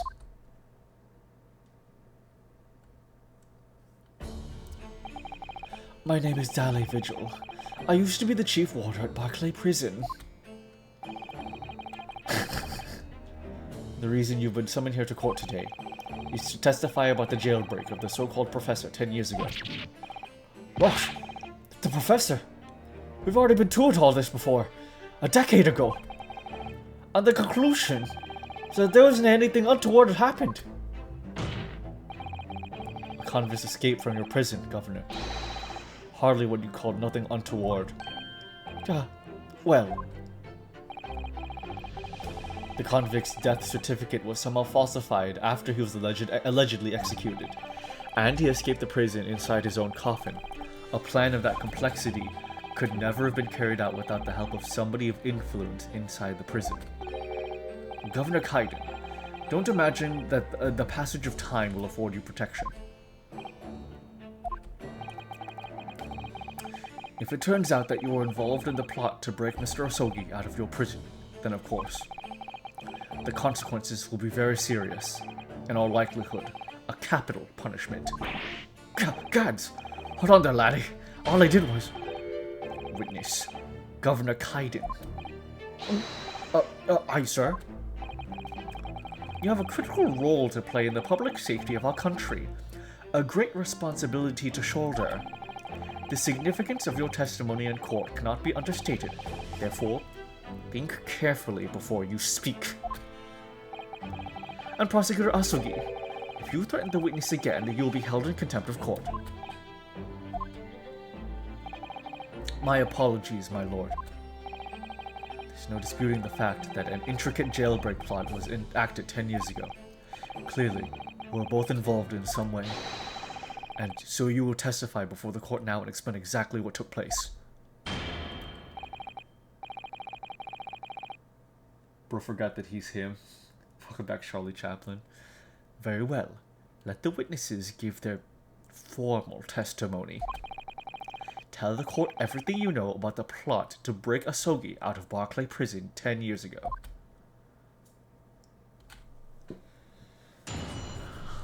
Witness testimony. The jailbreak plot. It was the day that Japanese jockey was found guilty. The directive came from the prosecutor's office. I assigned the convict to the chief warder vigil here, and put the plan to action behind the scenes. I was responsible for Asogi right up until the night of his execution, but I knew nothing of any plot. I didn't ken if there were some negotiations between the convict and the prosecutor's office. All I did was carry out my duty for Her Majesty the Great British Empire. A directive from the prosecutor's office. Are you saying that was the jailbreak plot? Aye, that's right. Who sent it? Who authorized that plan? I never ken that. You're saying you don't know? Listen, there wasn't anything about the professor case that was unusual in some way. I didn't ask any questions. I just did what I was told to do. More than that, I couldn't tell you. I see.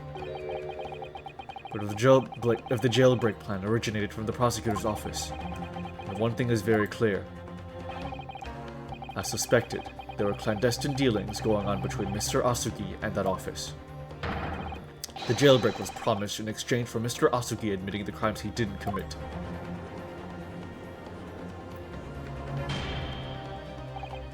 That, counsel, is nothing more than speculation on your part. So let me ask the defense. Oh, yes, my lord. I fail to see how these witnesses have any more pertinent information here. Do you intend to assert your right to a cross-examination? Absolutely. I have no intention of squandering a single opportunity, my lord. It seems all you Japanese are fiercely tenacious. Very well. Proceed, counsel. Yes, Lord Strongheart, I'll do everything I can to prove you innocent, sir. I'll use every opportunity, every chance I get. Cross-examination. I'll call in every witness in the world to prove that you're innocent, sir, beyond a shadow of a doubt. The jailbreak plot.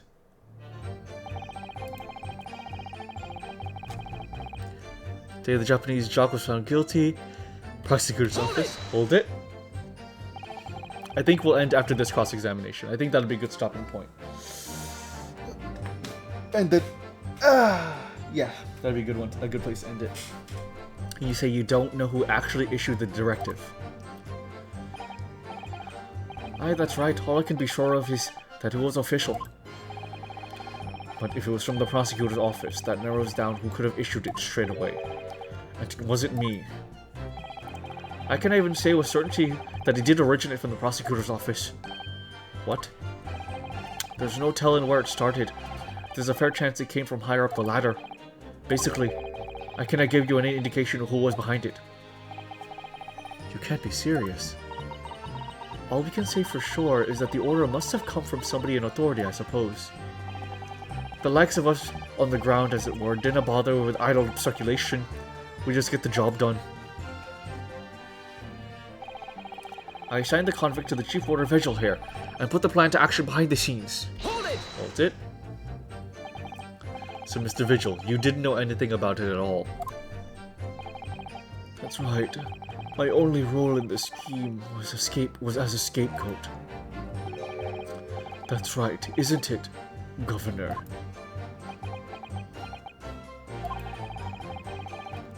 Some poor beggar has to take the rap for it. Alright then. Who else did know about the plan? I've no the first idea, laddie. My part in the whole business was basically just dealing with the aftermath. But I wouldn't be surprised if there were other folk in the prison service who'd be given similar orders. So you don't know who else was involved. Aye, that's right. All I can tell you is that the night it actually happened, the person at the reins was Dr. Stevens. Dr. Courtney Stevens, or Dr. Syed that she's known now. Oh, why did I have to get caught up in such a terrible business? I was responsible for Asogi right up until the night of his execution, but I knew nothing of any plot. Hold it. Did you not notice anything unusual happening in the lead up? Happening in the lead up to that night? Oh, everything was unusual, exception after exception. After all, it was the professor. The man had terrorized the country as never before with his crimes. In order to hide his identity, he was forced to wear an iron mask over his head. Hideous treatment. The fellow was surprisingly docile for somebody who'd taken the lives of 5 of the country's nobles. Being the chief warder, I was the only person permitted to approach his cell. I can still hardly believe that I was duped by my own country. I believe you jumped from the window of the governor's office when the jailbreak was blamed on you, didn't you? Gosh, Vigil, can I apologize enough? No, Governor, I don't believe you can. it won't change what's happened. Oh. And what else can you tell us about the situation, Governor Kaiden?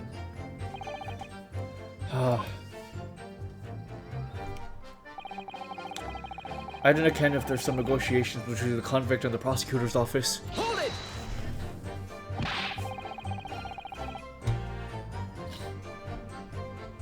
I'm glad you like Donk, Sponge Violet. Oh, sorry, just a moment. Just a sec. Just checking something in OBS. Alright. OBS, everything is good. Okay, just checking. It's been a while since the last check. I accidentally clicked. You've already acknowledged the orders came from the prosecutor's office to arrange the man's escape. There must have been some sort of negotiation. It's the only explanation. Aye, well, be that as may be, I deny ken nothing about it. The witness stand is no place for telling what you don't know for sure. I ken that much, I do. I presume you also know this. Not telling what you do know is a criminal offense. So we're just following orders, is that it? I'm afraid that won't absolve you of your guilt here. A man was still killed illegally, even if he was a condemned criminal. You may very well be found complicit in murder, Governor. So that's what it's to be, is it? Even with the threat of conviction, you won't break your silence.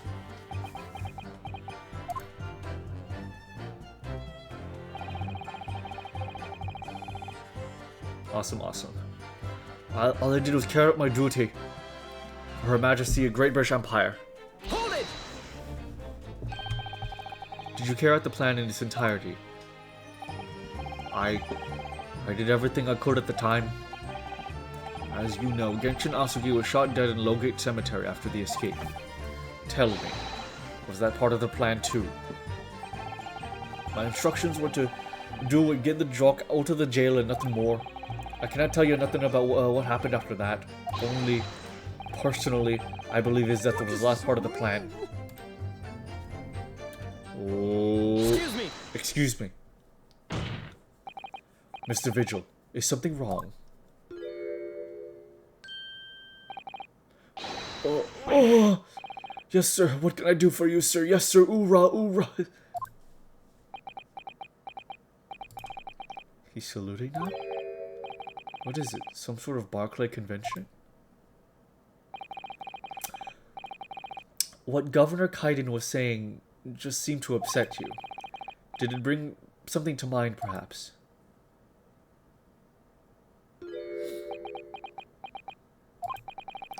For the last 10 years, I've completely blotted out the memories of that time from my mind. I was betrayed by my superiors in the name of my country.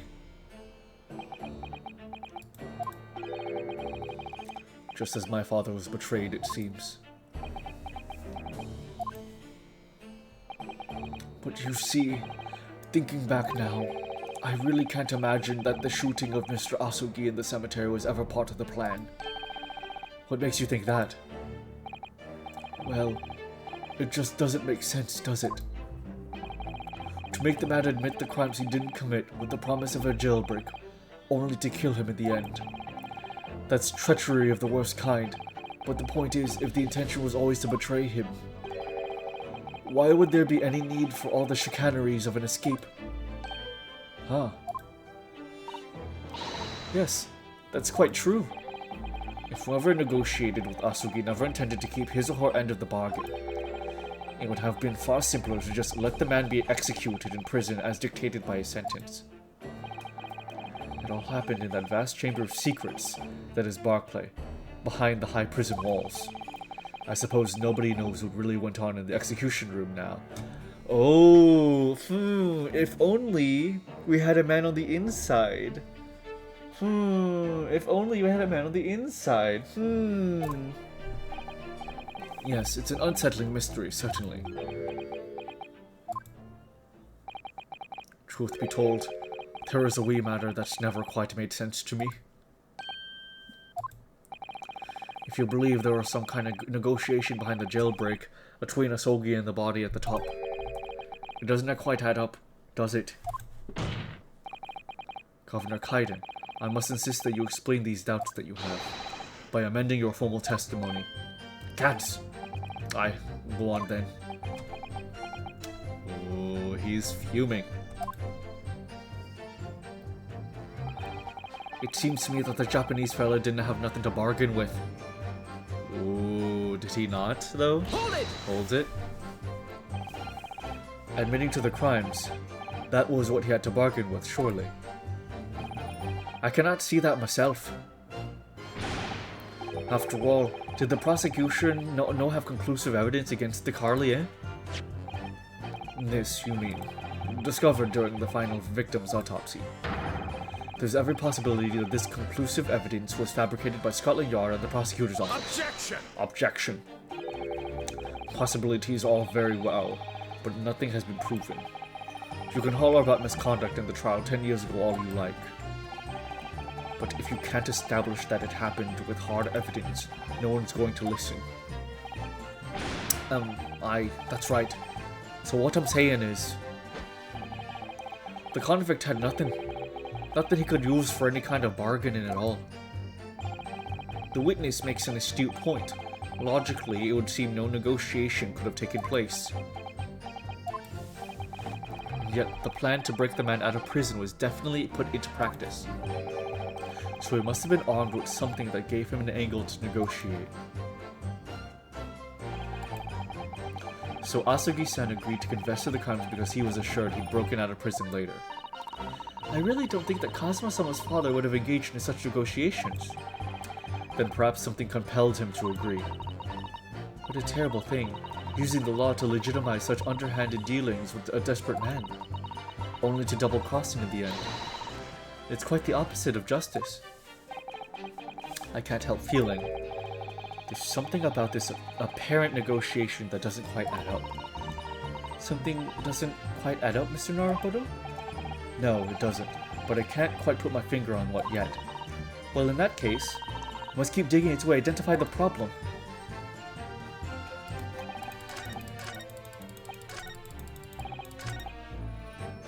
He had nothing to bargain with. But he refers to the Asogi papers as his last weapon.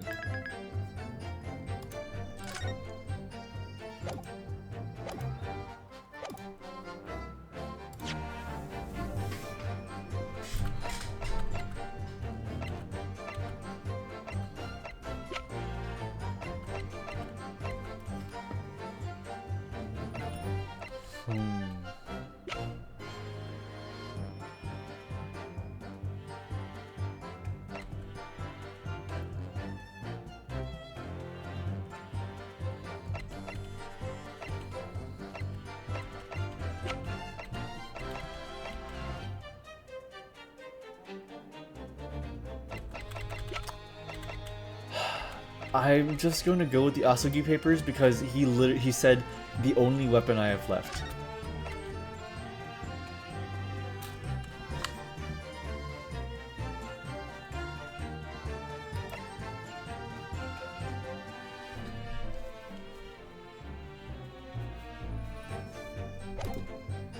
This is a choice of desperation. Objection! Objection. No way. Confessing under oath to murders he didn't commit on a verbal assurance of later being broken out of prison. Genshin Asugi was taking an incredibly risky gamble. Very true. There's nothing to stop the British breaking their word and executing him behind closed doors anyways. Under normal circumstances, no man would stake his life on a gentleman's agreement like that. Which means that Mr. Asugi must have had a trump card. Something that guaranteed he wouldn't be betrayed. Some kind of weapon. Havers! That fellow couldn't have possibly have anything like that. But you know that he did, Governor. The Asugi papers, the name given to the last will and testament of Genshin Asugi. Oh, I see why it was his last weapon. I see why it was his last weapon. It was his last piece of paper. he's legally allowed to have a last will and testament. He's legally allowed to have a last will and testament that Kazuma would eventually see. So he agreed to give up his last will and testament so that the truth wouldn't come out. They would know that he would be able to use that single piece of paper to write the truth on it, so that somebody on the outside would know the truth. He agreed to forfeit that if it meant his escape. Oh man. Because remember what they said, he wasn't allowed to have paper. He couldn't have written down the truth anywhere except on his last will and testament. It turns out that Mr. Asugi was hiding his will in his cell at Barclay. Chief Warder Vigil caught him with it one day. You squealed, did you wee rat? Did I not tell you to keep that a secret? You can't touch me now. Gah! When Mr. Vigil caught sight of when Mr. Vigil caught sight of that will through the bars of the convict cell, Mr. Asugi pleaded with the warder. Alright then, but what's on that paper? A last will and testament. This will is the only weapon I have left now. A weapon? And after the convict had been killed following the elaborate pretense of the jailbreak, that document mysteriously disappeared, didn't it? Well, yes. All the prison warders searched through the belongings in his cell, but that will was just nowhere to be found. As I understand it, an exhaustive search was made for the document, which became known as the Asugi Papers. Governor Kaiden, I believe you ordered your prison staff to find it at all costs, didn't you? Eh? Would I be right in saying that you knew? You knew that the so-called Asugi Papers had the potential to make great waves somehow. Jinx! What the blazes are you blethering about? The will was found, right and proper, and the fellow's cell where it would be. But how could that be? Where in his cell? We all searched the place from top to bottom. Well, you didn't do a proper job, you peely-wally galoot. You can't criticize me now. I showed it to you before. Did I know, young lawyer? Yes, you did. I have the document here. It's written in Japanese and reads, The Last Will and Testament of Genshin Asugi. Which means everything is as it should be. Not quite, my lord. You see, there's an undeniable inconsistency here. What? An inconsistency?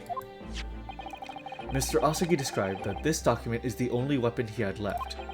And yet, this will contains nothing of significance at all. Nothing that would have given the convict any leverage.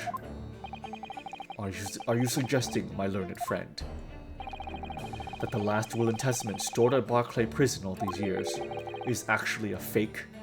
Oh. As has clearly been demonstrated already, what went on at Barclay Prison was far from above board.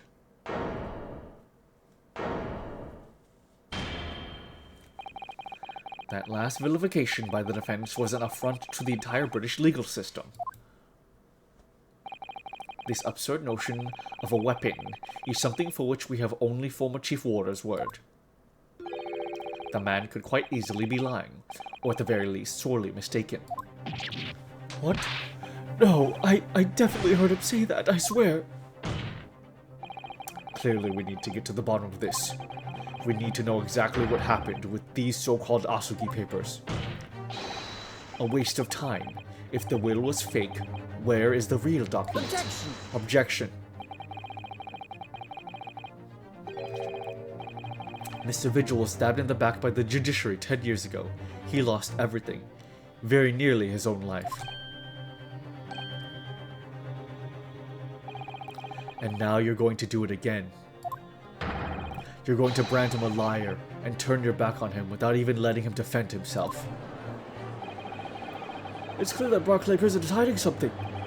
It's clear that the jailbreak was masterminded by somebody in the prosecutor's office. It's clear that some illicit negotiation took place. Is your lordship going to gloss over those obvious and replenished facts? What did you say? We should hear more from the Chief Warder. Have him testify again. The trial must go on. The man's voice must be heard. It would seem that a vocal few here are utterly blind to the truth. Very well then. Let the witness testify again. Tell the court precisely what you think you saw of the convict's last will and testament. Yes, sir, my lord. All right.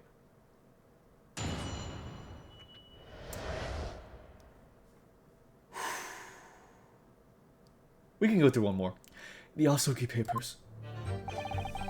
As the warder responsible for condemned convicts, I attended to Mr. Asogi and kept watch over his cell.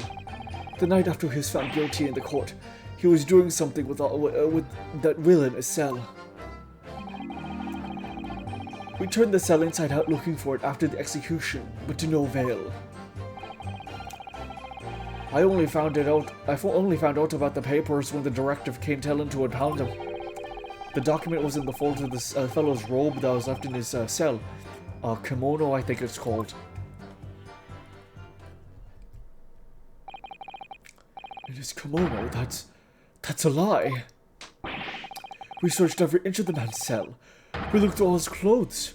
It can't be true. Were you not satisfied when we call you a liar once, eh? You wee waffinger? Huh, there's nothing you can do about it now. You don't have any hold over me anymore. Other than the hold you like to take at my cravat. My cravat, of course. On that, is that what you're going to do, is it? Are you going to give me a good shake again? Or are you too scared? Whoa. Little and large. What a double act. Wow. He complied with Asogi's will as far as was possible. All of his personal effects were delivered to his family home in Japan. As a courtesy to the homeland of the most notorious killer our country has ever seen. And we were much obliged. I can confirm that all of my father's belongings arrived safely. Aye, and you cannot deny the handwriting is that of your old man, eh? Yes, there's no mistaking that it's my father's brushwork. Really? And this last will and testament was the man's last weapon, was it? I think we can safely assume that the convict was merely prattling, knowing that his end was nigh. So, counsel for the defense, your cross-examination, please. Yes, my lord.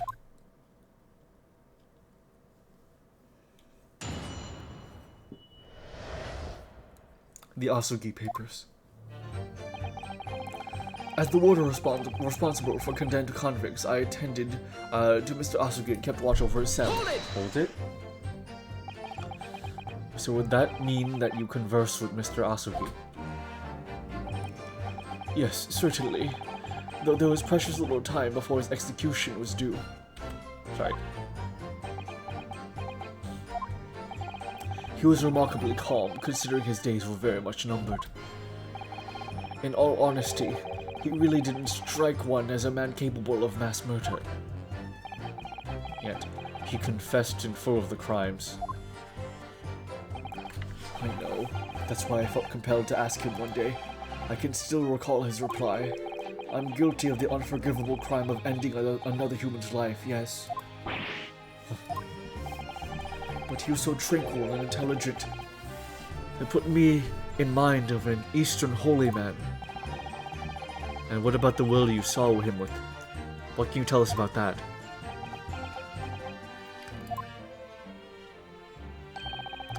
It was the beginning of all the drama. I remember it very well, yes. The night after he was found guilty in court, he was doing something with that will in his cell. Hold it. And he pleaded with you not to report him, didn't he? Yes, that's right. And like that Bampot Yar, you didn't tell me. A blatant breach of trust that was. I could see that the man had a noble spirit. I found myself wanting to treat him accordingly. But according to what you told us 2 days ago, the convict had been strictly forbidden from having any writing materials whatsoever. Yes, you're quite right. Ah, so when exactly was the will penned? That was before the man was remanded in Barclay, obviously. Yes, at the prosecutor's office under supervision of the relevant authorities. I personally instructed Asugi to make a will for the benefit of his family and his homeland. In that case, why was it found in his cell? What do you mean by that? Well, if it was penned up at the prosecutor's office, you would have expected that it would remain there for safekeeping, surely. It's curious. There doesn't seem to be any obvious explanation for why it was subsequently found in the convict's cell. Oh, well... The defense makes an astute point. Well, Governor?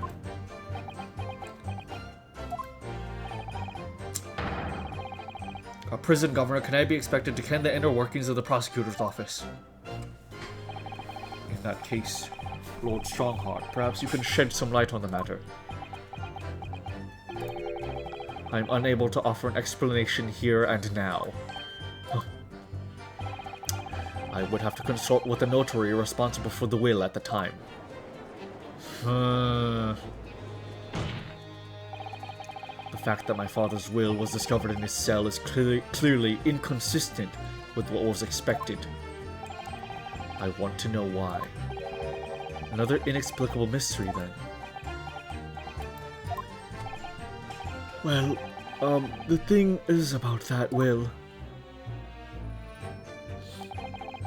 We turned the cell inside out looking for it after the execution, but to no avail. Hold it! Hold it? It was the governor who ordered the search for the will, as I understand it. Is that right? Yes. And when I reported back that we couldn't find it, he grabbed me by the cravat and yelled, "I could have disappeared completely," in my face. Aye, well, it's due to the governor to keep everyone working as hard as they should. I think the governor needs a wee taste of his own medicine, Mr. Naruhodo. The point is, it was clearly considered a very important document, wasn't it? But it proved impossible to find. That's right. Then before I knew it, it was in the morning paper. The blood-curdling article. The executed mass murderer who'd risen from the dead. Oh, you mean the article based on Mr. Jubber's experience in Logate Cemetery? Yes, that was it. The day after I'd read the news, I was summoned to the governor's office. And that's when the awful accusation was made. You'd aided Genshin Asugi to escape from the prison, resulting in your immediate dismissal. I'm afraid I really don't remember anything after that. As the governor of the prison, I had no choice. I couldn't have done anything else. I only found out about the Osogi papers when a directive came in telling me to impound them. Hold it! Hold it. And that directive came from the same source as the one instructing you about the jailbreak. Aye. From the top levels of the prosecutor's office. What name was on it? It didn't ken afore, and I didn't ken now. All I can tell you is that my orders were to do everything in my power to find that document. That directive said it had to be somewhere inside the fellow's cell. Document. Was that the wording? Document, not will. Aye. That's what it said. Am I clutching at straws here? I just wonder if it was really Genshin Asugi's last will and testament that the sender of that directive was after.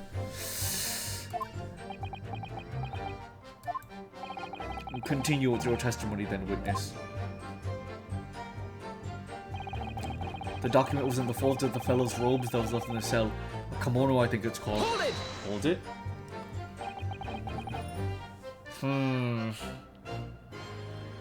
Did he swap them, I wonder? In Mr. Asugi's kimono. Aye. The one he'd brought with him when he was locked up? Yes. He was permitted to have his personal effects with him during his incarceration, I understand. That's right. He was granted as much freedom as possible during the few days before his execution. Indeed, he had a number of items of personal significance, I remember. He was very reluctant to part with them. Some books, that kimono, his sword. His sword! Karuma, the famous sword of the Asogi clan. It bears the soul of my family. I don't doubt it, but I wasn't really getting at that. Forget about being the soul of the clan. That man could have had a more obvious weapon. Have some respect, Ryunosuke. Respectful silence? The warders carry firearms at all times, and the inmates have shackles around their ankles. He couldn't have hurt anybody with that thing. Still, he was allowed a sword, but no writing materials. Aye. He wrote that will before he came to stay with us at Barclay, you see.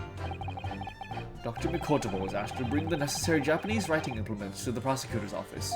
A Suzuri inkstone, black sumi ink, and some Hanchi rice paper, no doubt. I was present when he wrote it, but I'm sorry to say, the letters just look like a square mass of jet black earthworms or something to me. Excuse me. Excuse me? Are you feeling faint, Mr. Vigil? Mr. Vigil. Sir! It was scarlet, sir! Yeah. It was penned in scarlet ink. Wait, we have a document that was penned in scarlet ink. Was it the Asogi papers? We have one document that was written in red.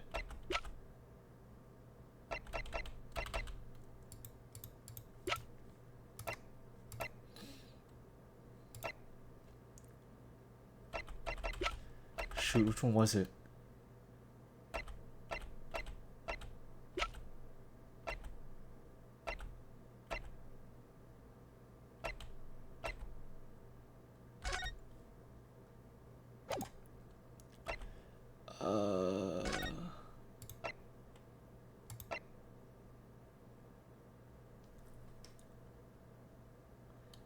I wonder if you showed the papers into a sword. That's interesting. They would be thin enough. Clint had red on his fingers, right? He did also have red. He did have red on his fingers. Though I really swear, I swear to God that we had one piece of evidence that was written in red ink. Like they mentioned that.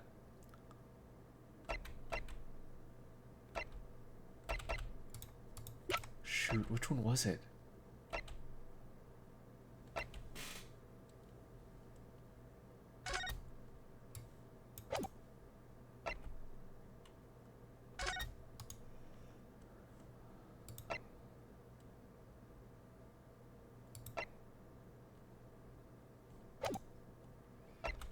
Oh man, God, I remember I was like, I'm gonna remember that this was written in red.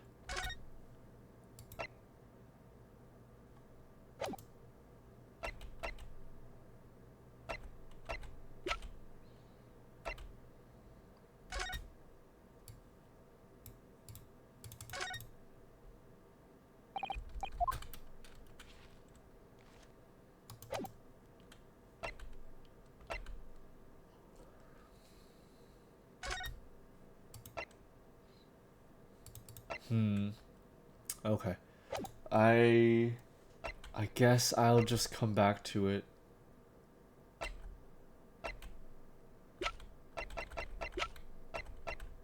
Okay.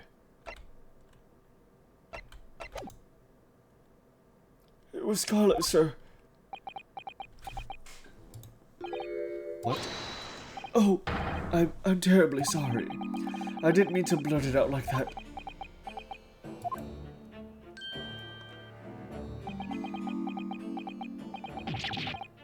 Less swaying and more explaining would be helpful. Is it something about the testimony we just heard? Have you recalled something of importance? Something of importance? Possibly. Or possibly not. I'm unable to tell which way he's leaning, I'm afraid. My lord, the defense asks that Mr. Vigil be permitted to supplement his testimony with this possibly not important detail. Permission granted. Go ahead, Mr. Vigil. Yes, it was Scarlet. As I remember it, the document was written in scarlet ink, but perhaps I'm mistaken. Hold it! Hold it? Scarlet, you say? Well, yes. I mean, I only caught sight of it before, for a brief moment, of course. But even by the dim light of the cell, I remember thinking that it was an unusual color. At the very least, I'm quite sure it wasn't black. Witness. Is that really what you saw? Huh. What? Sir!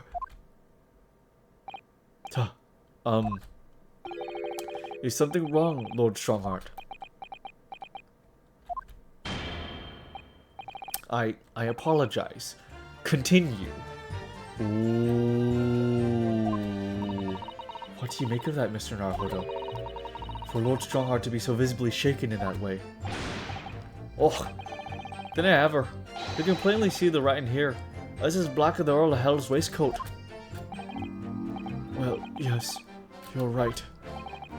Mr. Vigil, I'd like to confirm one point with you. Did you actually see the content of the document that Mr. Asugi was holding that night?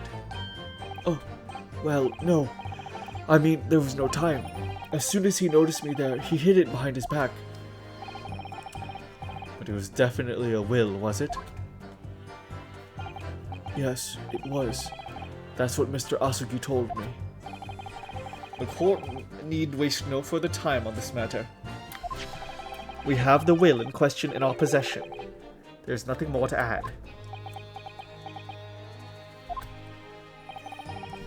A will written in scarlet ink.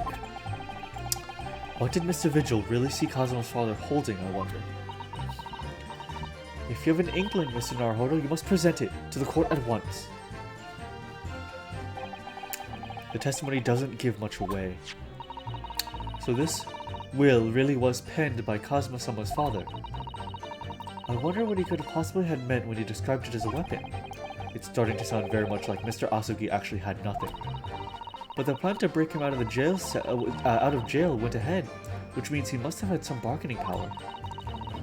He must have been hiding something. It's the only explanation that makes sense. It's starting to sound like Mr. Asugi actually might have had something. Which is it, Mr. Naruhodo? I'm not sure. But I feel I'm on the brink of understanding all this. Let's listen to all the information again and see what more we can learn. We can't overlook even the smallest detail. Absolutely.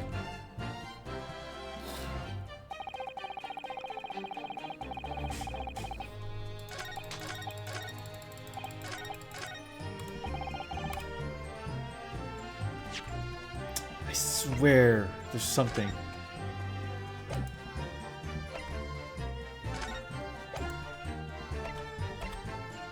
Official features. Governor Kaiden, back of the steamship. Reprimanded.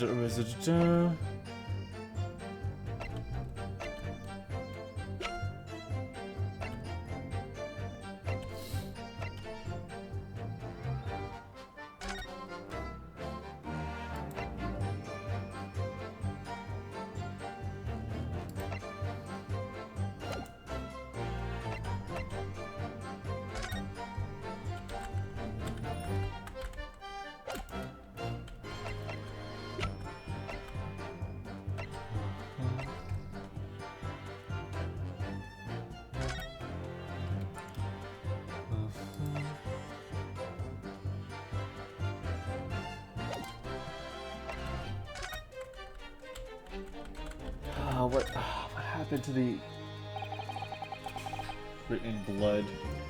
Was Karama with Asugi 10 years ago? I forgot if it was one of the possessions returned back to Japan. It was one of the possessions.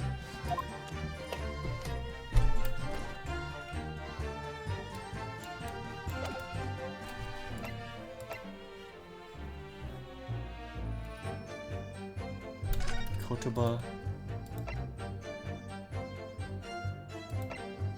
Oh, oh, oh, oh, oh, oh, oh, oh, oh, oh. Oh, oh, oh, oh, oh. Death from a single stab wound to the heart under superficial external wounds indicative of a duel. Additional notes. Recent scarlet ink stains visible on the little and red fingers of the right hand, but no document in corresponding ink was found. There we go.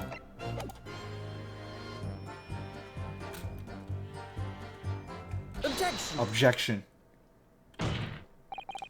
Scarlet colored writing is what you said you thought you saw, Mr. Vigil. And I believe that's exactly what you did see. What?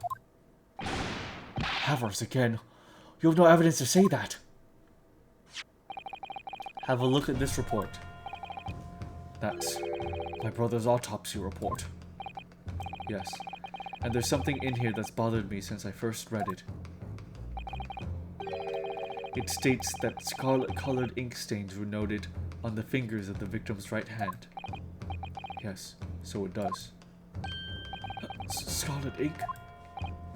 Now, I'm not familiar with the habits of the British aristocracy, I freely admit, but I would hazard a guess that they don't all go around with ink stains on their fingertips, do they? Oh, it is not appreciated. My brother was a well-bred and fastidious man. Should ink have soiled his fingertips, he would have cleaned them immediately. What is your point, counsel? My point is this.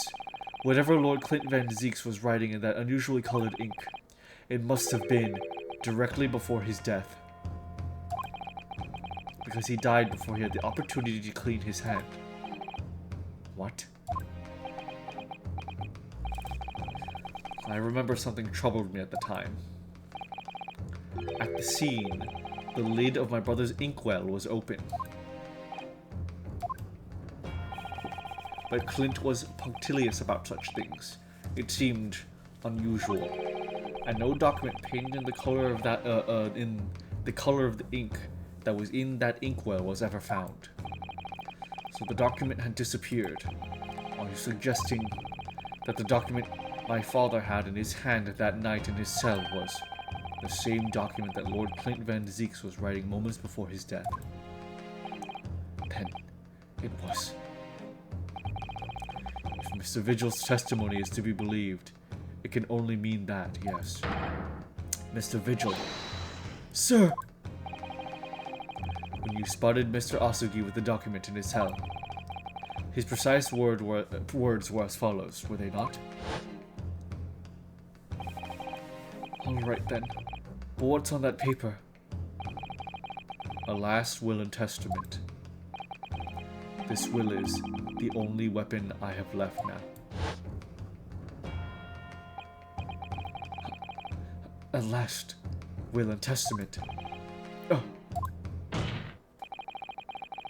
If the conversation really did go as Mr. Vigil says, then what we now know completely changes the meaning of what Mr. Asugi said. You really think? Mr. Vigil did indeed see the convict with the will, but it wasn't that of Genshin Asugi. It was the last will and testament of Lord Clint Van Zieks. No. What? Objection! This is madness. My brother's last will and testament? That would mean that he had chosen to die. That was really attractive. That is what it would mean, yes. No. Impossible. That is utterly out of the question. Lord Van Zieks. Clint was pursuing the professor. It consumed him day and night. Whatever happened, he would never have abandoned his investigation before its conclusion. Never. He wouldn't rest until the job was done, until the killer was caught. The idea that he would willingly accept his own death is obscene. Objection! Objection. And yet, we can be sure that he was writing his will moments before his death, and that Genshin Asugi came to be in possession of that document. So what could the will possibly have contained? clearly something that couldn't be made public under any circumstances whatsoever. Because armed with that document, your father was able to negotiate with the judiciary for his life. It was something so damning that it prompted the powers that be to enact the daring jailbreak plot.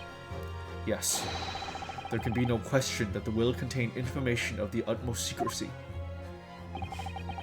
Information of the utmost secrecy. Well, yeah. Oh. No, it couldn't be.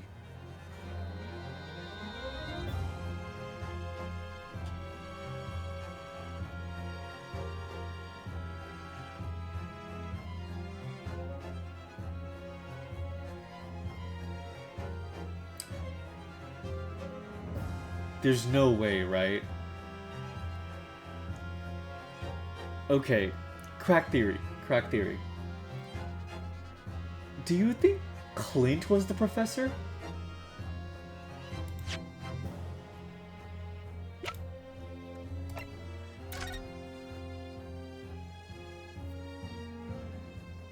Do you think that just maybe in his will he admitted to the killings and Genshin got hold of that will and could have released it, and it would have been like, it would have destroyed the prosecuting's the reputation of the prosecutors? No, it couldn't be.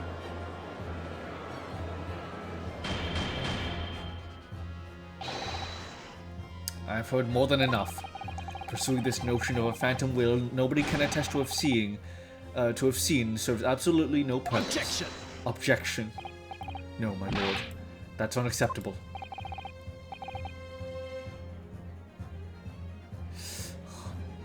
What did you say, counsel? The last will and testament that Genshin Asugi had in his possession was that of Lord Clint Van Zieks. All the testimony and evidence presented to the court has logically led us to that possibility. We have a duty to pursue the line of reasoning to its conclusion. With no possible means of knowing the contents of the document, there's no line of reasoning to pursue.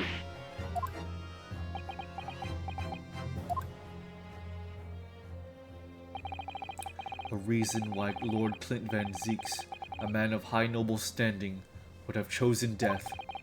Information so secret, people in the judiciary would be willing to negotiate the jailbreak of a condemned killer. The only explanation that fits those facts is an unthinkable truth that turns absolutely everything on its head. But it's just too hideous. Mr. Naruhodo, however difficult the situation might become, you work with your client in pursuit of the truth. That's what you resolved to do when you entered the courtroom this morning, if I'm not mistaken, Miss Susato. So hold your head high and keep soldiering on. Yes, you're right. 10 years ago, in his final moments, Lord Clint Van Zieks left behind a will. A will that Genshin Asugi was able to use as a weapon to negotiate his escape from prison. In all probability, the details in the will were related to the Professor case. The defense's last statement is mere conjecture. What are you getting at, man? Ryunosuke. As soon as these words come out of my mouth, there's no going back. I believe that the last will and testament of Lord Clint Van Zieks was in fact a confession.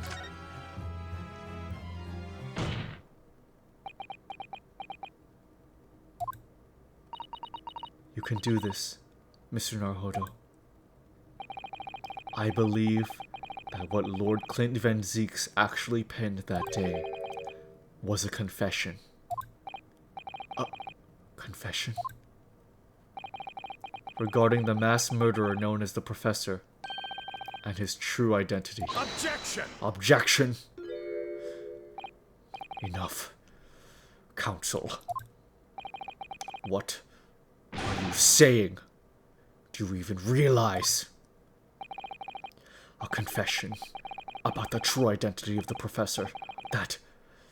That would mean...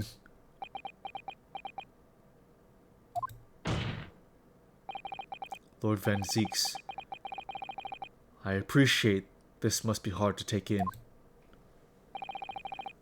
But it's the only explanation that fits. The killer that terrorized London a decade ago and became known as the Professor. The man believed to have murdered 5 members of the aristocracy. Wasn't Genshin Asugi at all. No, you can't be suggesting.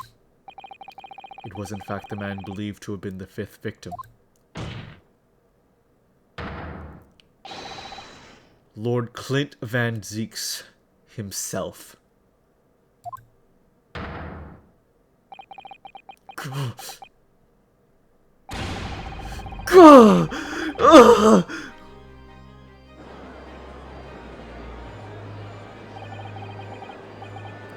It's finally open, is it? Pandora's box. The great Van Zieks family, they've been thoroughbreds of the British judiciary for years. And Lord Clint Van Zieks, he was a paragon of justice in the capital. But he was actually a mass murderer, a perpetrator of atrocities of the vilest nature. If the general public ever found out, law and order in this country would be abolished. My brother. Oh, this is too awful. Poor Lord Van Zieks.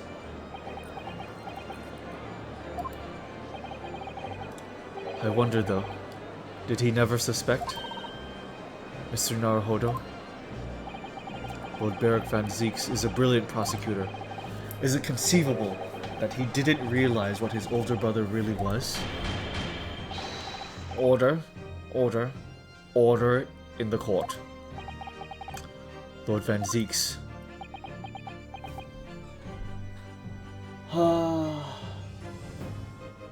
Somehow you actually did have this crackpot theory earlier in the chapter. I don't know if you're proposing it seriously, but you're right on the money. I think it was serious. But I was not convinced on it. But oh man. That is true, Dartusa. That's one of the big things that struck me. That collar for the dog, for the hound of the Baskervilles, it looked very noble. It looked very noble. I feel this track was composed for this very moment. It does feel like that. The professor made use of an enormous hound as his murder weapon. Tell me, did your brother own a dog? Yes, he did. Balmum. He was a well-known hunting dog. People called him a giant. I don't believe this. When my brother would go hunting in the forest of the gardens behind the house, he always took Balmum. After Clint's death, the creature passed away too. Almost as if he were following his master. He was a magnificent hunting dog, worthy of the jewel-studded collar around his neck. A jewel-studded collar? That's right. Though sadly, some years ago now, it was stolen by a thief who broke into the house one night. A jewel-studded collar, stolen by a thief. It so happens that myself and my colleagues have come across such a collar during our time in London. How could you? There was an old emblem attached to the collar too, made of pure gold. It was topped with a small crown and bore an ornate capital letter B. What? An emblem bearing the initial B? Oh my, you know it? It's the insignia of the Baskerville family. What? The Baskerville? Why is that name coming up now? Baskerville is the family name of my late brother's widow. The pure gold emblem was an heirloom which Clint acquired upon their marriage. There can be no doubt then. The collar you've described was Balmonk's. The family insignia of Lord Clint Van Zeek's widow. There was a considerable amount of blood on the collar when we saw it. Since we know the dog was used for hunting, it could have been from its quarry, of course. But it could equally have been from human prey.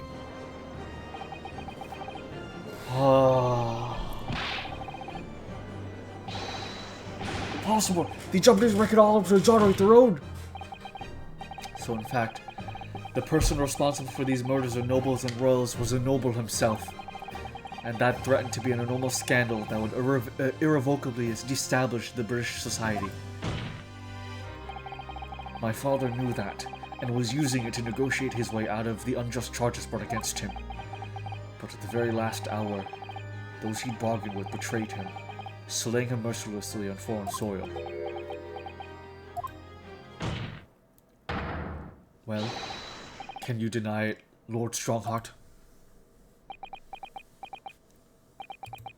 10 years have passed, and still now the 6 million inhabitants of our great capital rest easy believing that justice was done.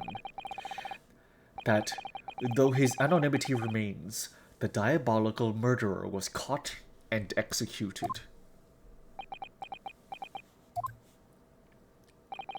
Very well then. You may have the truth.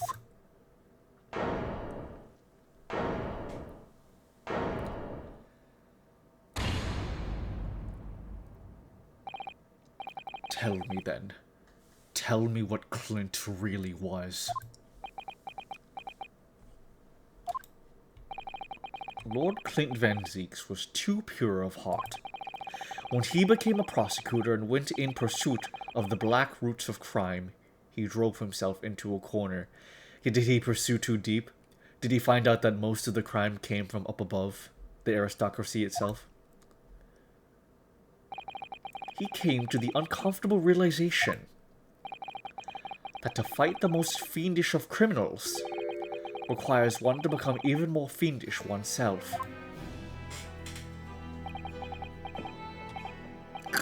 Clint.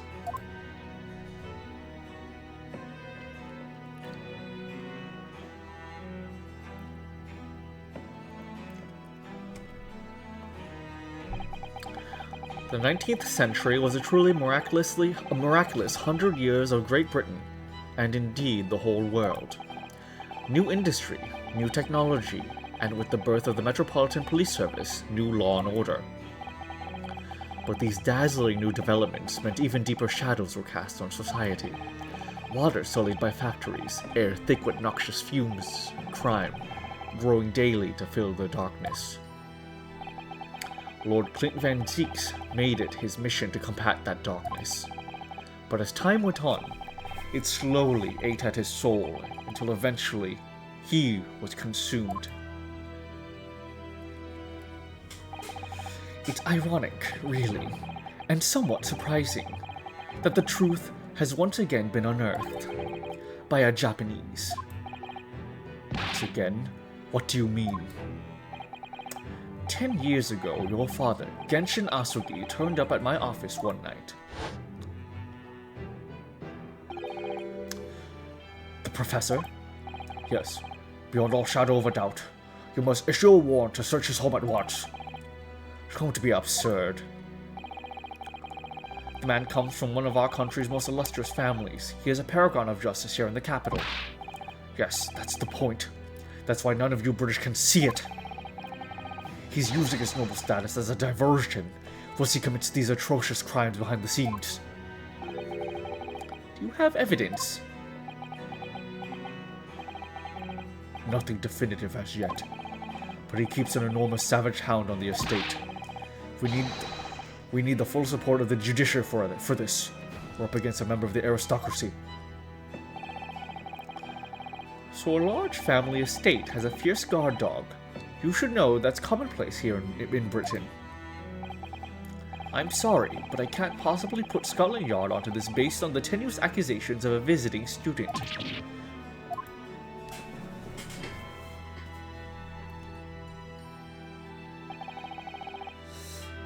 So I turned down Asogi's plea.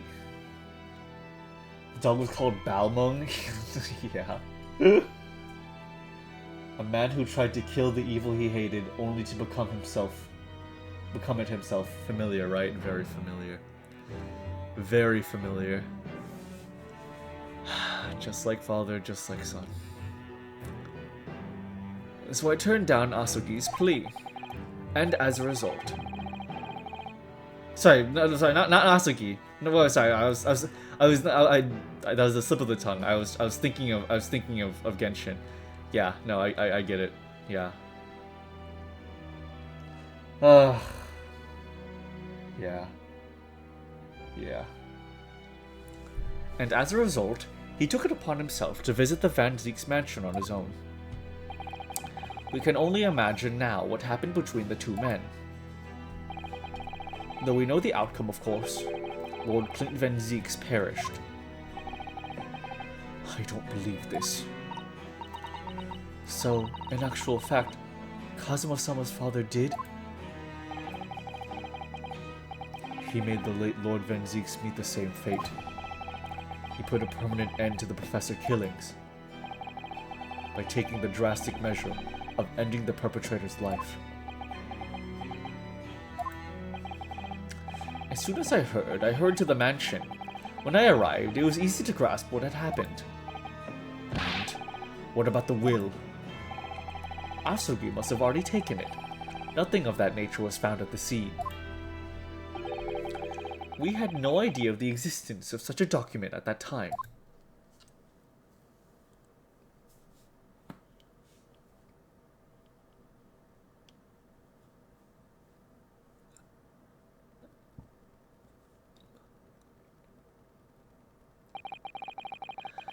I was the only person who knew of the true identity of the professor. So, I resolved to keep it a secret, and to guard the secret to the bitter end. So you're admitting to it? That you were behind it all? It was you, then, who pinned the crimes of my father. I did what needed to be done in order to protect the law and order of the British Empire. Even if that meant employing an unforgivable ruse. Then it was you who arranged this fabricated evidence. I ordered that detective to take care of it, whilst keeping the truth from him naturally. Gregson? Obviously, he opposed me at first. Arthur Walker, we can't do something like that. There's no question that it was Asugi who murdered Lord Van Zieks. The house staff made statements that they saw the man running from the mansion that night. Yes, well, I've no doubt it was a Japanese fellow. We haven't got a shred of conclusive evidence against the man. And worse than that, he doesn't keep a dog, so we're short of a murder weapon to boot. And we're short on time, Gregson. We must put a stop to this man's rampage, for the good of the country. So we'll use whatever means necessary. Do I make myself clear, Detective? Blimey.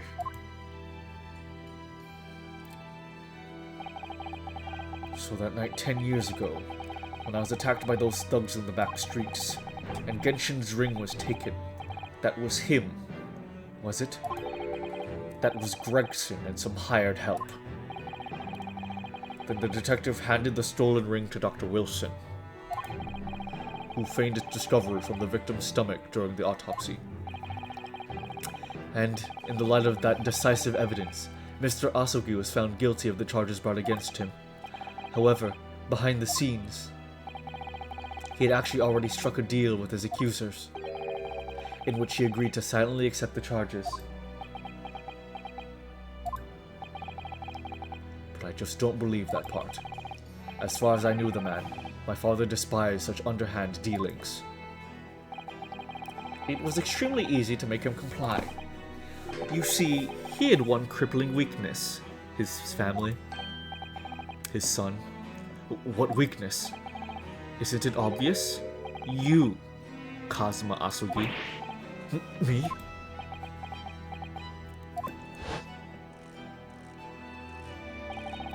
Perhaps you have no desire to return to your homeland, Asugi. What? Though I hear you have a 14-year-old son.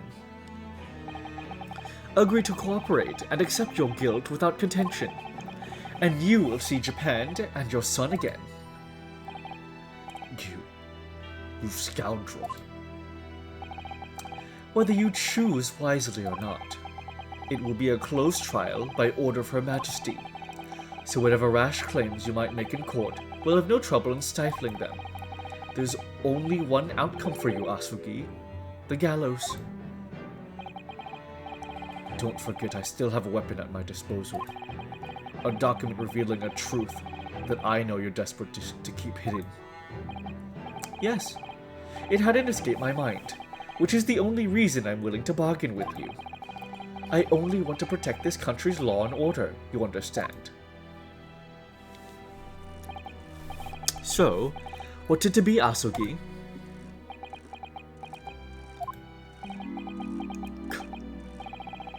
Kazuma.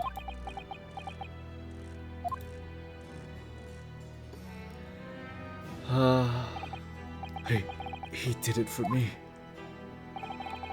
And as I told him at the time, my motive was simply to protect Britain from the damage the truth would do. To protect this country's law and order at any cost. Objection! Objection. I've never dared let myself consider this possibility until now, but in the light of all of this treachery, I have to ask. The mastermind behind the Reaper of the Bailey. Was it you, Lord Miles Strongheart?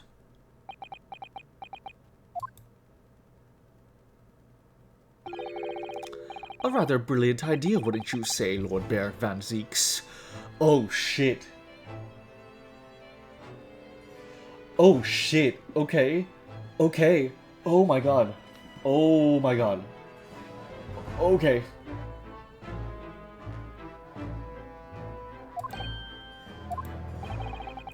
That the spirit of your late brother, that paragon of justice, should return to reap justice for a sibling. Could there be a more appetizing tale for London's masses, I ask you? What brazen? I knew that you'd play the part to perfection, but your role really wasn't that of some embodiment of death. No, you were London's guardian angel. An angel with bloody hands? I think not. Those who had cooperated with me already were only too happy to participate in my plan. Inspector Gregson, Dr. Wilson. My minions worked tirelessly to ensure that the finger of guilt could never come to rest on you.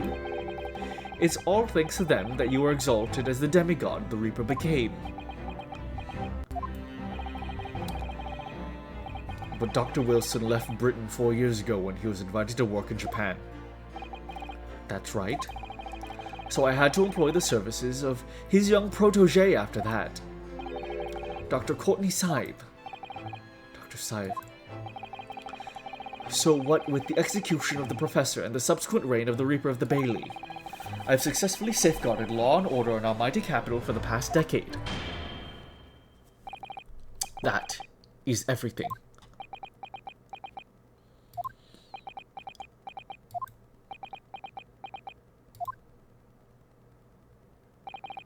My lords, ladies, and gentlemen, I do hereby confess, it was I who sired the concept of the Reaper. However, let me say in my defense, it was all for the preservation of law and order across the entire empire. Lord Strongheart did it? An unforgivable collection of crimes, but still, yeah, they're gonna bend to him. All those who died of the Reaper's hand were run to the core anyways. It was all to keep London safe. People are going to excuse the corruption. He knows this. That's why he's admitting to it. He knows at this point in time he can keep the charisma up. There is no one left now who can reveal the precise truth of what happened 10 years ago.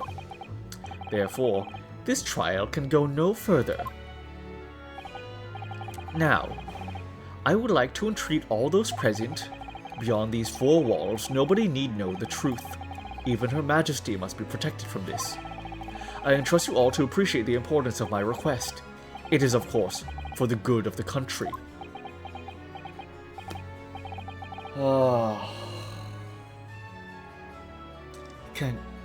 Can he do this? Can the trial really end now? Hold it! Hold it. I have one last question. For the accused, Lord Van Zieks. What? Of course, I know that you're a highly accomplished prosecutor, so I find it hard to believe that you didn't have any doubts at all. That you never suspected your older brother. Yes, the same thought occurred to me.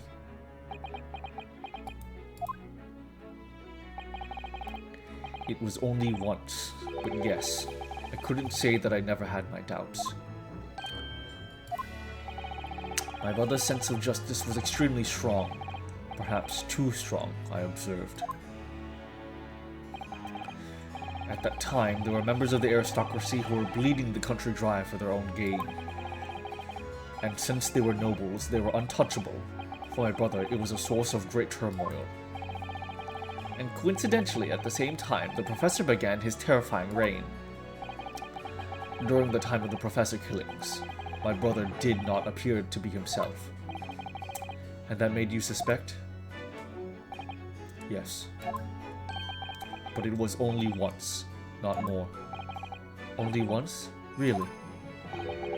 Clint wasn't the culprit. That was my conclusion at the time. And I still believe that now. Do you have any evidence to support that idea? The third victim was the Lord Chief Justice at the time. It was he who had recognized my brother's potential and trained him as a prosecutor. No matter what the circumstances, it's unthinkable that my brother could have killed his friend and mentor.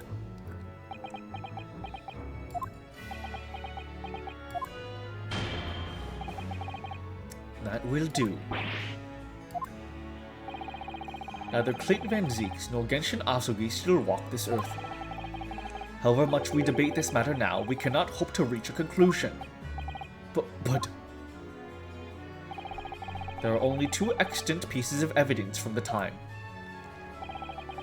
The woebegone ring that acted as the incriminating evidence to condemn Genshin Asugi, and the 3-page last will and testament penned in black ink and left behind by the man. The wretched truth of what happened is exactly as I have explained. Fuck.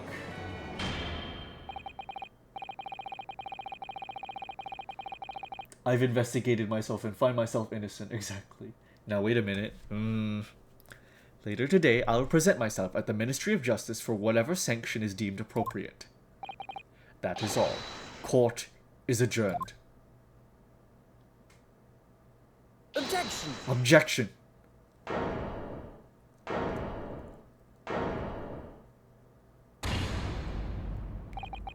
Thank you, Kazuma. Me? If it wasn't for you, I wouldn't have made it this 11th hour discovery. What discovery? My lord, I'm afraid I must insist the trial continues. I beg your pardon? As the court has been reminded of today already, we must stop at nothing to uncover the whole truth. And to that end, one particular statement made by somebody in this courtroom moments ago revealed a very subtle contradiction. We need Clint's will, we do. What contradiction?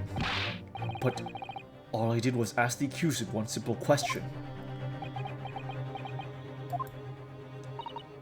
Well, it began with Lord Van Zieks and his recollection about his brother. But Lord Strongheart didn't permit the defendant to speak at length. I merely pointed out that we can draw no further useful conclusions here. So where on earth is the contradiction? One of them definitely just said something contradictory. It's time to identify who. Oh shit, I missed it.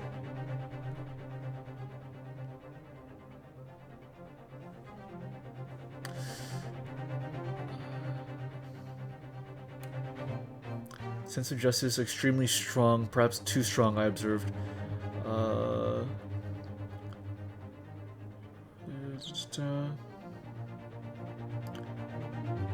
Professor began his... Brother did not appear to be himself.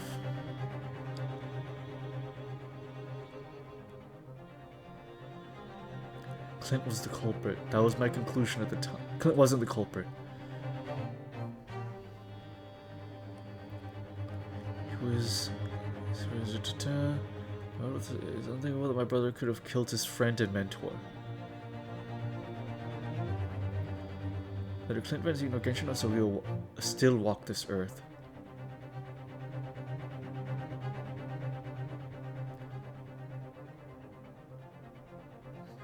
Ring acted as incriminating evidence to condemn Genshin Asogi. 3-page last. The will. The 3-page last will and testament, penned in black ink left behind by the man. The 3-paged. There's only 2 pages in the will. You motherfucker. There's 2 pages in this will, not 3. You slipped up. You slipped up. It was Lord Strongheart, I'm sure of it. Something he said was slightly off. Come on, Ryunosuke. Think back over his words. Find the problem. Neither Clinton Van Zeeks nor Genshin Asugi still walk this earth. However much we debate this matter now, we cannot hope to reach a conclusion. There are only 2 extant pieces of evidence from the time. The woebegone ring that acted as the incriminating evidence to condemn Genshin Asugi, and the 3-page last will and testament penned in black ink and left behind by the man.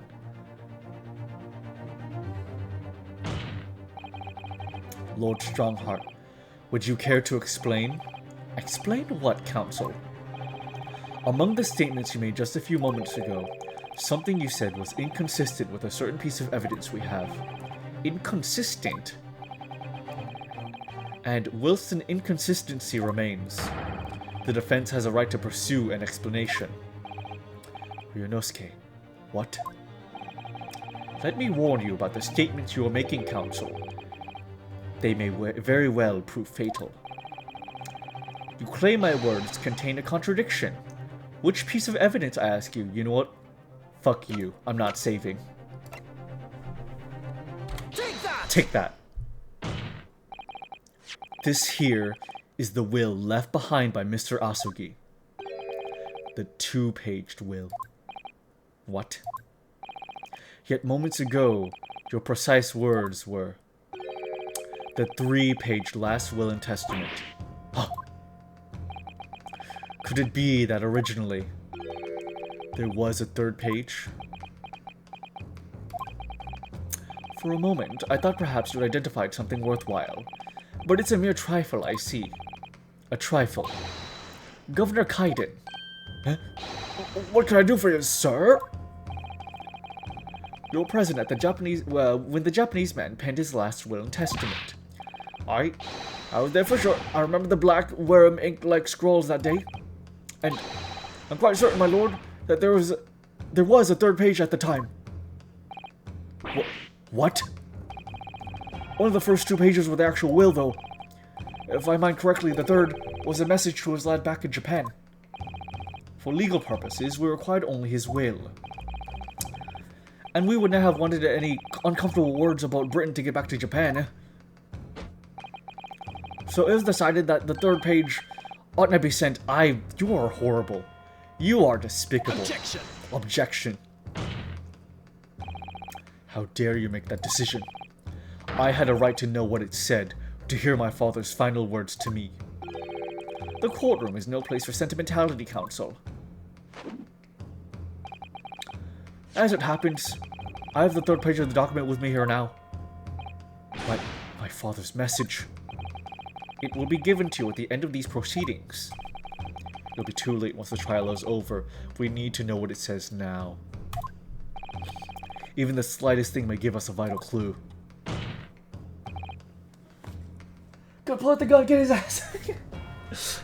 My lord, the defense called for Genshin Asugi's last words to his son to be read out loud before the court now. Your request is denied. The inevitability modeled in words can be of no consequence now. The inevitably modeled in words can be of no consequence now. Objection! Objection. The prosecution agrees. The court should know the content of the message. Every possible piece of evidence must be thoroughly examined. Very well then. Governor Kaiden. You will read the third page of the document for all present to hear. Yes, sir. Only, I should point out, my lord, that I can actually read Waram language. This beautiful handwriting. Shame on you, Barry. Oh. If I could be of assistance here, I would be happy to translate the words into English for the court. Father! You're still here, are you, Dr. Mikotoba? Naturally, I consider myself a member of the judiciary, albeit a lowly one. But perhaps I should quietly withdraw after I've translated Genshin's message. Kaiden is such a tool. I despise him. Not even a hint of regret, brushing everything off, saying, I did what I had to do. Yeah, he's like, it's worse because he is nothing. He is like, he has no morals. He's like a window. He's like a window through which corruption flows through. He's awful. He's awful. Your cooperation is much appreciated.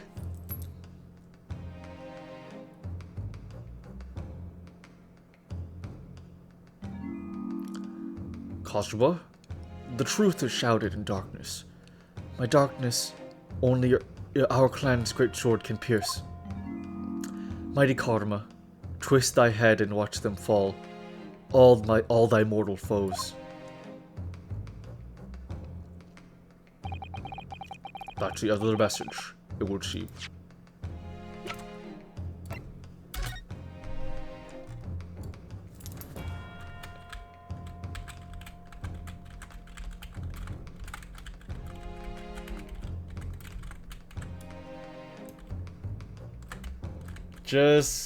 Just making sure, just making sure.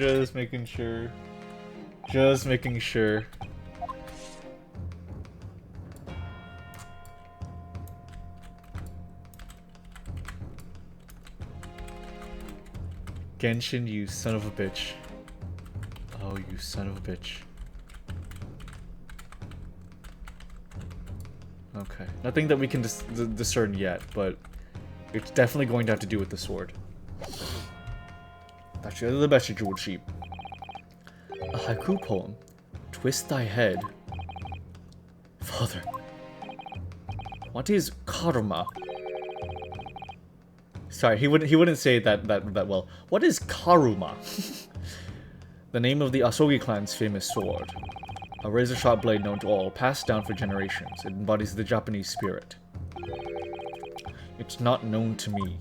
Just petty. Petty son of a bitch. It's the katana sword that was submitted as evidence earlier in these proceedings. The one won by the prosecution counsel when he confronted Inspector Gregson.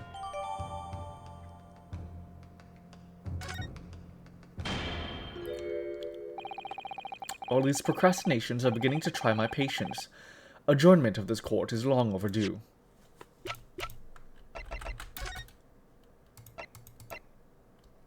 The truth is shrouded in Cosmo, the truth is shrouded in darkness, a darkness only our clan's great sword can pierce.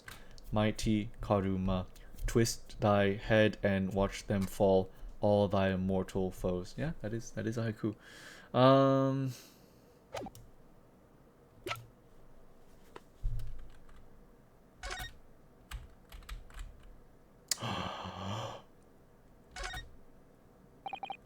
Mighty Karuma, twist thy head and watch them fall, all thy mortal foes.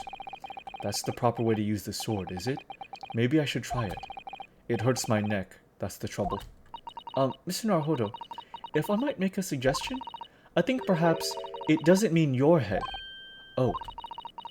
I once studied the history and development of the katana some time ago, and as I'm sure you're probably aware, the sword's head is the part of the very end of the hilt. It's written as head in Japanese, but it's pronounced as kashida, I believe. Kashida? So Mr. Asugi's words really mean twist the button of the hilt. Twist the butt of the hilt. You don't think... Look what's inside. Is that a tightly wound sheet of parchment?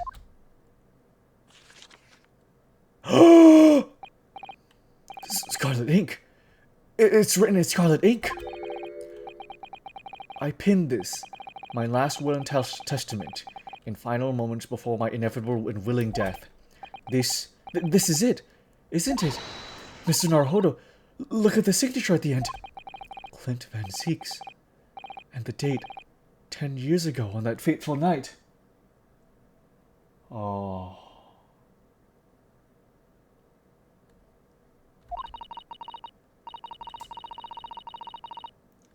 I wanted to point this out earlier. Which part of this? I feel like there's no part of this that could have been anticipated earlier in the stream. For 10 years, it's been silently concealed inside Karama and nobody knew. The last will and testament of Lord Clint Van Zieks. Wait. Oh my goodness. Look at this. This is unbelievable. What is it? Clint Van Zieks' will. The last will and testament of Lord Clint Van Zieks that has been hidden inside the Great Sword Karama for years. A trump card left behind by Genshin Asugi.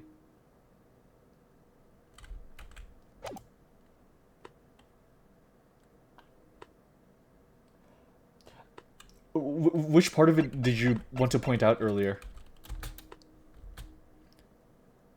Oh, we can't read it yet. Oh.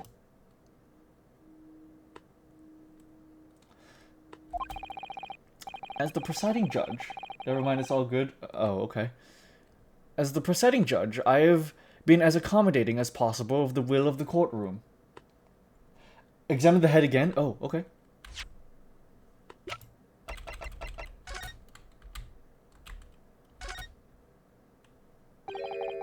Twist thy head and watch them fall, all thy mortal foes. Cosmo's father certainly had a way with words, and he certainly thought up an ingenious hiding place too. It seems almost playful at first, but I do wonder if over the years, perhaps, the duties of the Asagi clan have actually called for such inventiveness. Protecting great secrets, you mean? These sorts of duties?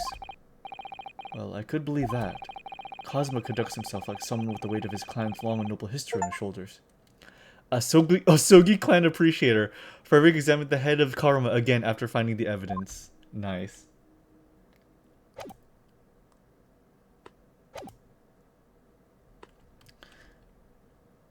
As the presiding judge, I have been accommodating as possible for the will of the courtroom. However, despite all that, no new information has come to light.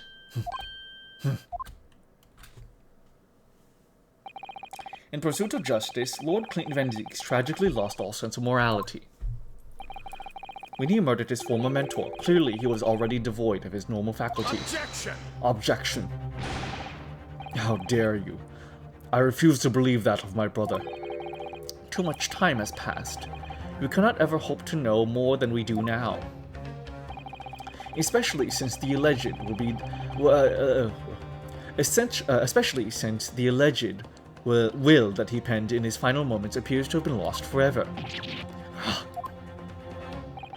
Lord Shogheart, you appear to be in something of a hurry to wrap things up. I wonder why. We've heard you state time and time again during these proceedings that everything you did was in the interest of protecting British law and order. And I stand by that.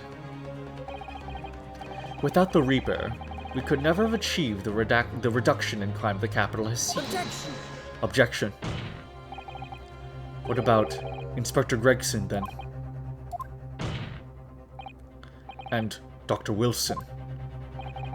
They were no criminals.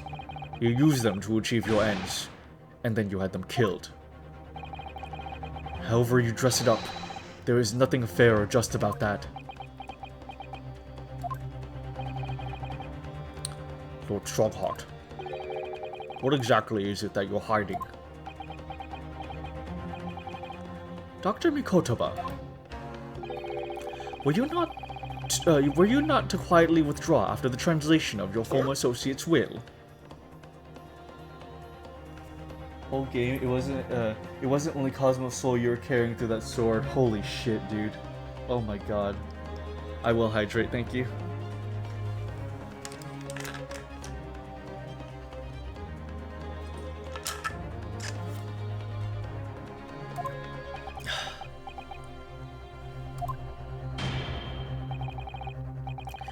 In this courtroom, no argument carries weight unless it is supported by evidence.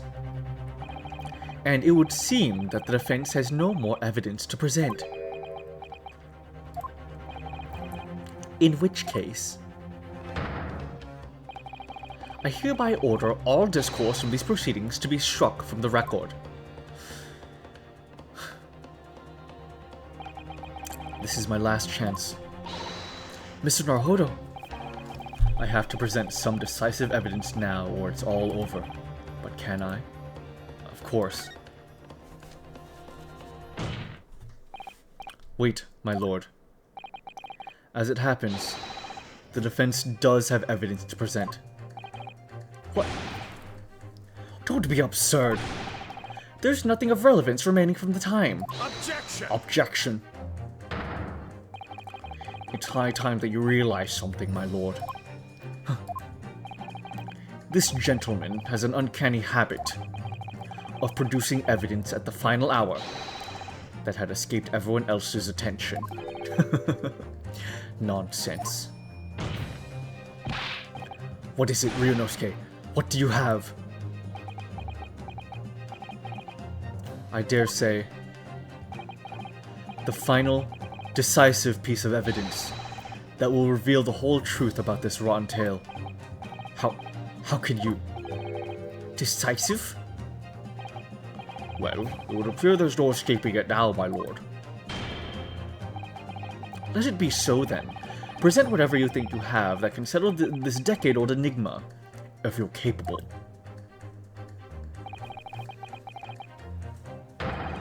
Trigger, throw the book at him. I will, right now. It's just one page, though. Take that! Take that. There is a single piece of evidence that can clarify what really happened 10 years ago.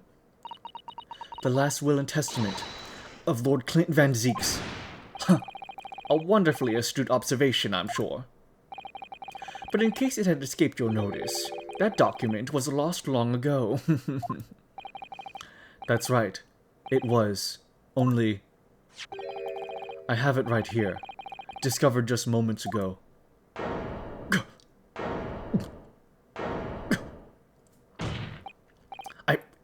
Impossible! That can't be! Everything that's happened comes back to this will. This document is the key that will unlock this entire mystery.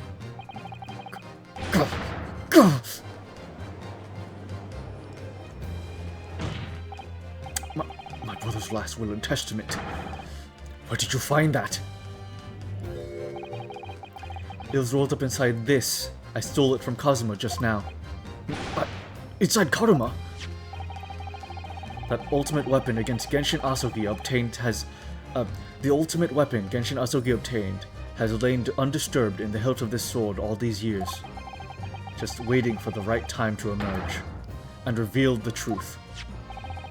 The signature and seal certainly look official. My god, it's true. It's my brother's handwriting. There can be no mistake.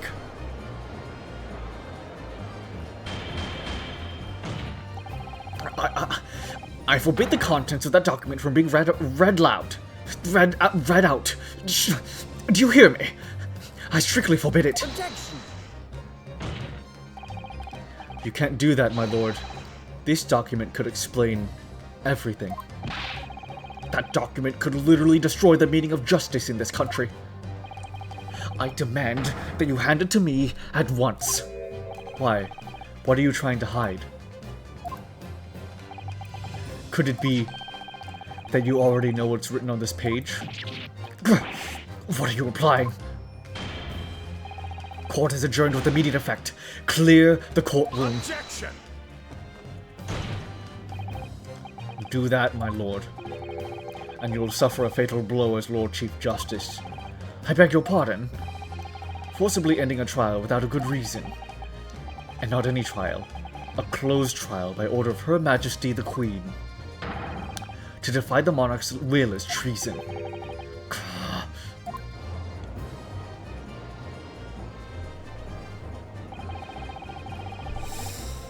Look at that. Hell.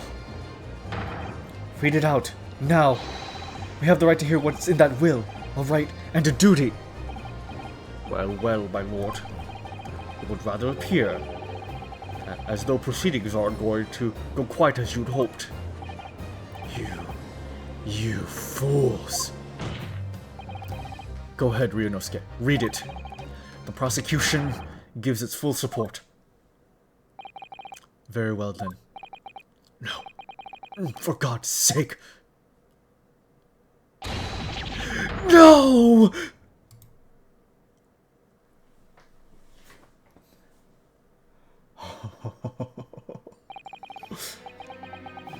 I pin this, my last will and testament, in the final moments before my inevitable and willing death.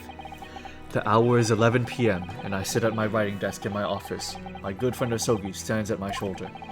He has expressed his intent to invoke the dying ritual of the duel, that I may depart this world with honor, an honor of which I am utterly undeserving. The Japanese are truly merciful people. Holy shit! I, Clint Van Zieks, Lord of the Manor of the Van Zieks Estate, hereby confess to the following. I am the killer who has come to be known in society as the Professor, guilty of 4 counts of murder. I will not hear discourse the corruption rife amongst the aristocracy, which is to me, as one of them, so apparent.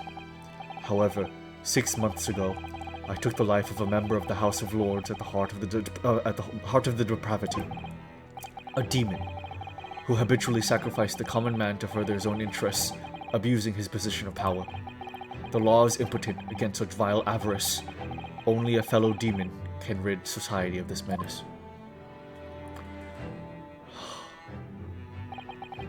That demon was my quarry, upon whom I willingly set my great hound.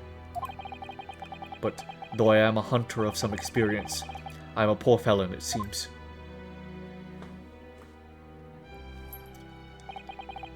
My guilt was at once recognized by another, and I became subject to its extortion.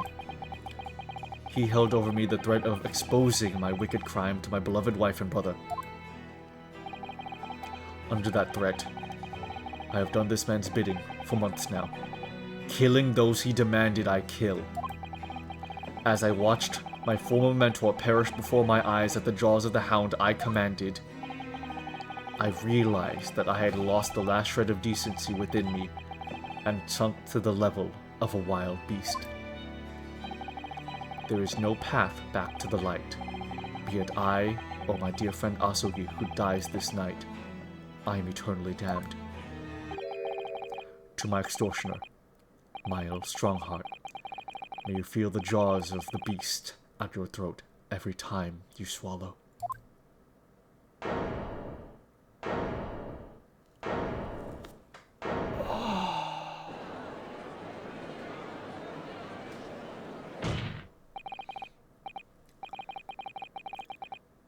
So now we know. Yes, Clint Van Zieks was a murderer. But somebody was directing him and naming his victims. His extortioner, Lord Mile Strongheart. It was you. Lord Strongheart, a moment ago, you claimed that what the court had just heard could destroy justice in this country. But you weren't trying to protect justice at all. All you were trying to do was to conceal the secret of your true nature and the countless lives you sacrificed up until now.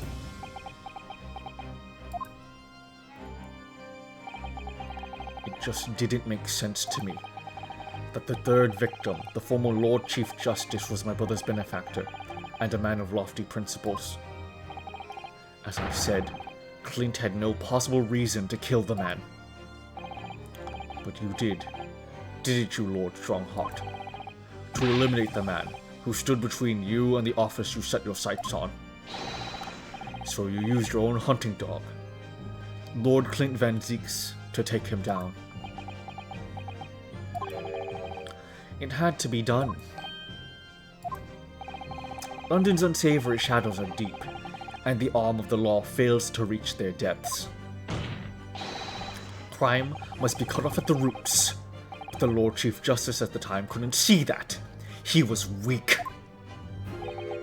Lofty principles, you say? Tantamount to cowardice, if you ask me. Which is why I took his place, in order to fight the crime he was allowing to spread like wildfire. By murdering the man. The Reaper, the Professor, the name makes no difference. As I've explained countless times already, it was all done for the furtherance of law and order in London. Objection! Objection. Are you going to legitimize the murder of my father now too? Genshin Asugi.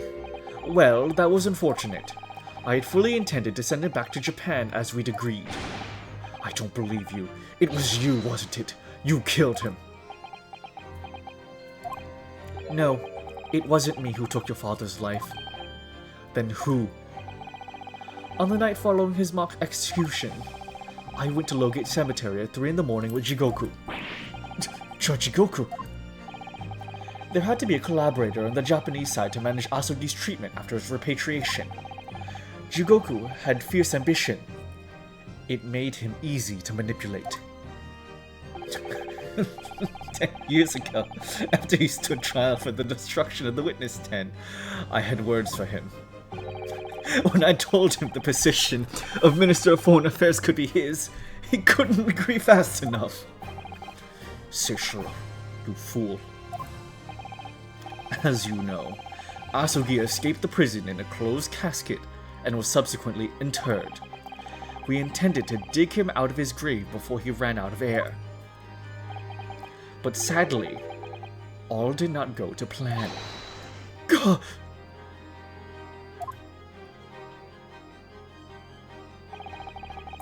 There was an unexpected visitor to the cemetery with his own ideas about digging up graves. A man who witnessed what nobody was supposed to see. Enoch Drebber. Of course, I knew grave robbers frequented London cemeteries. But that grave on that particular night... Blast.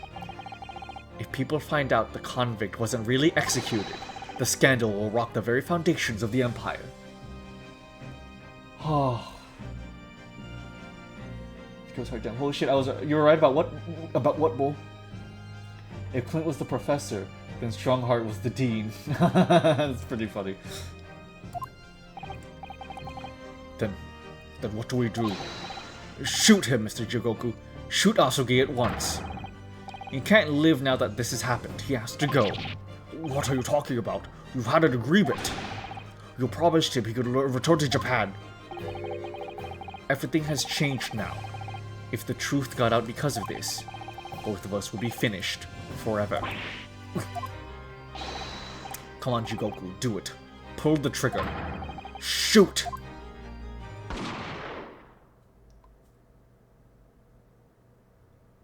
Clint was the Reaper, sort of. I was just goofing. Oh, okay, cool. Jigoku shot Asugi from the shadows. The grave robber was so close. The blood sprayed over his coat. He fled as fast as his legs would carry him. Then Jigoku and I put Asugi's body back in the grave from which he'd just emerged. When I later learned of the waxwork modeler's presence at the scene as well, I made her swear 2 things. Never to remove the professor's mask, and never to speak of the events of that night. And with that, the secret was buried along with Asugi's corpse. So, now you know what really happened in Logate Cemetery that night.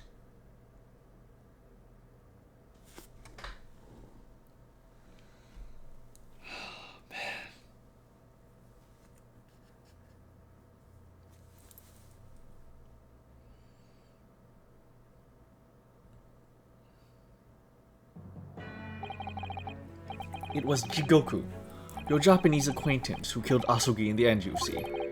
He claimed to be the man's friend, but when push came to shove, he pulled the trigger.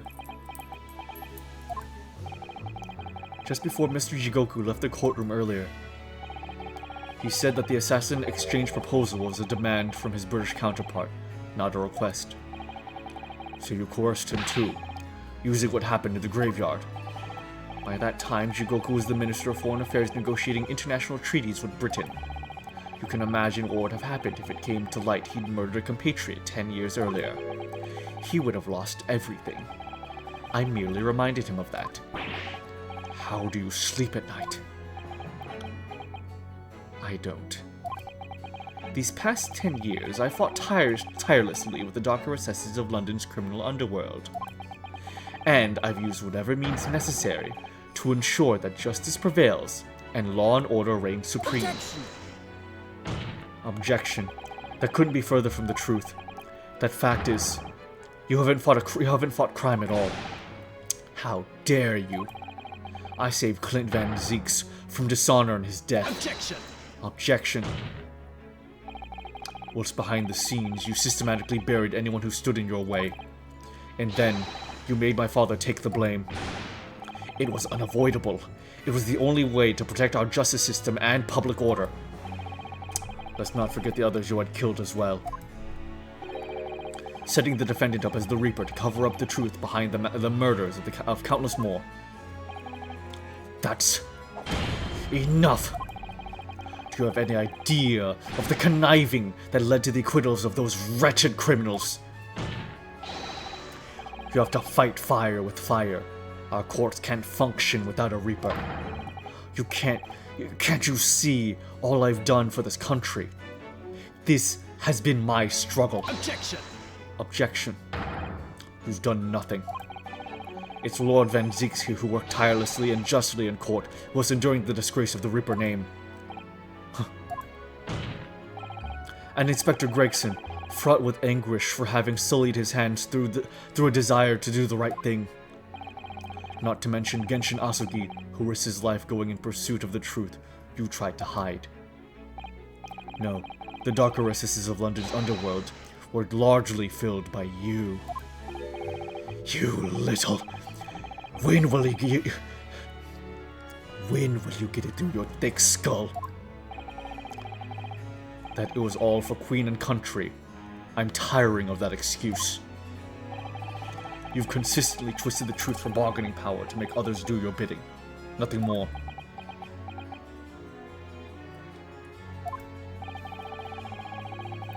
People who willingly twist the truth and coerce others have no right to call themselves part of the judiciary. I strongly suggest you don't ever talk of justice again.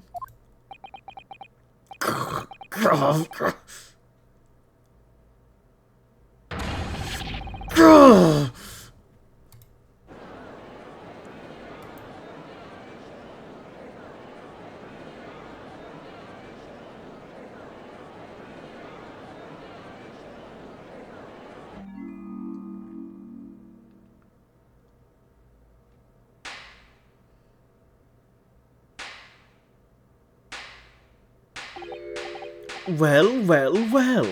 Dear me, my good fellow, dear me. A well-deserved round of applause, I think, for quite a marvelous performance. What are you talking about? Those delightfully grave expressions, that beautifully pronounced Queen's English. Really, our friends from the Far East are quite the picture of industriousness. You fraud. Keep your mockery. Please, don't misunderstand. It really is exactly as you've both said.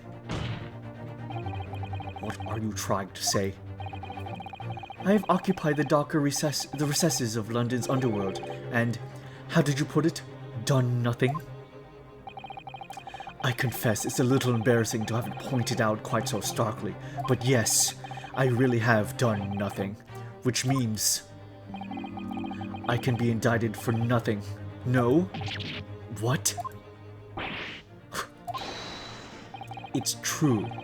Personally, I have committed no crime.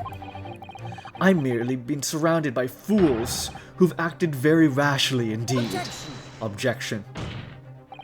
You can't get away with that. You've consistently preyed on people's weaknesses. And what? Threatened them? Are you sure it wasn't just bargaining?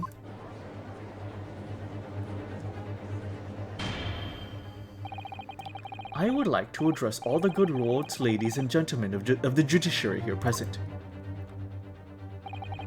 You all know these darker recesses in our great capital, and deep down, I believe you also know that to fight those who dwell there requires that at least some of us to occupy the darkness ourselves. So let me appeal to your good senses now. Consider the situation with me. If this catalogue of horrifying revelations were to become common knowledge among the 6 million inhabitants of London, what might happen? To learn that the infamous murderer of royals and nobles was a respected member of the aristocracy himself. That evidence was fabricated in the scapegoat's trial amid secret negotiations with prosecutors to effect a jailbreak. That the Reaper of the Bailey was an organized group of assassins managed by a Scotland Yard inspector. And finally, that it was all masterminded by the Lord Chief Justice himself. If the general public of Britain knew the truth, all faith in the police and the prosecutor's office would be completely lost, without doubt. Public order in the capital would completely break down, would be cast back to the lawless days of the last century. Precisely, as it was 100 years ago, and when 1 in 10 of the population were criminals. Think what we've accomplished since then. A public policing force, a comprehensive set of laws. And if we want to continue to protect this new era of law and order, I say again, we must at all times occupy the darkness ourselves. I'm feeling that we're going to need the Sholmes rabbit. We have successfully identified and apprehended the man responsible for taking Inspector Gregson's life. That is all that was expected of this trial. All these other matters have been discussed. Will be eliminated from the minutes of these proceedings in the interest of preserving law and order, and to protect Her Majesty the Queen, of course. Well, my lords, ladies, and gentlemen, what say you?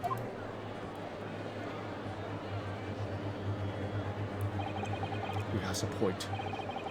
The thing with strong-hearted are quite unforgivable.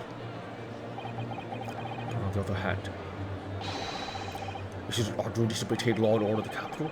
You can't deny that the threat of the Reaper over the years has done wonders for the crime rate. By fair means or foul, that's all thanks to Lord Strongheart. No.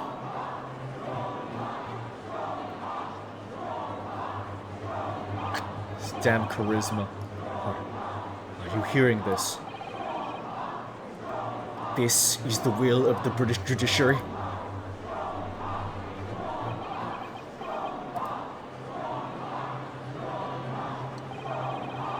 For your rousing response, friends, I express my heartfelt gratitude. Therefore, in accordance with the overwhelming wishes of the court, the record shall be erased. You have to respect the man's ability to turn a situation to his favor. Lord Strongheart really is a master of manipulation. You've conclusively proven his guilt, yet still he manages to evade justice. I just don't know what we can do. Ryunosuke. It looks like the trial really is going to come to an end now. I'm almost out of options, I think. There's really only one path left open to me. And with that, I think we'll have to save it for later. I think that has to be our stopping point for tonight. Does that sound like a good idea? How do you guys feel? How do you guys feel? What a cliffhanger, right? I thought that the pacing of the trial would not let me find this stopping point, but I think this is a way to stop it. They do follow me even into the menus. That's scary. That's a good call. I feel like it's definitely a good spot to close it off on for tonight. Maybe. Hopefully, wow, you managed to get through a good portion of it? Awesome. Chapter 5 is absurdly good. This is so damn good. One of the best Ace Attorney, like, ever. Ever. Alright. But, I think that's a good point. Okay, awesome. I wanted to make sure that you thought so too, Mooney. Okay. Well, everyone. All this from a guy falling out of the sky, right? Real quick.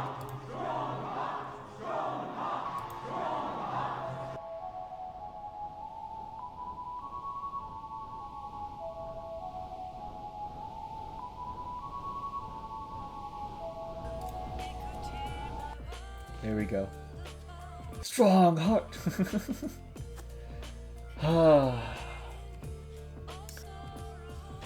Strong heart henshin. Man, guys, well, that was. This has been an insanely good trial, insanely good. But next Saturday, my friends, we will finish Great Ace Attorney. Isn't that exciting? Isn't that exciting? Oh, I'm so excited. Assuming that we finish it in good time, since we did a big chunk of it tonight, if we have time left over, we will also start the next game next Saturday. So I will make a final decision on what that game will be, just in case. But for now, all concentration will be put on finishing Great Ace Attorney, the final chapter. I am so happy to have had you guys. Thank you all for keeping me company on this stream. We had some crazy stuff happen. Oh my goodness, we got a big chunk out of it. But next time, we will finish it. Oh yeah, Great Ace Attorney has definitely set a very high bar for mystery games. But everyone, with that, I wish you all an absolutely wonderful night. Thank you again for hanging out with me. Just sincerely, all of you guys, it means the world to me. I think it's high time that we raided somebody, shall we? And end the night off. Thanks for the stream? No, thank you guys. Thank you guys for joining me. It genuinely means the world. Genuinely means the world. Jeez, what a case. What a case, dude. What a case. My god. Okay, let's see. Who's streaming?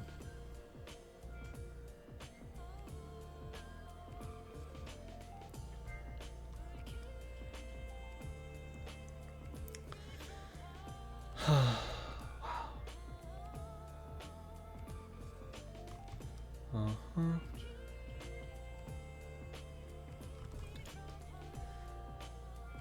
Okay.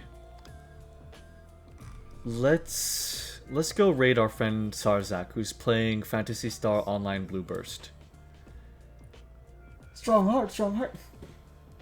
Oh yes, and happy Easter to those of you who do celebrate Easter. I hope you have a nice Jesus-y day today. Alright, please have a good one. Take it easy, guys. Good night. I'll see you guys later. Say hi to Sarzak. Our raid message will be testify. Like...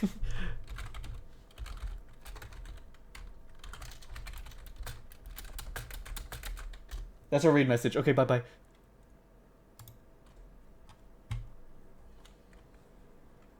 Phantasy Star 4.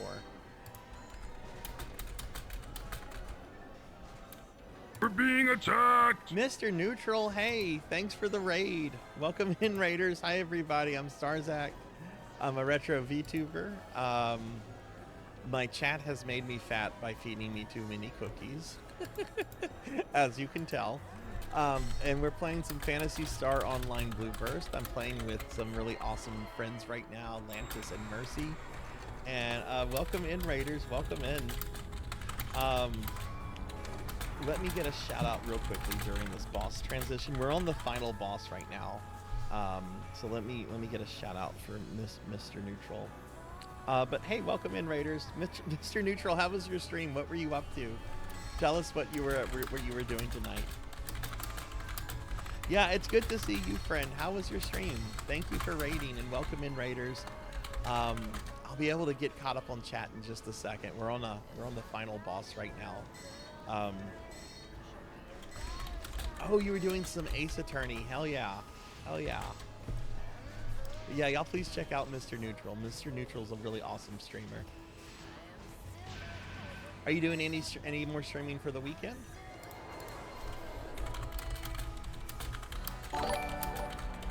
Hey, super. Thank you for the follow. I appreciate that.